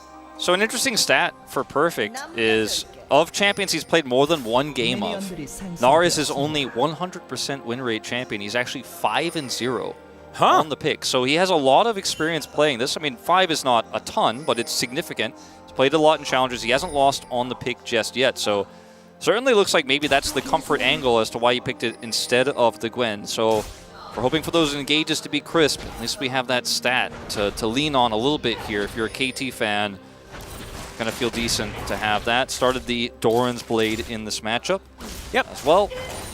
Actually, I really like that. The idea of giving him something that he is comfortable on after a game like that is very, very smart. So probably saying thanks to Hirai for that one. There's some splinters being taken away from Showmaker here. BDD trying to charge them up as the orb battle continues. It does feel like if you can dodge, like, say, 4 Dark Spheres in lane, you're feeling real good against the Syndra. But if you don't, and he just keeps hitting you with them like this, the lane becomes real difficult. And BDD is laning it pretty nicely. As I say that, of course, he just misses. It really does feel like we've taken a time machine back to 2021 spring, though. Orianna versus Syndra, BDD versus Showmaker.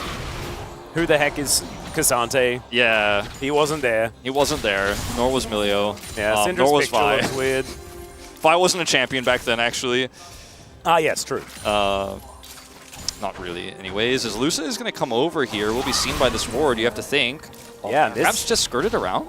Yeah, no, the ward isn't in the brush. Oh, yeah.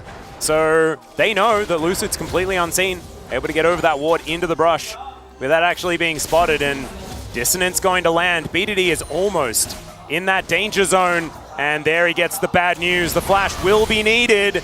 But can he actually get out at all is the question. Clockwork wind up. There's a cute little flash, but BDD is now going the wrong direction. And there it is, the flash forward from Showmaker and the collection of the kill. Really nice first blood here for D+.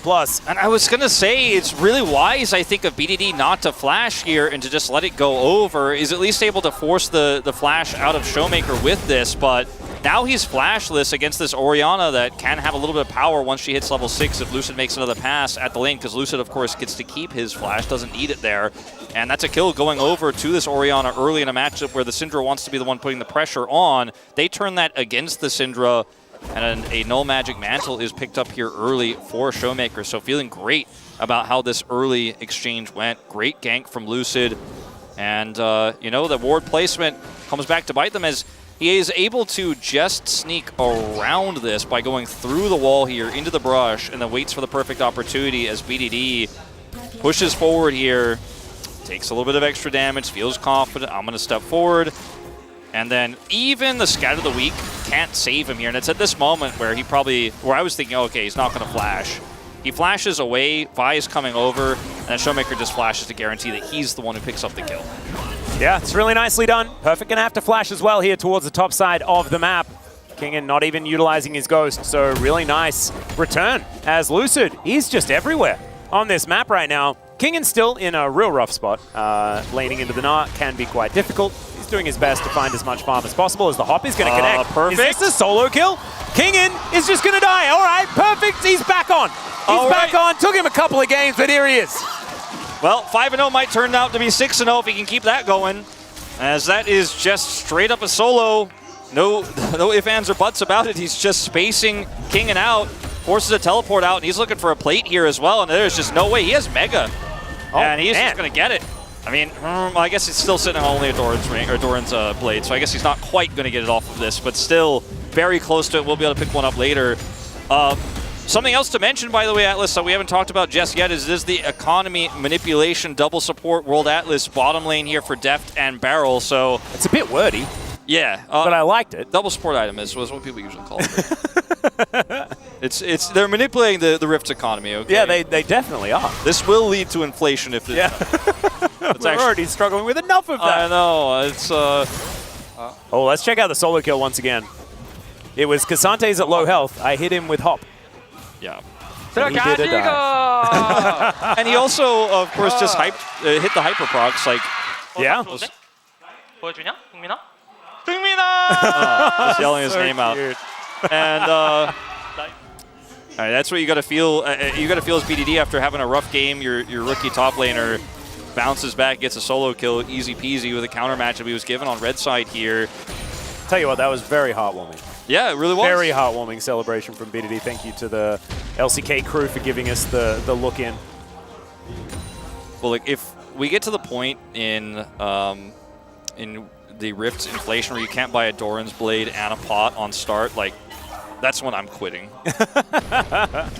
Yeah, no, it's if Doran's blade goes over 500, that's enough for me. We're gonna have to ask for more starting gold. I wonder where you're supposed to protest. Is it like Piltover? Is that where you're supposed to protest? Outside Freak's house. That's what I was told. Ah, okay. I'll have to remember the address. We could just send him a letter though, something like that, or an email. Yeah, that might be easier because it's a long flight, as you know. Yeah, it's quite extensive, but that wouldn't be a real protest though. You could just go straight to spam. If I'm outside his house, I wouldn't do that to him. No, this is a joke. Please. This is not a message of intent. I actually really don't think that David Turley has anything to do with the economy of the Rift. You know, he cares about stat economy, not gold economy. No. Right? So we need to find out who to. Although in all seriousness, they are changing the double support. It's not going to be a thing in the future. It is on this patch, of course. And that is something. I feel like Riot Games, their battle is mainly with double support items every single year. Or top lane swaps, support items. Lane swaps are the other things they're always at war with. And any sort of passive play and passive play styles is Lucid has a control ward here, wants to punish Perfect here. This is not looking very passive, so that's definitely in line Lucid going to get checked, I believe, but 1 versus 1, I don't think he's going to be winning. No. And Perfect going to be able to clear out the ward. So rewarded for not sticking in lane and giving the opportunity to grab that kill as, okay, BDD's moving down towards the bottom side. Yeah, Def dashes forward, but the Zoomies going to keep aiming more than happy. Yeah, I meant BDD, as you said, yes. I said Showmaker, but... He was playing Syndrome. Yeah, I can understand. We've got a lot of team swaps, you know. Yep. I wanted to call Hanwha Gen G several times earlier. I tried to keep it in. It's like we're talking about KT. It's like, and DRX did really well. What this year is is just more hyper procs, by the way, and might just throw a house with these minions, but... And remember, like, when Cassante first came out, this was the first counter. Yeah. And I think it was actually Perfect that was playing it for one of the first times. Yeah. Because we were commentating Challenger just after he was released. I believe it was on the Monday. Might have even been Perfect playing. And it did look like a pretty good counter. Well, you know, the guy's got a lot of experience on this champ, and he is clearly showcasing that he's a master of this matchup. And Kingen, I mean, it's not supposed to be easy for Cassante, but it's not this bad usually. Well, he's now ghosting. And Perfect has a minion wave, but he also can just walk. Yeah, I think he went for the walk strategy. Perfect is ghosting him. Yeah. Will not be calling back. If it was me, I would be also running away because I feel like it looks like Kingen has a plan. There's no one around, but it feels like, you know, he's ready to do something. To me, it looked a little bit like a madman sort of running at him like, I will get you. And of course, All Out is pretty ridiculous. They can make something of this. All right, Piochik. I think this is in the area. You know, Lucid is very much aware that something could be going on here. He's not going to mess around with that. He doesn't have anything to get in the jungle over there anyways. Okay, Showmaker does have his flash, is going to use it, but there's the cease and desist. Glacial Prison does come through. Shockwave as well, but Piochik is going to be able to stand his ground. Some low health bars from both Showmaker and Piochik, but they do both survive as we tick towards 10 minutes. Yeah, well, that was a lot of action, but a lot of result there for both of those mid laners. But the gold lead is starting to stack up here on the top side as See Perfect is looking for another plate, a second one here on top of that first blood. Lucid's coming up here. Yeah, Perfect still has flash. Exactly, and speaking of summoner spells, Showmaker just used his to get back to the mid lane. BDD has both teleport and flash, so that's what KT gets out of this, is BDD having that extra flexibility from the mid lane. So I think it means that Lucid will have a very difficult time actually ganking this top lane if Perfect isn't mega overextended. And as you can see, he kind of is having a pretty good time. So Perfect has a lot of advantages here topside.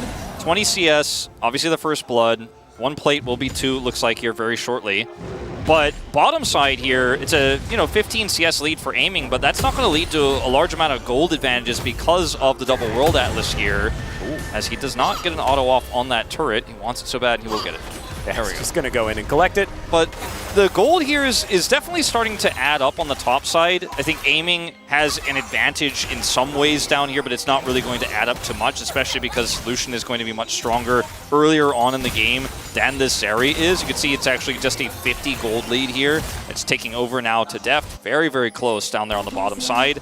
Obviously, Beryl has a massive lead because of all that extra passive income he's going to have over Kellen.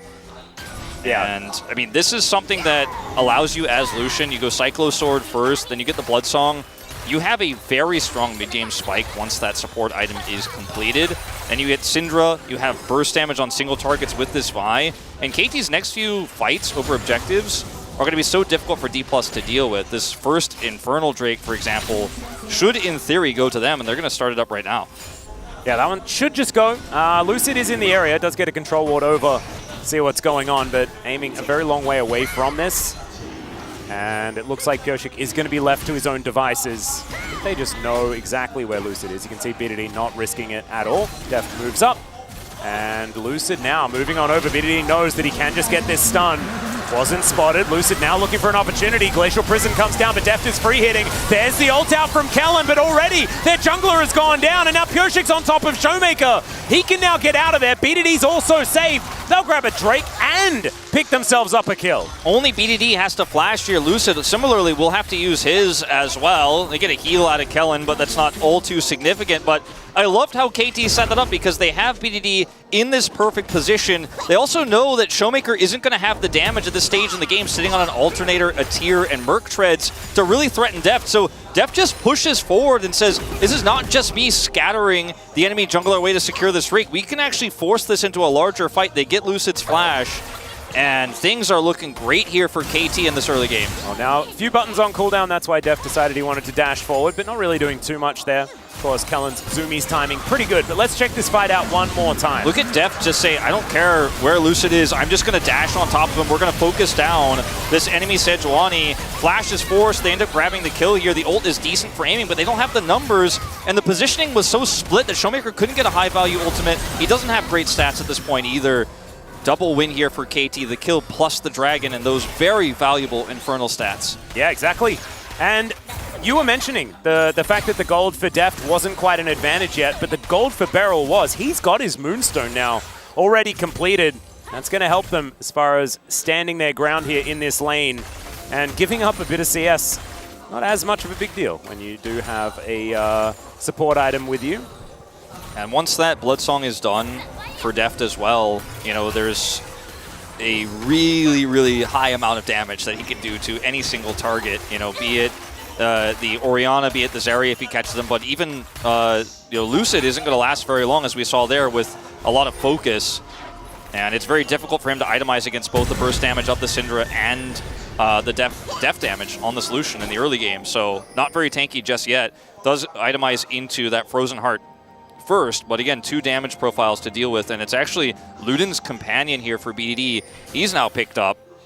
Yeah, and that's it's scary right now, KT's comp with this spike. Certainly is, and they'll be able to definitely get themselves some priority around the dragon, but I have a feeling that KT probably want to try and open up the map as much as possible. Rift Herald could be where they're going to set their sights, and that's exactly where Beryl and Deft are going to be heading. Perfect also, I really hope he does go for more of the split push style, like Hullbreaker build on this Gnar as well, because I think that if he continues to stay in such a good position, his side laning won't be matchable by many people, and D+, they have to teamfight. Their composition does teamfight, and that's about it. That's what it has to do, and Deft just finished his Bloodsong, by the way. He has half an RFC. Ooh. And now he has a Glacial Prison. That's going to get the ult out from Beryl. And aiming, he's moving up, trying to be the main character, and he definitely is for D+. If there's anyone, it's all about this Zeri. He has so much farm for his team. Ahead of the clock by about 10. And Lucid's coming up now to maybe look for a punish here on this slowed Gnar, but Perfect should be able to get out of here, no problem. Lucid has really tried to make an impact on this top side of the map, but it's just not working out. Now he's under threat. Yeah, he's level 12. Perfect is level 12. Yeah, he is big. He's a whole level up on Kingen, 3 on aiming, so he's a better AD carry right now. It's feeling pretty strong. So Pioshik starts off the Rift Herald, but feeling like it's a little bit too toasty up here. A little bit too dangerous. And we're just jostling for position. You can tell that the last game was pretty intense. Yes. You know, like with how these players are playing. Some fatigue is showing. Yeah. No doubt. But it's fatigue, but it's also like you don't want to be the one to mess up this game because the last one's intensity was so high. As cease and desist comes in, that is a decent avoidance there by Kingen, utilizing the all-out. Yeah, really nice all-out there from Kingen to escape this follow-up from BDD. Grab BDD's ult. Still going to be forced out of the side lane, but will be able to recover. If he chooses to teleport, though, that will be teleport advantage going to BDD. Aiming? Okay. He's able to run away. That means that Lucid may not have as much of a good time. I don't think over so. Here, and he's going to have to back away. Beryl and Deft. We'll just say leave Shelly alone. This is really reminiscent of KT's series against Fear X. Just so much control of the map everywhere that you could play this tug-of-war push-and-pull game and just constantly keep the enemy team on the back foot. Even if you're not securing these objectives, you're forcing resources, you're forcing Zeri to back, you're shoving these waves in mid, you're always threatening something, you're always keeping your opponent sweeping non-stop to try to defensively set up their own vision around these objectives where you're getting something elsewhere. Look at the vision that KT has on the bottom side of the map, controlling the entry points to the Drake, which now they're going to rotate towards after they grab this Herald, after they grab this turret. And they have so much control. D+ don't have a lot of options right now. Yeah. And this is sort of how the game should be at this point in time, right? KT's composition, as you already illustrated for us, is kind of geared to this part of the game. But you still have to try and cling on to something. You still have to get a bastion of hope around the map somewhere. Lucid looking for that in the Dragon Pit here. And a reset is what KT are looking for, so might be an opportunity. They can burst this one down, and I think they should be able to do so. That'll buy them some time, and time is what DK desperately needs. Yeah, BDD low on mana here, and with those backs, the resets you were talking about, they're not going to commit to the contest here. It's a solo Ocean. It's going to be Mountain Soul, so really impactful, I would say, for both top laners, but also the Sejuani would get a lot of value out of this, so very, very important. Can really stop some of the burst of this Lucian-Syndra combo, and that is going to be really huge if D+ could start stacking those up, but it's a very slow-paced game now as we reset. Yeah, and I really like Mountain Soul games for the fact that it's really swingy, so you really have to fight for every single one. Yes. Because you cannot let your enemy team just build up too many resistances to be able to try and get through. And like you mentioned, I mean, Syndra fighting into Mountain Soul is like, you just prefer to surrender at that point in time. It just feels awful. It feels terrible if you end up in that scenario. Lucian, more playable, but also doesn't feel great. Yep. It really weakens a lot of your power in the mid game if even one or two of those is picked up. As Aiming's going for this. Yeah, looking for it. Relentless Pursuit going to be used here by Deft. Gets himself into a better position there, but Aiming just making an entrance. I kind of like that. I did like what Aiming did in the last game, actually, on his Lucian. He switched over completely to the crit build. He sold most of his items, bought Infinity Edge and Locked Arms and all these sorts of things. Like, Lucian can definitely do that. I don't think Deft is going to have the same situation this time around, because their composition definitely wants to play a shorter game than 45 minutes like we saw last time.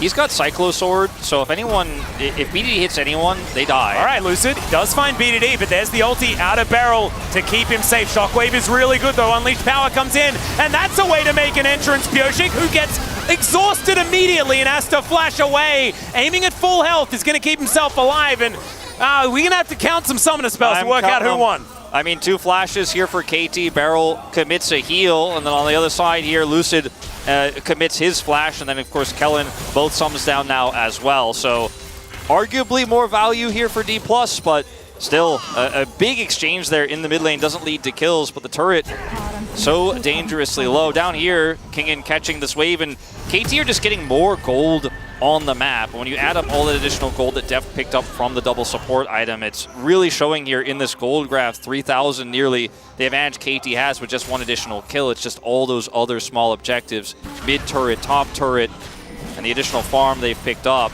especially in the top lane. So this game is still very even. It's still very close, and as we've spoken a lot about today, it's going to be about whether KT can set up these picks or if D+ can't get into position to team fight the way this composition wants to with double frontline for Azeri, and of course the engage the Orianna is going to bring. But it's just so scary to see how much damage Deft can do. Oh, rude. Yeah, rude indeed. When Deft gets the ability to hit somebody with his Cyclo Sword and the RFC when Vi ults them, or if Syndra hits with a Scatter the Weak, Deft can melt even Lucid. Even with Lucid having this Frozen Heart, he just takes so much damage from the Bloodsong passive. It's insane. No, it's really nutty. Showmaker decided to actually take a little bit of a detour, has put together a Lich Bane here as his very first item, has now completed the Archangels into Seraphs. So Showmaker will be doing a fair bit of combo damage, and against the lower range that KT are representing, I kind of like it from Showmaker, wanting to be a bit more of that battle mage, getting amongst it, you know, winding up the clockwork, as Orianna likes to do. Yeah, I think it's really cool and a nice tech here. Lich Bane going to offer you that additional damage, also just some additional movement speed. And, you know, it's unusual, but we love to see players adapt here in the LCK. It's quite rare, but I also just like anyone that wants to use Orianna auto attacks, because I always thought that she was a Rage Blade abuser. You know, back in 2014, 2013, whenever she came out. We do see also Lucid is starting to itemize towards some magic resistance here, but he's the only one really at this point in time outside of the Merc Treads that's picked up here for Showmaker. And, this is going to allow this death cap, when it's completed here shortly for BDD, for him to just do a massive amount of flat, big damage here with his Luden's Companion when that combo does come through. So it's pick-based here, the way KT is going to go about this. 30 seconds until this next Drake fight. Look at the vision they have all across top side on any rotations down. Left of the Dragon Pit, any different way that Lucid could try to approach that you could see a flank is going to be spotted out. So they are very well set up for this. And Lucid just going to wait for that ward to be taken down. Could possibly opt in to getting a pick and trying to open up the map topside instead of contesting for this Drake. I mean, giving it up is definitely... It's rough. Yeah, it is. It's a tough situation for D+, but rock and a hard place, we do love saying that, and it might be similar to the location the D+ are in now. It's a full health turret, too, so they can get more than just the Dragon here. They want to get some damage done in mid, as it's just going to take a long time for this to go down. It does go down quickly enough, but you just get to put the Nara in a spot to farm, and he has TP, so there's no real threat. BD also having TP, there's no real threat of this turret, the inner, going down, and KT are just getting gold everywhere on the map. D+ gave up a Dragon and are going to lose more gold overall as this inner here in mid is just going to get burned down by these Voidlings. Yeah, and that is inner in mid lane and a lot of damage under the bot lane inner as well. Well, maybe not a lot. A lot was possibly significant. An exaggeration of a word, but it is still damage, and it is the fact that Perfect is just down there continuing to keep the siege up. And man, it just must feel pretty nice to be KT and be like, hey, Perfect, man, it's cool that you're actually on a champion this time around and not just having an awful time. I imagine the comms are feeling a whole lot better for the KT players, and it's good to see that Perfect's having a much better time. But it also just makes KT look a whole lot better in this game, a lot more formidable, as they have that 3,000 gold lead, Drake advantage as well. As all right, Aiming looking for something here as Deft wants to turn it, but Aiming not liking what he sees. He'll just keep going. He is a ticking time bomb. TP to help defend this turret here from BDD. And there's just no way to realistically siege this, unfortunately. It's just too risky with a Vi who has flash ult. Could come in on a flank angle. And once again, Perfect is soaking super hard. He's getting closer to level 16.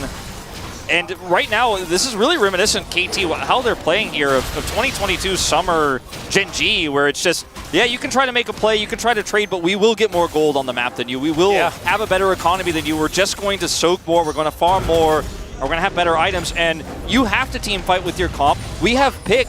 We don't want a 5v5 if it's not an ideal scenario, so we'll pick our battles carefully and try to constantly have a map state where we can both get value in a side, but then also steal an objective away. Just make it kind of constantly like D+ is in check. Not checkmate, but they're in check. And they're always the ones behind KT's play. And this is the thing. That's precisely what winning side lanes gives you. That's the vibe that you get, the feeling that you get. Like, there's this guy on a horse just chasing you around. And as it turns out, it's a prehistoric Yordle that's doing it. Perfect in these side lanes is the one that should have the majority of the control. He's now level 16, for goodness sake. Finally, Kingen will be able to push this wave in to try and get some sort of relief. But Perfect comes on over with his buffs. Aiming coming down. Will be seen on this control ward, but it could just mean this, where they just head to Baron and kill it. Because if you have to invest that many people to take down this Gnar, then that's what you're going to have to come to terms with. BDD stacked up. He's got Death Cap. He does a ton of damage. And all of these turrets have been healthy for so long that they had to commit like 4 people to almost get a turret and try to kill BDD. And KT are getting more turrets elsewhere on the map, and they're going to have to commit TP. Yeah, All Out is going to come through here as Perfect could be in trouble. Showmaker comes down, gets the command protect. Gnar into the wall, trying to find it here is Perfect, but he throws the house away, and the wallop ain't going to do nothing. So Showmaker going to be able to lock down the kill, and that is going to give a whole lot of space to this Cassante. Absolutely. Also, we're going to be able to take out this turret, so more than just the kill gold, this gold going over to Showmaker, those standing gold that's been on this map with those extra turrets, definitely you can feel it. You know, it's not that huge, the leaps that D+ have to go to catch up on gold. It's just really one team fight in that mid turret that stands between KT as Lucid. Oh yeah, there's the cease and desist. Scat of the week, Lucid's gonna flash. He is so tanky. This Frozen Heart build's working out real nice. And the culling in the last few bullets are gonna do it. So finally, he does go down. Oh, that awkward head scratch on the player cam. You know he's feeling sheepish. Yeah, Aiming, not going to find anyone with the ulti, but now has all of that empowerment. They're just trying to space him, trying to get out of the way. And with the fact that they don't have everyone there, Does mean that they are able to back away. Oh man, this is super intense. It really Maybe is. this is my favorite matchup now for 2024. Maybe it's just D+ versus KT. Maybe this is just what we want from now on. We're so lucky to have it, I gotta say. Now we're gonna see a Baron attempt here from KT. BDD, no ult. Def, no ult here. Perfect. Gonna have to get that R-bar set. He's ready. It's so difficult to get into position. Showmaker needs a big ultimate here if they're gonna contest. They're gonna have to buy some time. Lucid is coming out of base. Pyoshik down to 50%. You can see Jonah Strong showing us just how important this Vi is going to be, and they do back away. Now that Orianna ball dangerously close to KT and putting it onto Kingen with how tanky he is and how close he was to just walking towards him. They say we're not going to that bowling alley with an Orianna ball on the other side. Even with Rooker done here, there's so much damage coming through from BDD onto Lucid. Unfortunately, the sidestep attempt goes a little wrong here, as Def will end up ultimately taking him out here, even off screen. He just looks like he's having a good time. I mean, I think everybody's having a good time. All 10 of these players are just respecting how close of a series this is and how fun it is. There's stress that comes with that, but this is what League of Legends professionally is all about. Yeah, and what we're showing is, you know, an example as to why these players are capable of practicing so much. They still love it as Deft, possibly in an awkward position. BDD there to be his bodyguard, and wow, he is positioning real far up, just really trusting Beryl, who does have the ulti there, had to flash to escape Lucid. Well, now, behind enemy lines is Pyoshik, but that is going to get him over towards this Drake. The Perfect has already started up. Yeah, a little timid, a little split here, KT. Yeah, and now Lucid's in the pit. He should be able to take this one down himself. And now going to be used not for too much at all, and we're going to even out the Drake count. Nicely done by D+. I mean, this game just gets closer and closer. It's wild how close this one is going to end up being, especially if they could take out this turret. The gold lead, again, fades quite significantly down to sub 1,000. Going to need another wave to do so here, so might not happen immediately. But yeah, Deft and Beryl were cut off from that Drake pit here, trying to do a little bit too much. Yeah, and all right, in goes Kingen. That's a little bit dangerous. Scatter the Weak comes out. More splinters going over to BDD, but this siege is going to work out.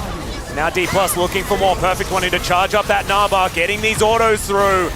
Getting softened, and as you can see, soaking the CC, but you can't soak that much damage. Perfect gets to the Mega Gnar, and does have an ulti back in the chamber once again, but he's not going to be able to find the angle for it. Crossfire Gauntlet and Frozen Heart, and then the fully procced and stacked Jack Shows is just allowing Kingen to eat so much damage, but how much can he eat?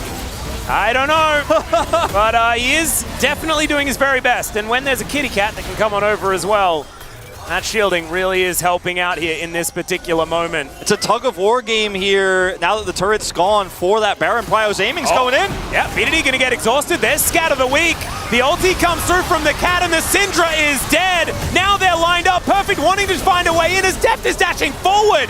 Danger, absolutely, but still, it is going to be DK backing off. No one wanting to overcommit. No one wanting to make the big play to try and end it. So scary to try to chase D+ down because aiming still has ult here, but the same to be true of D+. They can't chase any further because those health bars are just so low. They'll be happy with their pick and a delay here onto Perfect. Syndra down, great proactive play from aiming, going forward there, looking for the lockdown. He's able to get over the wall. Look at that ward, spotting the exact positioning here of BDD. Flashing to get behind, and then with Yumi's help takes him out, and then Kingen can just hold the door here in the choke point and kite back. Perfect, can't do enough damage, and they're able to kind of skirt away unscathed. Tell you what a game. I did not expect Beryl's Melio to be mega. It's pretty good. It's pretty good, man. And I feel like it goes against everything that Beryl stands for as a support player. You know, he normally likes to play weird mid lane picks, you know, and stuff that does a bit of damage, disruption and things like that. But he is really, like, this reactive, more reactive playstyle that he's employing is working out quite well. Yeah, you don't normally get to see Beryl say, I will play the most meta enchanter support and play at the highest level. Yeah. It's like not really a thing that we say, but in this case, he's ready. It's working out quite nicely. As aiming is also, you know, 3.5 items. So we have to remember that the Zeri is becoming a problem as Pyoshik has to charge up the Vault Breaker to get himself out of there. Perfect. You know, if he just sits in the side, I mean, he's going to have to TP eventually, but he has that. This is really greedy here from D+, but if this is just not sussed out, they get away with it. Yeah. Information now being gleaned, and a teleport going to be utilized here by Perfect. Pyoshik moves up, sees that health bar is getting low. As Glacial Prison to come on in there. That is the secure on the Baron. And it looks like Kingen will be the sacrifice. Now, you have to see whether D+ can get out, but Perfect is trying to corral him. There's a flash in, and Deft is just picked off. Aiming is massive, and this is all about protect the president now. As aiming, you have to be careful. Cease and desist comes in, scatter the weak, but immediately the cleanse comes down. And they don't have a lot of damage without the Lucian, and now the re-engage comes in then off from Perfect, finds the wallop as well as Pioshik wants to get on over. Showmaker is going to be taken down. Lucid, keeping them all in position. The stuns are everywhere. What the heck? Oh my god, Perfect, no wonder you have 100% win rate. You're just the best now in the world. Perfect with the hop on his head. He got Goomba stopped by this man. He wasn't even old enough to play Mario. I know. How did he do it? Oh my god. And after the scatter was so perfect there too, and it gets cleansed, it doesn't matter. If that is the way that aiming goes down in this fight, I'm just not sure. I want off this wild ride. I'm enjoying it to the fullest as Baron does get secured here, but it's at the cost of Kingen. And this is such great play from Lucid to zone. The ult comes through. He's trying to buy time, but Kingen goes down. And then again, Lucid where he needs to be for the flash play here. Buffering the charge on the depth. Takes out half the damage, but Perfect. He's got other plans. His Gnar is set. It's ready. When Pioshik goes in, Perfect says he is going to follow. Beryl also helping out so significantly with that healing. And then let's watch this. Here we go. Double in the wall. Narbar expires, but he is doing so much damage. Grabs this kill and then wait for it. Wait for that hop. 2, 1. Right on his head. Bam. And just the fadeaway. Wasn't even watching. And that was so sick. I think aiming might have been able to focus him down if he queued the other direction, but he just wasn't ready for the hop on the head. And as you can see, like, Hirai and Supreme certainly looking like they are a little bit stressed out, and understandably so. I think everyone is. 8-4 now is the kill score, and a 3,000 gold lead for KT. They collected themselves an extra Drake off the back of that, but no Baron, because of course that one was taken. Yeah, they're probably looking at Perfect's contract right now. How many years do we get him for? Yeah. Because that number might be going up. Yeah, it's like Hirai wasn't actually in the coach's booth. He had actually left. He's in a filing cabinet, like rifling through. Oh, I love that. Remember, this was the 0-7 Udyr just a moment ago. Yeah. And now he's on track for POG if they can close this one out. It's not over till it's over. This is like all of those YouTube shorts about like my body transformation 2024, you know? Yes. I'm seeing it. It's like it's happened in like the space of 2 games. Oh, it's a tense moment there on both sides. But it will just be a passing of ships in the night. Next objective is so far away here that we're going to go into side lane mode for a little bit as Jack Shows is ready here for Anar, who also has Stride Breaker and a Cleaver. He is so tanky yet so damaging that it's really hard to kill this guy. And if he has Narbar, you're going to need 2 people plus, maybe 3 if you're going to take him out. And it's going to take a long time. So this side lane threat is such an issue. Kingen also takes a long time to kill, but he won't be able to push waves and push lanes or threaten objectives the same way. We're going to have a bit of a lull state here unless somebody makes a mistake, but man, I think I need a breather after what this game has been so far. So I 100% agree. I'm happy just to chill out and observe for the moment. I think the next fight, the most important thing will be that Mountain Soul as Pioshik. Oh! Yeah, that's what we need. Even the LCK needs a little comic relief sometimes, don't you think, Atlas? Yeah. He's like, I was about to put my face in there, that would have been bad. Ooh. Well, this is a strong push here, and no answer, as everyone was bottom side dealing with Perfect. It's that KT push and pull that we see so much from this team as they get, again, the better exchange on the macro, and they're able to steal away the global blue. Yeah. All right, so no kills, but we have extended the gold lead a little bit on the side of KT. Soul point. Wanting to wait for this next Baron opportunity. Any 5v5, I feel, is where D+ want to get another go at it. You know, that's what I'm feeling. It's not fair that they have split push, but also double the 80 carry, and the 80 carry is also a tank in this Gnar. Yeah. At least D+ have a tank 80 carry as well. He's pretty massive as well. Look at this. 22,000 damage he has done this game. Show me Deft's numbers. I am very curious. The comparison at this No, stage. Deft is a support. See, look, he's got a support. Oh, that's right. What are you Yeah, talking might be. Yeah. It all makes sense. Yeah, and a big golden sword. He's 4 items now, even with aiming at the moment. And I guess, 5 items, including the Blood Song. And it might move on to the next one. And I mentioned that we may not have another situation where you can just sell your entire build and build whatever you want at the end of the game. But here we are at 38 minutes. Yeah. Aiming full build here. GA at the ready. LDR, Runins. This is ideal world for Zeri. Level 16. Oh, that's Scat of the Week. That was a cute one from BDD. You can see it's Kyoshik that we have to have our eyes on. He's waiting for that opportunity. Look that at Perfect.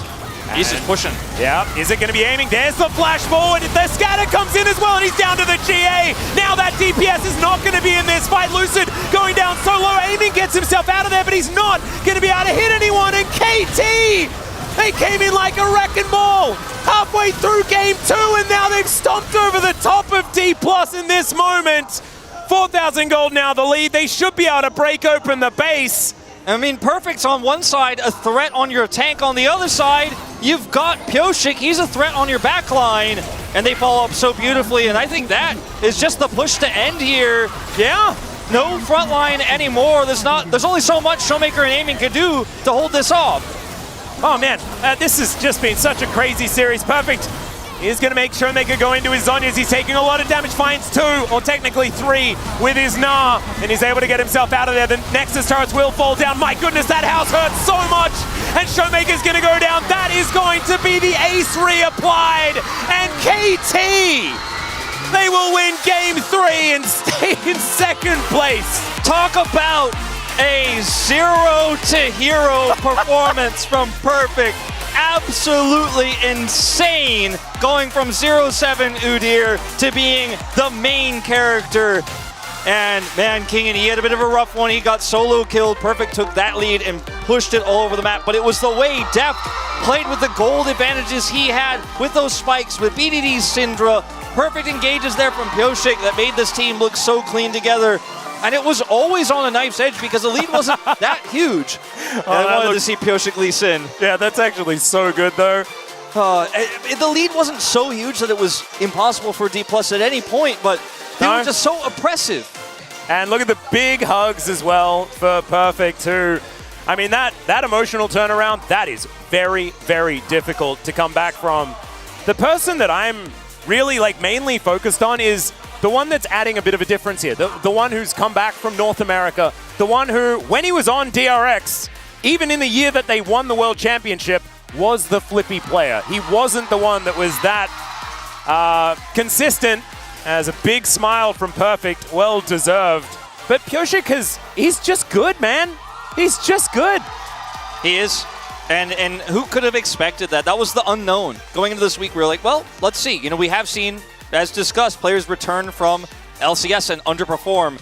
Pyoshik is returning from LCS and overperforming. Yeah. He looks better, significantly better, than when they went through the Worlds qualifiers in 2022. And I 100% agree. And this is just the beginning of the season. This is early days for this roster. The ceiling is so high for Perfect. For Kingen, we may have hit the ceiling. Nobody knows. I mean, he's been... we have to remember his Aatrox game that was extremely, extremely good. We have to wonder if maybe that was the ceiling for Kingen, but for Perfect, we're just rising above the floor. That's a 5-0 Gnar, that's a 6-0 Gnar tonight that the world will remember. Will he ever lose on the Gnar is the question. It's not, top of the meta at the moment. Maybe they got him on a patch in the future and he just never has to play Gnar ever again and it just is retained. Let's have a look at the highlights. There's probably about 4 million. I wouldn't want to be a member of the space trying to go through exactly what moment is the most pivotal because there were a lot of them for a lot of different reasons in this game. And this was one of the better Lucian games we've seen. It's been kind of a up and down pick. The stronger players in our league have piloted it well, including Deft now, and the weaker players have struggled. But the way that it was utilized in tandem with Great Engage was just so amazing to see. This is one of the tenser moments in this game where D+ almost got 3 and won the game, and then almost got caught in the turn by KT. This was the back-breaking play, though, for me. as Aiming thinks he can carry this fight because he's fed. He's almost full build at this point. He's got a Yuumi on his back. But and they killed Deft. Yeah, Deft died instantly, but he underestimates Perfect at the end of his Narbar. The crush, and then the hop. It's just, I mean, this was unreal. I couldn't believe my eyes when this happened. Yeah, and I mean, Aiming did have to focus on a lot of things. And he didn't cue the right direction. Yeah. But man, beautifully played. Finds another huge Gnar into the wall in the last team fight. Did feel like that last one was the most important, but what a victory lap as well. We have had so many top laners come out of challengers who are hyped, right? Yeah. And my question for Perfect leading into the season is, are you going to be a Zeus or are you going to be a Bertle, right? He's came in like exactly in the middle of hype, and after last game, we're not sure. Maybe it's a Bertle situation. After this game, it's looking like a Zeus situation. Yeah, right? We don't know yet, but I mean, we've seen the peak now here, at least so far this week. And man, there are even some moments where it looked like maybe the comeback was going to come in, but look at KT. They are just ecstatic. And it already just feels like these guys have been playing together forever. And yes, 3 of them were on the same team that won the World Championship, but Perfect has just come up here and there's all of these legends that he's playing alongside. It looks like he has meshed, and it is working out. Just such an incredibly fun series. My God. Both of KT's series this week have just made me walk away beaming because it is just such a family environment. Like, it is just such a team that feels like the synergy is already there with week 1. What's it going to look like when it's week 9? What's it going to look like if they make playoffs? Sky's the limit. Yeah, it's absolutely fantastic. It reminds me of watching the LCK Awards, watching Harai accept his award as well, and the amount of passion that they do have. Let's throw it over to the space, though, to break down that KT win.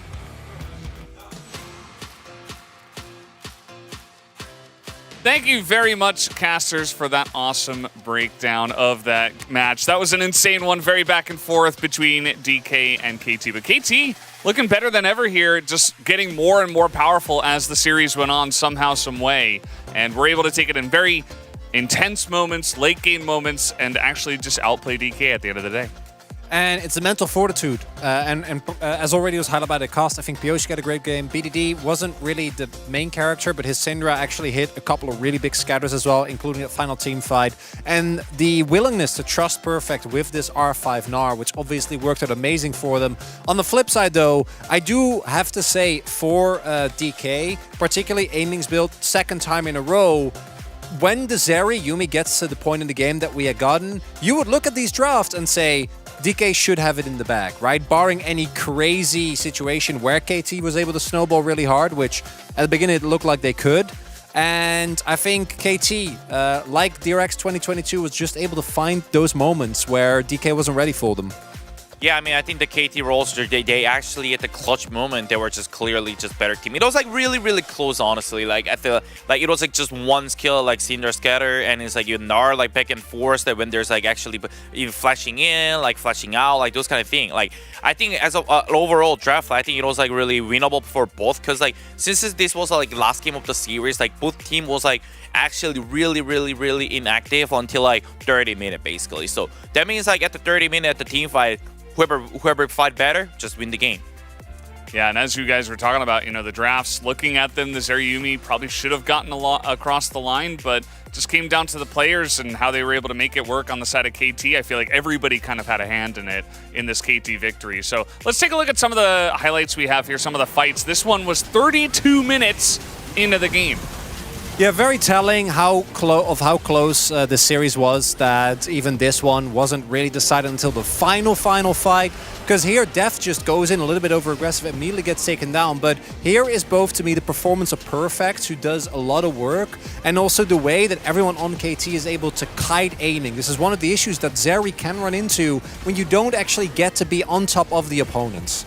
And there is a perfect flash in Gnar and ulti, and it's like the follow was really, really great. Just the eyes on Syndra here is like, as soon as he see the Zeri was his stun, he just went in, even though he was 1 HP. Like, I think it was really, I mean, that's just really good. Like, I don't think you can play any better than that, basically.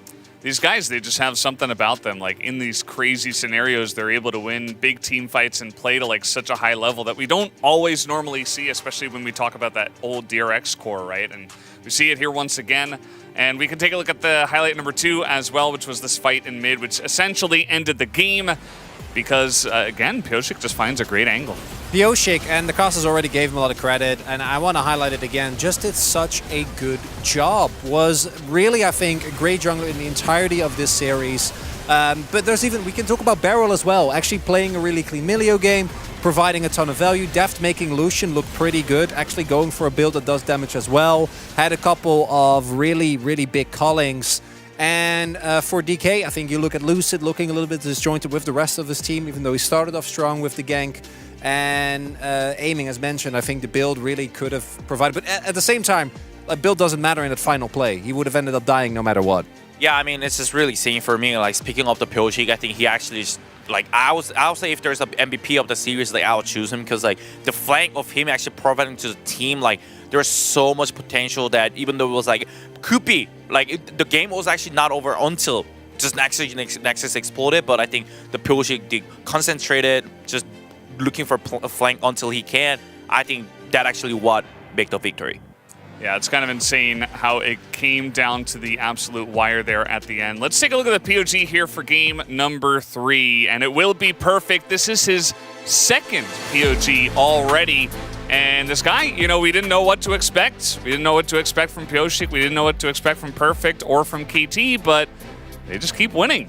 This man embodies the KT spirit. Going from 0-6 in the same series, having an MVP performance, actually taking down Kingen in the 1v1, and having some amazing team fights. He was a 0-7 last game. This guy. Sorry, 0-7. This guy 0-8 at the end. 0-8. This guy crazy. Like if I was, bro, if I was him, like I don't know, man. Like I don't got this much confidence. Just R5 Gnar into just solo kill, even pre-6. Like this guy has something. I think it comes down to the team spirit as well. You know, everybody's backing him up, and then he gets that solo kill. We did have one vote for the jungle. That's a base Pyosik vote. He did get the final catch. He did get that final catch. I think that Perfect over the course of the entire game did a bit more, which is why we do see 11 out of 12. But yeah, nice little shout out for sure. Now, we do have some extra content for you guys. We're going to take a look at the weekly best ceremony over the course of course, this entire week, and see who had the best opening, especially, which is what most of the teams did do this week. Yeah, I mean the Rascal opening, like I really love it, honestly. I think it's okay. I think it's kind of, as far as the opening walkouts, and this might come as a surprise to you, but I'm going with Dun Dun. You know, like, does it make sense? No, but it doesn't need to. It is the level of synergy between the two that I really, really appreciate. All right, the balloons. I feel like it was a pretty good idea. Execution was kind of on point as well. Not sure about the kneel, but they, you know, they hit the mark. It's okay, Breon. You know, here's Perfect. Nice little ceremony himself. And of course, this is where they took off the old Live Sandbox jacket and revealed themselves as Fear X with their new rebranding here in 2024. It was kind of cool, just taking off the jacket and just like starting. Also, I really love the zoom on it. And this one, I don't think it'll age well, but it's probably my favorite. Just for also the sheer absurdity of Cuz doing that. Yeah. When Cuz was first in the regular season, Kwangdong performance thus far is not giving me a lot of hope, but I really like the gusto from Kwangdong there. Yeah, and it makes sense because Cuz was first, right? He held the one at the end. Let us know who you guys think deserves it, rather, with the ceremony here in the chat or in the poll. What do you guys think? What is your favorite of this week, if you had to choose one? It's kind of rough. I don't know. Like, what you at? It's Dun Dun. 100%. It's 100%. It's 100% Dun Dun and G-War. Are you kidding me? You don't have to ask me. Yeah, it's honestly, I'll just say. I love the. I kind of like the Live Sandbox taking off the jacket and kind of like I love revealing the new team, the new brand, the new year and stuff. All new coming in here. You know, they had okay success last year, but looking for a bit more this time around with their new rebrand. But guys, enough of that. We do have the interview ready to go, so let's hand it over to Deer for the translation. 네, LCK 스프링 스플릿 10번째 Thank you very much, guys. This is Dear for the POG interview translation, and we are joined by Pyoshik and Perfect of KT Roaster. Congratulations.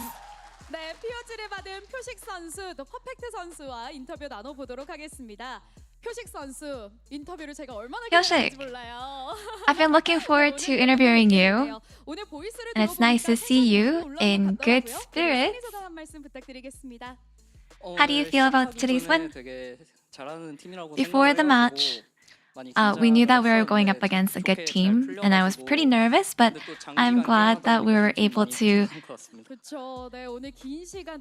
get a good result. But it was a really long day for us, so I'm pretty exhausted. And Perfect, you got another POG following last match. How do you feel? I didn't know I would get POG. I just played aggressively and it went well. I think that's why. And Pyoshik, you demonstrated such incredible Xin plays, and analysts say that there's no player who can play Xin as well as Pyoshik. So, how do you feel about your Xin? 제가 좀 게임을 되게 싸움 좋아하고 근거 있는 싸움 되게 I feel like whenever it comes to playing the game, I like to fight and I play aggressively.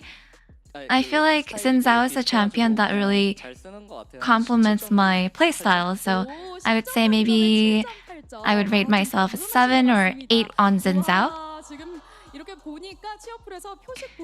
Fan sign says, I waited 1 year to see and meet Pyoshik. And Pyoshik, did you know that your opponent today, Lucid, is a rising star jungler with high anticipation? And he actually had a personal record of 17 winning streak with Vi on stage, and you broke that record. So do you feel bad for him? I feel like I personally thought Lucid did a really good job today. And 17 winning streak is actually pretty impressive, but LCK won't be so easy on you. And game 2 was an intensely close game. It was also the longest game of spring. And so how did you keep your mental strong? I feel like I had really full faith in my own team until the end, and I felt like we were just waiting to catch that moment when the opponent is caught off guard. So I think that was what really helped us win today. And Perfect, your Udyr seemed to have struggled a bit. So how did you keep your mental strong today?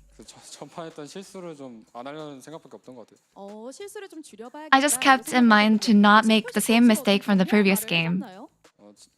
Did Pyoshik give you any advice after? In fact, not just Pyoshik, but everyone else gave me a word of advice. They said, it's okay, we'll carry you, so don't worry. Pyoshik, that's very reliable of you. You know, I've personally played bad in the past too. And whenever I just talk to Perfect, I say, you know, it's okay. If you don't do well, we'll make sure that we cover up for you. And maybe that's why, thanks to the advice, you got an insane solo kill in Game 3, and BDD was so excited for you too. I felt like I was so frustrated throughout Game 1 and 2, so maybe Game 3 I just kind of went all out, and maybe that's why it felt so refreshing. You remember this moment? I can't really remember, but this was when you put you went in with a big stun on the Fed Zeri. So how did you find this team fight angle?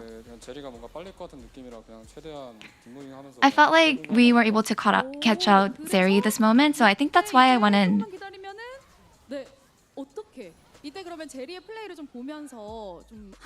So were you just kind of keeping your eye on Zeri the entire time? Yeah, I think thanks to my teammates and the aid that they provided me, I was able to go in without any trouble. And any word for the fans who cheered for you ever so loudly? I feel like through this match, I'm able to grow as a player. So next time, I'll make sure that I don't show you guys me inting next time. So thank you. And Pyoshik, you will meet KDF and T1 next week. What is your resolution? I feel like it's been a long time since I came to Korea to be on stage. And it's a great start that we got our 2 wins. And we'll make sure that we are prepared for next week and we will make sure we do well. And this will be the end of the interview with Pyoshik and Perfect from KT Rolster and back to the space. Thank you, dear, as always, for that awesome translation, as it's very wholesome to see Perfect up there with his 2 POGs already, alongside of Pyoshik, who's back here in Korea at the LCK, also finding a lot of success. So KT Rolster, they moved to tied 2nd with Gen G. DK will move to tied 4th with T1. I'm looking at Hooney, as Hooney looks at me, you know, we're sharing a moment. You guys can't see that, unfortunately. For DK, I think today takes some big lessons when it comes to specifically actually closing out on games. And itemization, I think, has to be a really big one. You can also look at Showmaker's build, Orianna with Lich Bane, not really able to get the most out of that. For KT, never give up. Never surrender. They showed today, and I think we're going to keep seeing that. Yeah, I mean, for KT, I think it's a really good takeaway, especially it's a week 1, it's an easy start. It's pretty refreshing as well because they almost lost, right? Like, seriously. But they won. It's fine. So keep it's going. Fine. They won.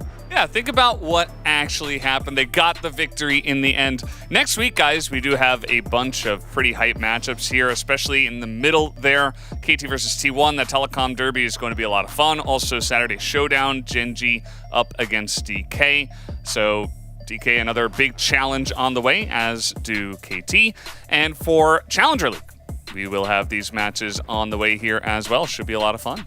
Yeah, that's going to be you and Wolf co-streaming that, if I am not mistaken. So that's going to be really, really fun. A lot of hype, obviously, surrounding CL, and make sure you tune in on Monday and Tuesday. Don't miss it. It's starting next. Don't miss it. Listen to Uni. Thank you guys so much for watching. We are done here. First week of LCK was a blast. We'll see you next week. Until then, goodbye.